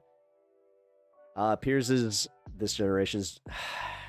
Somebody else said that recently, and I kind of like, yeah. He really is, though. It sucks. All right, AG, what do you think about him in his pivot on Palestine? Because I've been trying to be fair here, and I've been also trying to not buy into all of, like, I don't know. I'm trying to be cautiously optimistic here with him. Cherry. I've mentioned this. I got to go in 1999. I saw a live taping of Jerry Springer. It was a 6-hour taping. It was awesome. It's such a good fucking time. Back in the day where they would tape the entire season in one day.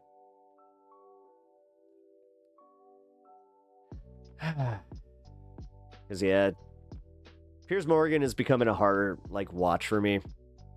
I gotta be honest. Occasionally, I was trying to be fair and also be like, all right, he's taking a better approach to Palestine, but he knows which way the wind is blowing. He is where the clicks and views take him. Shit, yeah. All right, nah. I was trying so hard too. I was trying to be like, it's a facade. Yeah. No, it is. It is facade. Like, he doesn't want to be on the wrong side of history. So, like, because I brought that up, where it's like, where have you been for the last 2 fucking years? Like, all of a sudden, now the winds are shifting. You're seeing this in, like, everyday fucking publications, not just Twitter anymore. And all now, like, oh, this genocide in Palestine. Fucking A. Although, this is where I also want to be... I want the people of Palestine to actually, like, have this end, and if this is a step towards it, I don't want to shit on it, as much as I know how shitty and facetious it is. It's almost like, yeah, use it for making sure that they are stood up for, because, like, I don't know. I've been wrestling with that where I'm just like, oh god, this sucks, because like you're just now catching up and you want to call them out on all this stuff, and I'm also like, oh, it's not the time. At least they're here. And my audience knows this. At least I've been saying that. At least they're here. At least we're finally caught up to where people are admitting, like, yes, this is happening. You know, you guys aren't. God, the way that they were fucking gaslighting us. Yeah, it's not bad to have more people on the right side, as long as I don't have to interact with them. I'm right there with you, man. Yeah, I mean, you know what? I can ask you this. All right. Say it happens, and somebody from Piers Morgan contacts you. Do you take the booking? Like, what's your opinion on this? Somebody asked me about that. I was just like, I don't think so. I don't think I would. I think that because, like, what he's doing with Mark Lamont Hill, he wants to use you as a prop. You know, like, but then again, I kind of see the other side where it's like, oh, trying to get your side out there. But I don't know. I'm kind of talking in circles because I did say, like, already, like, he interrupts the leftist guest. He always gives, like, too much credence to the other person. It's always like, you gotta pull a Franny. Well, yeah, that's right. Franny ain't going back off. You gotta pull a Franny where you do not let him pull his shit, and then on top of it, you make him pay you. God, what a boss-ass move. When she did that, I gotta say, that was impressive. She's like, yeah, I made him pay me. I was just like, I don't think he does that for everybody. I try not to get invited back. Yeah. Well, with the mainstream media, it is so easy to do because, like, fuck 'em. Nah, I'm 10 toes down with the doing the things the right way. I'm not trying to be adding to the bullshit. Brother, I appreciate that. I really do. I mean, I'll even admit, we had a little bit of a contentious one today. We were talking, you know, PSL, DSA, leftist infighting kind of stuff. Got a little contentious. And this is where, like, I'm not trying to, like, play into that. And I noticed, too, where I was just like, shit, just even by addressing this, I am kind of bringing it up. It's like, fuck. Like, I just, god damn it. I just want to... It would be so nice to be able to focus on, like, a few issues and then kind of go towards the, you know, end games. But also, I will not denigrate people for having a vision, because just because I'm not able to personally be like, okay, I can envision this is this far out or whatever, that doesn't mean it's the wrong thing. You know, I'm trying here. But that's why I appreciate you, brother, because, like, you seem very true to your, like, the way of doing things, like, and, like, the way that you perceive things. So, like, I'm kind of the same way. The left needs to find its footing in having same fundamental goals. We don't need to agree on everything. Exactly. I think that, yeah, we do we agree on this more than I thought. Because I thought I was like a little bit farther left. Shit. Guess not. Not that it matters. Not like I was trying to get a merit badge or anything. No, dude, for real. So, AG,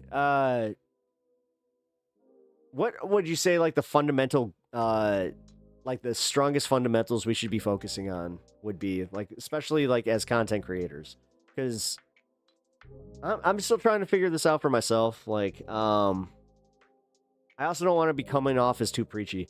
Good night, Bloodstone. I really appreciate you being here. You're welcome. I'll catch you tomorrow. Well, maybe tomorrow. We'll see.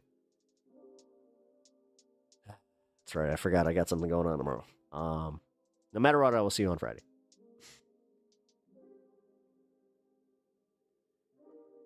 This space is, well. Now you're in the same boat as me. Every time you say this space, it's like, eh. Now this, yeah, that's kind of what I'm trying to cultivate. Like, this space is one where we don't need to necessarily agree on everything. Our broader disagreement earlier today was about like DSA tactics versus PSL tactics, which in itself, it's like, ugh. Because I got down to the like real point for me where I'm just like, I live in a state where I have to do like the whole, I have to primary with like, you know, whether or not it's the Republicans, Democrats kind of stuff. So registering as a Republic or as an independent in Illinois is essentially just taking yourself out of like being able to do any primary ballot initiatives or anything like that. It sucks. But realistically.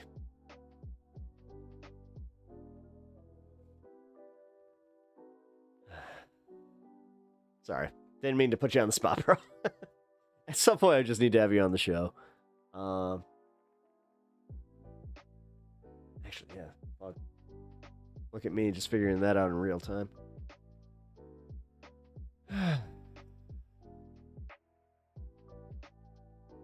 Universal healthcare, UBI for AI replacement jobs. Bring back the discrimination laws that Trump is rolling back, increasing the middle class, social safety nets. Agreed. When you say middle class social safety nets, do you mean also like, you know, obviously lower, like, are you saying including the middle class? Like, what do you mean by that? Strengthening the middle class strengthens America. It does. It does. We have to push people into the middle class, though. I mean, I know I have too many people in my own life where, like, they're one opportunity away, or like one, you know, good saving, like a couple $1,000s away from being, you know, comfortably middle class, but they just can never get to that point.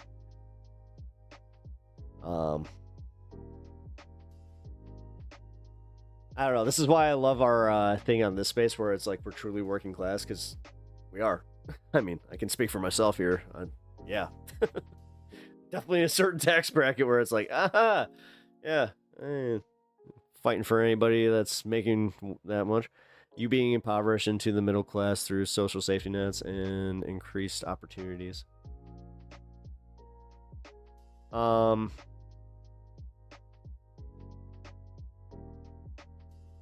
Like impoverished into the middle class.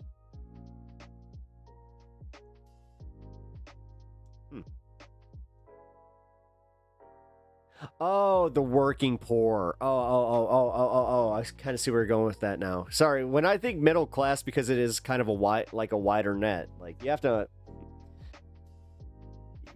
you know, you know how it goes. Some people are, you know, working middle class, and then you got the ones that are like, you know, business owning working class. I know a wide array. No, I 100% agree with that. And that's where, like, yeah, I can already see where, like, dude, this is what sucks, is immediately, like, when I look into somebody's, like, what they believe, then I'm not even looking for myself. I'm just like, well, what would somebody have a problem with here? It's so dumb. Lower, middle, and upper. I mean, fucking A. We're all kind of like the same on that one. Like, yes, so for instance, I got a friend that he lives in a rent-controlled apartment, and like he's what you would call impoverished. It's one of the happiest motherfuckers I know, though. Which is weird. Like, he just doesn't care. He just doesn't care about any of that stuff. He just wants to hang out and, I don't know, but he doesn't have a family or anything like that, so it's a little different. And there's impoverished and the wealthy. There's the 5% and the 1%. The 1%. The 1%. The 1%. Well, when you're talking the 5%, are you talking the upper class or the, like you were saying, like the middle class there? I like this discussion. We really do like it. I wasn't kidding. Fuck. You're a busy man there. This is why I haven't hit you up yet, because I'm just like, fuck. But no, we definitely need to work out like a little half hour where we can kind of talk about this kind of stuff, because man,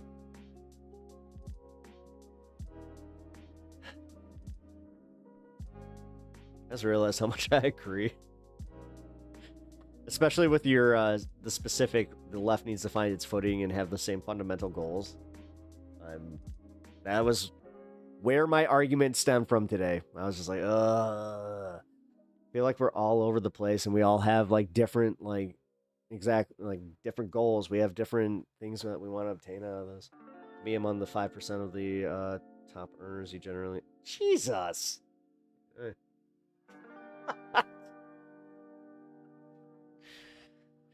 Those are nice.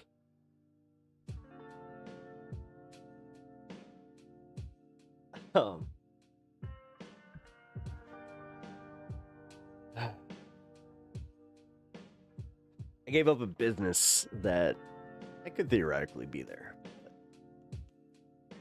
It's one of those things in, like, as I started figuring out my politics, I started figuring out, like, oh, this is where morals and, like, the whole thing where you're like, oh, I can't do this. Like, this is truly compromising my integrity.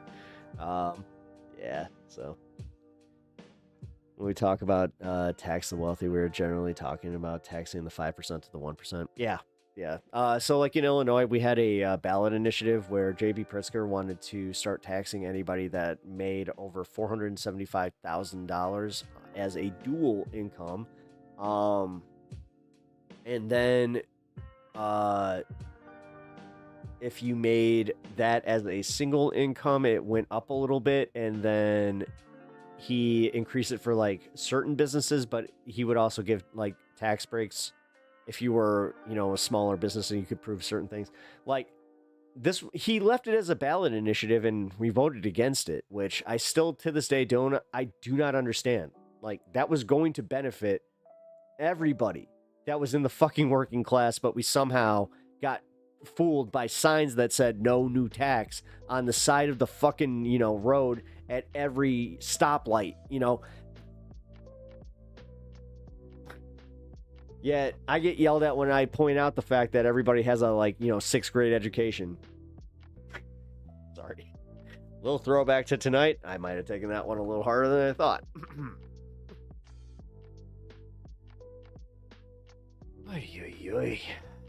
I also applaud you for staying away from that Sydney Sweeney drama, but if you do want to check it out, I had a little fun take on it.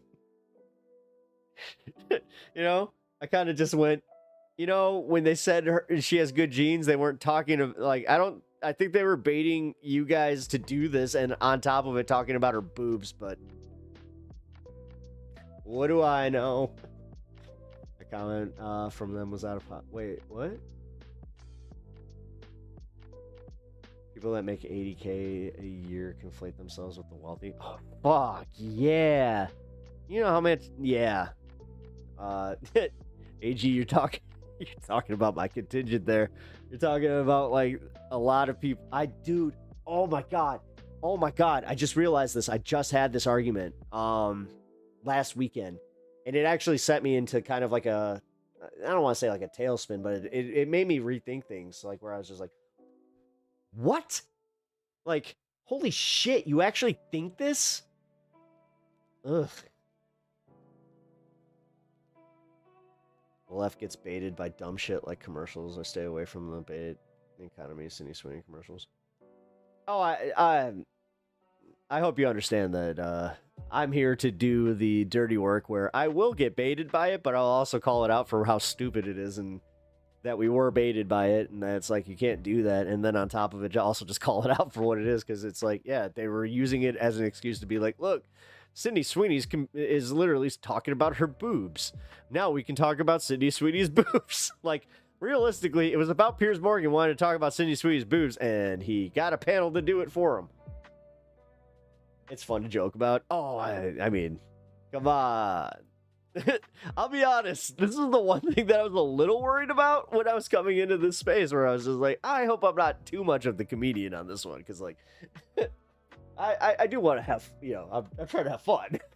And also, I just talked about this, how I'm not registered as an entertainment channel. I'm not sure what you're registered as on YouTube, but I'm registered as a news and politics channel, which automatically kind of put me into a category of, well, you gotta take things a little bit more serious. And I'm just like, oh, shit. Which I do. I'm genuinely, like, if I had to give up the jokes, I would do that in a heartbeat to try and, like, move everything. But I also feel that that's not necessary. I think that sometimes we take ourselves a little too seriously. As entertainment, you do? Oh, shit. Maybe I should do that, then. You do? Fuck. Because I've noticed that I've taken... Yeah, no, I noticed that I took a little ad hit from registering as news and politics. Interesting. Because I knew this happened over on Twitch, but I wasn't sure, like, if I should do it over on YouTube. I appreciate that. Because, yeah. Because Hassan was talking about this. But that's why it's harder to get journalist credentials. Like if you were, per se, wanting to go and, cover like the. I remember the reason I did it was because the DNC was in Chicago, and I was thinking about going and covering it. So I like registered as a news and politics channel, which I could always re-register. Shit. 1984 is real. Yeah. I'm just waiting for the day that the, like, Google overlords are just like, you know what? No more ad revenue for you. Boop. God. Sorry, not trying to bring that into existence. I'm just trying to be real here. Or it's just like, oh, that could be, ooh. Not fun. But at the same time, you gotta just be prepared for the realistic stuff that is coming down the pike here. My NW metadata, go to the site, plug in video, so someone you wish your channel to emulate. I'll tell you that. Really? I'm not trying to emulate anybody, but at the same time, huh, that's weird.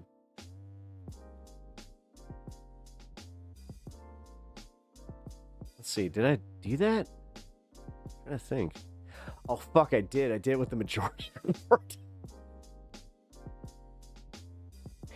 So I did it with a news channel. Oh, I wasn't thinking about that. I was thinking about what I was covering, because I was covering political rallies at that time. Oh, shit. No, now I see what I did. Okay, no, I appreciate that, man. Thank you. Oh, fuck. I might have to re-register my channel. Oh, good to know. Are we all like that? When I say emulate, I mean, like, was your... I don't know. What is my... I don't know. I've been called, like, Stoner Vosh. I've been called, Fuck, what else have I been called? I've mostly Stoner Vosh. Which I'm not trying to do. To be completely honest. Xander Hall was one of the guys that was really cool with me, that he kind of helped me start my channel just like on the air. Like he walked me through how to use Streamlabs and actually like do this. So, not sure. Like I just know that he's problematic in some ways. So I'm not sure like where he sits on the whole,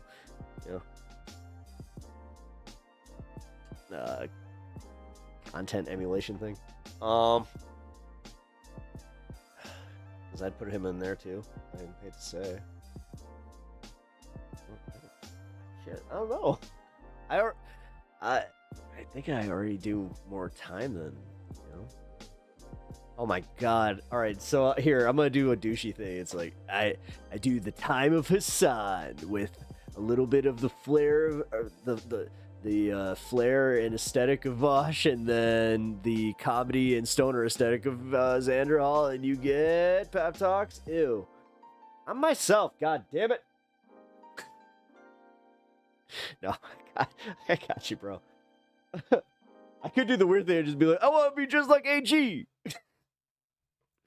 I do appreciate the way you do things. Although, I meant to ask you, so what's up with the vertical thing? Because I noticed that, like, are you doing vertical streams? Like, how's that work? Because I tried to watch you in vertical mode and it still took you to, like, the horizontal, like, thing. So I was kind of like, how's that work? I'm just asking questions at this point. Jesus. I really am just, like, all over the place. I'm sorry, man. Plus, YouTube delay.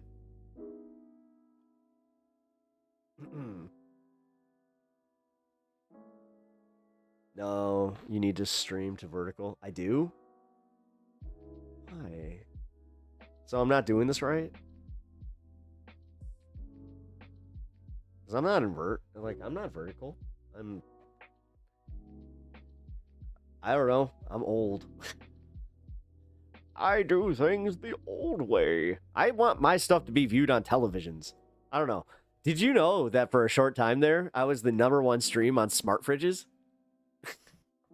Not even kidding. I saw that I saw that in the analytics where I was just like, holy shit.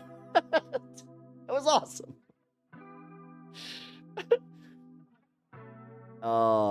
You will grow faster though, vertical, but you will appeal to a different audience. What kind of audience? It was actually really funny. I was just like, oh, I'll be damned. God, that was such a funny day where I was just like, huh. How do I grow faster though? And I mean, I'm not asking like, how do I grow faster? I want to grow faster. Like, how's that matter? And also, I don't know. Do I want to sacrifice that?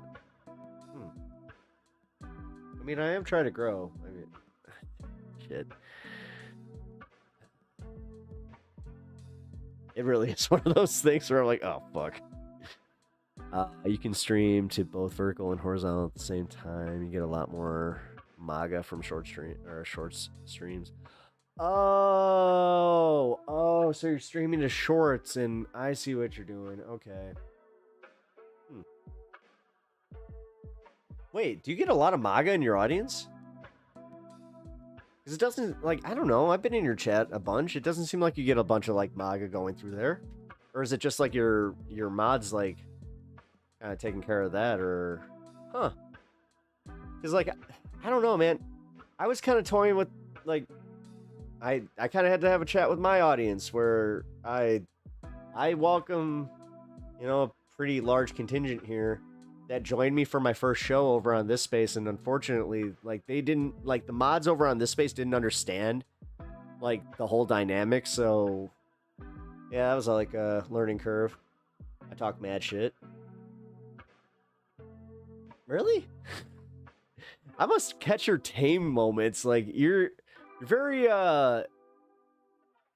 like, you have a lot of, good breakdowns. Like, this is the thing that I appreciate about, like, your streams is, like, the way that you'll start your streams and you'll have these really long, but, like, well thought out breakdowns of the content that you're about to, like, dude, one of the coolest things that I noticed about you is like you'll almost like introduce your content with these well thought out things and then just like then watch it. And I'm like, oh, that's where I kind of feel like I'm like a little lax. So I'm just like, ooh, well, we're gonna watch this. Let's go.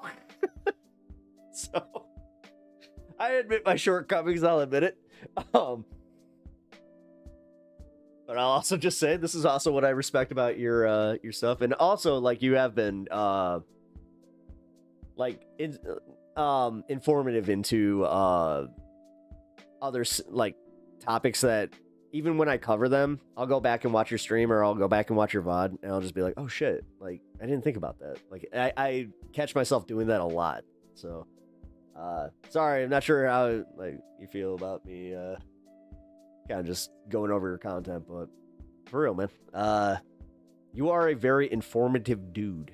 So whereas I might not be able to say the same for me, where I go more for the yucks and you might get a a nugget of of learning in at the same time, but that's where like I can appreciate you talking mad shit, but I'm also like you inform too, where I just kind of talk the shit and then occasionally I'll wonder if I'm even in the position to be talking said shit. Maga used to love my channel because I would talk mad trash to them, but eventually they got their feelings hurt, so I'm still coming around. See, I've had like something cool happen where I've had multiple people come into my chat to troll me, and then just through me being me, they're like, oh, you're actually kind of like a chill dude that, oh, I kind of want to like, I don't know, vibe with you, and then all of a sudden, one of these guys, I don't want to say his name because I don't want to put him on the the chopping block with his right-wing homies, but he just said, he's like, yeah, you did push me left, like you did move me farther to the left. He's like, you can at least take that. I'm like, all right, woo. Maggots on the channel are great for me to boop on.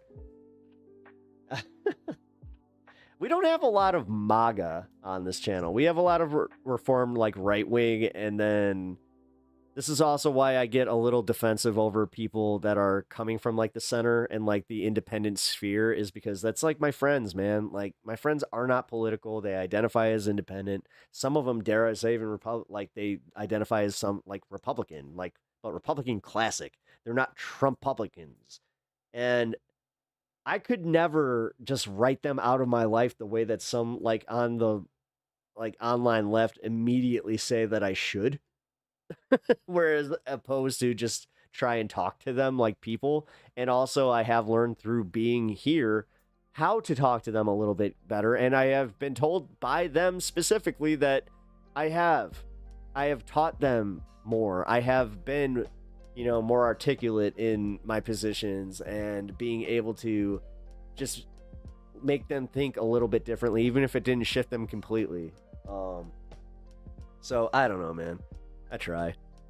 I had lots of MAGA that wanted me to join their cult because they think the way I talk would make me more. I got told like, yeah. No, I got.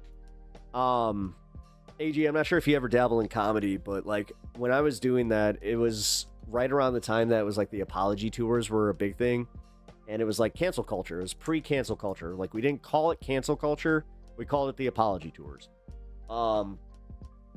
And now I'm seeing so many people, like comedians, doing just that. Like we're transported 10 years back where they're just like, comedy is illegal, you can't say anything anymore, these wokies, which is weird when you're living in the age of Trump, where you're just like, I think that you guys are trying to set yourself up as the victims just so you, and like bait us into going like, oh, come on, wokies, I just said some racist shit, what you gonna do about it? Oh my god, the woke left. I've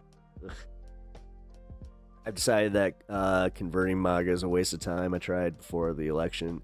I'm MAGA family. I talk shit to them, and they have to deal with me. So no, MAGA. I like the hardcore like MAGA cultists. I don't even try with. It's the ones that like come out and say like, I'm not 100% for leftist policies, or the big ones that I try to convert are the ones that like overtly come out and say like, I'm not for like the commie left, but you know, I kind of see where like, you know, Kamala had some points and blah blah blah, because like what I'm seeing too much of is people taking those people and just being like, we don't need them. I'm like, that's bullshit. That's blatant bullshit right there. Like, this idea that you're going to win with people that are just completely like-minded, that's not going to work unless you actually change their minds. That was one of the main topics I got with today. And it might have caused some heat, but whatever.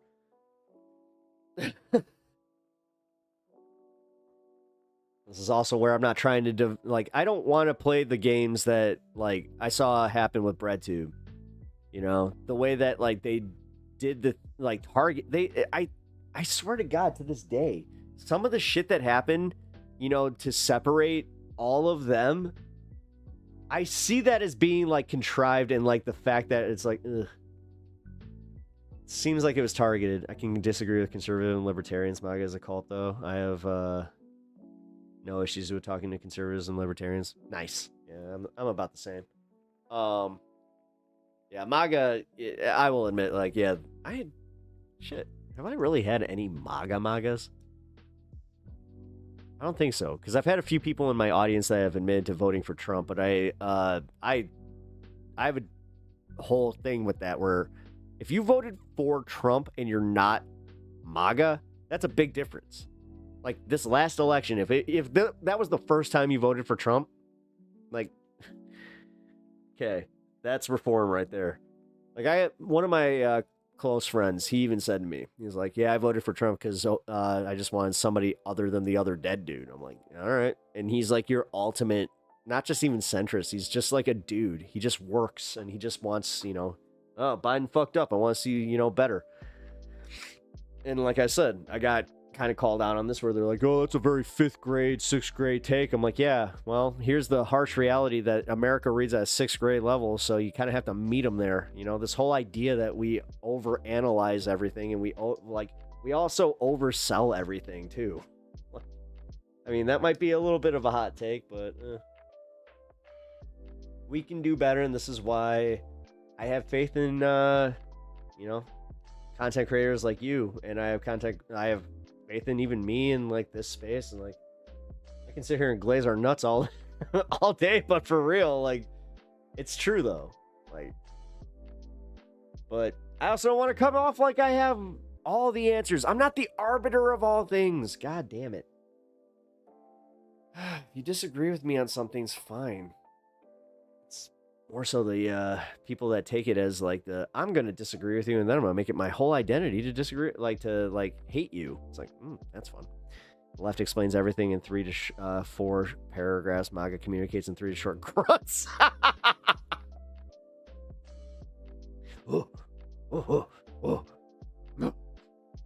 That is not what all our conversation was about, LMAO. I mean, it was a very, very, very, very reductive take on it. Listen, I'm not trying to oversell myself. AG could totally, yeah. Not giving him homework either. And, you know I love you.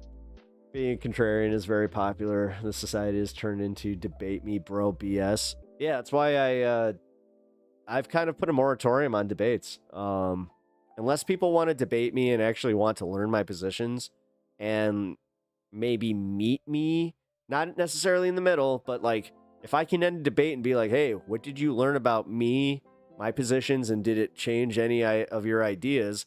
Like, that's a debate. This whole but I don't know. The second that it is online debate lord bullshit, I just don't want to be part of it anymore. I mean, I think did you see my debate versus Andrew Wilson? Wasn't the greatest piece of it wasn't my greatest performance. I had COVID, and on top of it, it was a modern day debate thing where they booked me to be part of a 2v2. I did not know who my opponent was, so when I saw it was him, I was just like, oh shit. That was Andrew is clicks and views whore. Yeah. My favorite thing is the clicks and views. I should have just done this. I should have just clipped it. Because there was one point where he made like this really stupid point about like not capitulating to somebody that wanted to be called the Queen of England if they threatened to jump off a bridge. So like now he is Queen Andrew. Like that's just an inside joke on this program. And on top of it, he was being a dick to me, and I just stopped. Like I was being a dick to him, and he's like, "Hey, you need to stop." He's like, "Oh, you're kind of coming off as a little bit aggressive." I'm like, "Yeah, I meet energy. You're being a dick."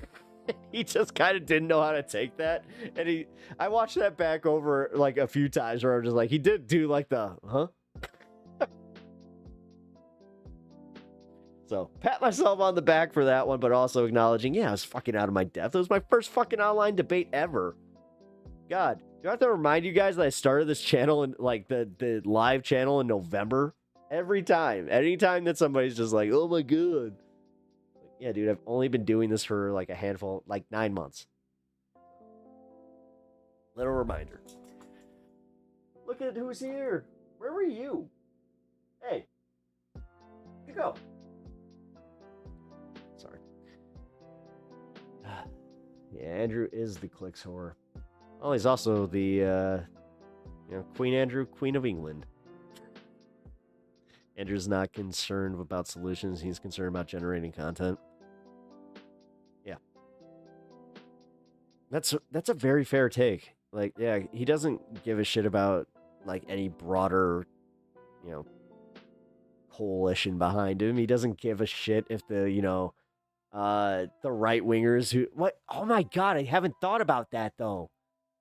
That's a great take. Because, yeah, who's he actually fighting for? Because, like, a lot of times, he'll be arguing for, like, these super, like, Christian conservative points of view that they won't even defend. Oh, shit. Huh. I didn't think about that. He just kind of... I know someone who knows him personally. His whole charade is a facade. It's a WWE heel stick. I knew it. Fucking knew it. I knew it. I mean, you know me. Well... You know that I'm a WWE fan, unabashedly. Seth Rollins is coming back during SummerSlam, and he's gonna fucking cash in. Just that's my prediction. It's all work. His little fucking knee injury. Sorry. I could just have a wrestling podcast. I really could, but no. Knowing that though, that makes it that much more fun for me though. Where I don't know, because I could beat that energy. Oh, are you kidding me? Oh, do you know how much fun that would be to do the thing where I can make him a babyface, except like in a way where all of a sudden, it's just through tactics alone, not through argument. Oh, that could be fun. Most people on YouTube are not the same in real life. A lot of people on here run a character when they're on stream. I'm too stupid or ADD to do that. Dude, I'm about to hit 8 hours on the stream. Tell me that I'm not just like, I don't know, literally having verbal diarrhea for as long as I'm here. I'm not sure if this is actually like a critique or a something I should be proud of, but somebody told me that. They're just like, I don't know, you just seem like you're too ADD to not be authentic. I'm like, oh, thank you for that. Wait a minute.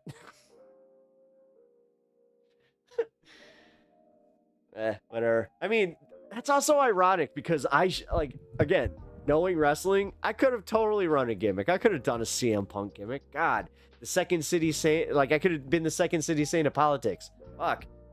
Exude all that confidence. Oh, awesome. Or I could have just like gone with the Macho Man impression, like hardcore. Yeah. You're watching Pep Talks, You're about to know some politics. We're also gonna get into this jabroni. Charlie Kirk, the worst of the Charlies. Yeah. Not the coolest Charlie. Charlie Pepper's the best Charlie out there. Uh-huh.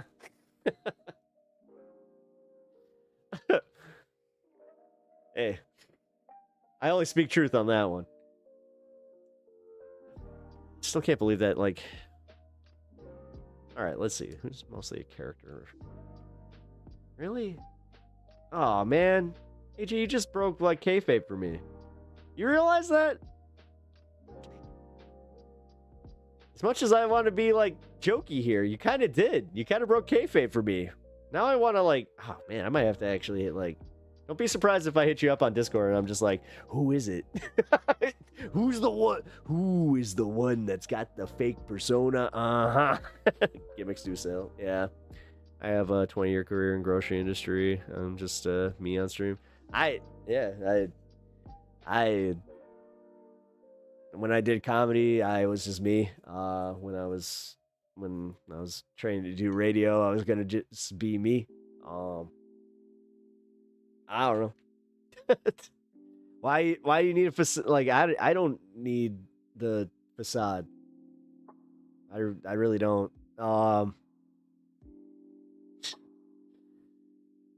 As I said, don't need a facade. Just let me say my fucking full name. I did that willingly though. It was one of those take the next step in being a public figure type of thing. It's fun. But yes, I do understand what you mean about the gimmick selling. It's just... I don't want to be... Fuck. It makes me kind of depressed to think about, because that does kind of make me think, like, yeah, no, AG, just so you know, I'm probably actually, like, dead serious. I might hit you up to kind of figure out, like, who we're talking about, because... We're talking about, like, leftist content creators. I would like to know, like, who you're talking... Like, who? Fuck, man. I don't want it. I'm gullible. I believed in kayfabe way too late, man. I really did. That's all the guys that held on to that shit, like, a little bit too into the... like, dude, I remember when the Vince stuff was coming out, and I was just like, no, him and Stone Cold actually hate each other. Fuck. I was such a dumb kid. Dumb kid. Here I am, still acting like him. What can I say, though? I enjoy what I do here. I enjoy the people that I do this with. I enjoy the... I don't know. I don't want to say I enjoy the madness, because I don't. God. This news cycle really is... It's exhausting. Because somebody actually tried to say that. They're like, nah, just roll with it. You can only control your content. Yeah, that's... Yeah. You're right. Thank you for that. I can. And that's why I love what... Dude, how cool is it? Like, can I just say from, like, a creator to creator, how cool is it? Like, how awesome is it just being able to run your own channel? Like, I don't care how many people are here. I get to fucking run my own channel. This is awesome. Just from, like, a little, being giddy. But, shit. The only competition you have is with yourself? Yeah. Yeah, no, people have tried to, like, talk about, like, that kind of stuff. They've talked about, how I don't... Dude, they tried to pull audience share bullshit. Funny enough, with you. Where they're just like, well, how much audience share do you have? I'm like, I don't give a shit. I don't. I said it today earlier in stream. I'm like, dude, I'm usually not live when you are on Wednesdays, so I was just like, go check out AG. Go do it. Like, I'm fine. I'll be... With me, I'll probably be here when you get back. But, nah, bro, thank you so much for chilling and honestly having a cool conversation like this. I really appreciate it. Not kidding though. I will hit you up privately. I need to have you on the show, or we need to do like a collab or something. Cause fuck, just have too much fun. But it is. I send people to other people's streams. It's about doing something that matters. Bro, like, I'm not even kidding. you did me like such a solid with that kind of stuff and like supporting my content and like I don't know, like you gave me like a little boost of confidence because I wasn't like at that time I wasn't sure if I was doing good content. So no man, guys like you don't understand. Like it means a lot to me. Like I just gotta say. So you see that best way to find success is through helping others. I've always felt that way. That's why this space is like legit. Like, you know what? Fuck it. I'm gonna end tonight by doing a promotion for this space because AG and I are part of this space and I get to say that now. It's fucking awesome. Also shout out Letterhack for being such a just rad dude. Get it here, just pay it forward. Yeah, fuck yeah. No, that's all I'm about. Like, let's get more people going out. Bring more people to this space. But as I was saying, guys like AG, Pastor Ben Dixon is there, which is crazy to me because like just another crazy cool dude. That you've had the pleasure of interviewing him and doing some content with him. He's just I don't know, man. It's crazy. And then, yeah, we've also we got a good message there. We got like such a cool vibe also with all the content creators kind of creating a great space for us. And on top of it, poly market, Pastor Ben's my brother from another mother. Dude, that's so rad, man. Like I'm not sure if you were able to catch a little bit of my first stream, but God, I had a moment there when Letterhack was letting me off where I had like a trip out moment where I was just like, like, what the fuck am I doing? This is crazy. Fuck. No, I don't know. I'm trying not to be like the weird little brother here. So, when will the times be happy fun again? They're always happy fun here at Pep Talks. Come on, guys. As dour as everything is, I tried to bring you some joy and I tried to make you laugh, try to have a little fun here and bring some levity. That's the one thing I can at least do, whether or not some people take me less serious because of said thing. Yeah, we'll see. But you mean all times? No times are all happy fun times, my friend. Life is not all happy fun times. Life is adversity. I can speak to this, as somebody who has gone through some adversity in his life recently. You take the good with the bad. And I know, I'm not trying to be cliche with it, but it is really that. And it's also leaning into people that make you feel better about yourself, make you feel better about your situations, make you feel just, make you feel good. Good feelings are something that, it's overlooked now. And so many people seem to do the opposite, where they actively search out things that make them feel bad. Trust me, I am a left-wing YouTuber. I have to do that to create this content. But the fact that I have to also recognize where people do that willingly and not for a show, I have to wrestle with that one where I'm like, well, I don't know why you would do that. Because even like before I had this show, as much as I would watch political content, I didn't do it like that. I always had kind of like a cap on how much I would watch. Like I used to have like this thing where like I would watch like Vosh and then I would only catch maybe like an hour or two of his stream. And if he went longer than that, then I was like, fuck this. Then I would move on to like, comic book content. Then I'd go watch Comic Historian and a whole bunch of other, just what I call like the slop. I mean, it's not slop too, but it's like the stuff that you don't have to think about as much. But man charged me after Danville City Councilman set on fire. Or man charged after Danville City Council fire. It's not happy fun times. No, but it's also the internet times where it's so much easier to find the things that make it not fun for you, and perceive it as like everything else was as great as it was, where no, things were just as bad. You just didn't hear about it because you didn't have the internet. You didn't have everything being thrown in your face, and also your brain is only trained to be able to take in so much information. So think of it on a tribal level, where you have your tribe, or you have your neighborhood, or you have your locality. You're only supposed to be able to take in so much information and process it on a local basis. So like, we're in a totally new era where it's like outrage all the time. Keep your head up, guys. I'm gonna head out. Appreciate you guys. It's a marathon, not a sprint. AG, thank you, brother. I really appreciate you being here, bro. I really do. Shout out, AG. Go follow the Angry Ginger over on YouTube if you haven't already. Pretty sure you guys have, though. So,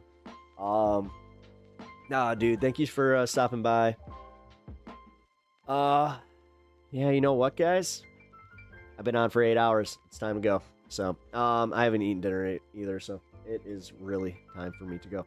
So, I will catch you all possibly tomorrow. We shall see. It's Thursday. It's one of the middays for me as far as trying to make it back here by 8 o'clock. But if I make it back here by 8 o'clock, then I will be on. Other than that, find my outro.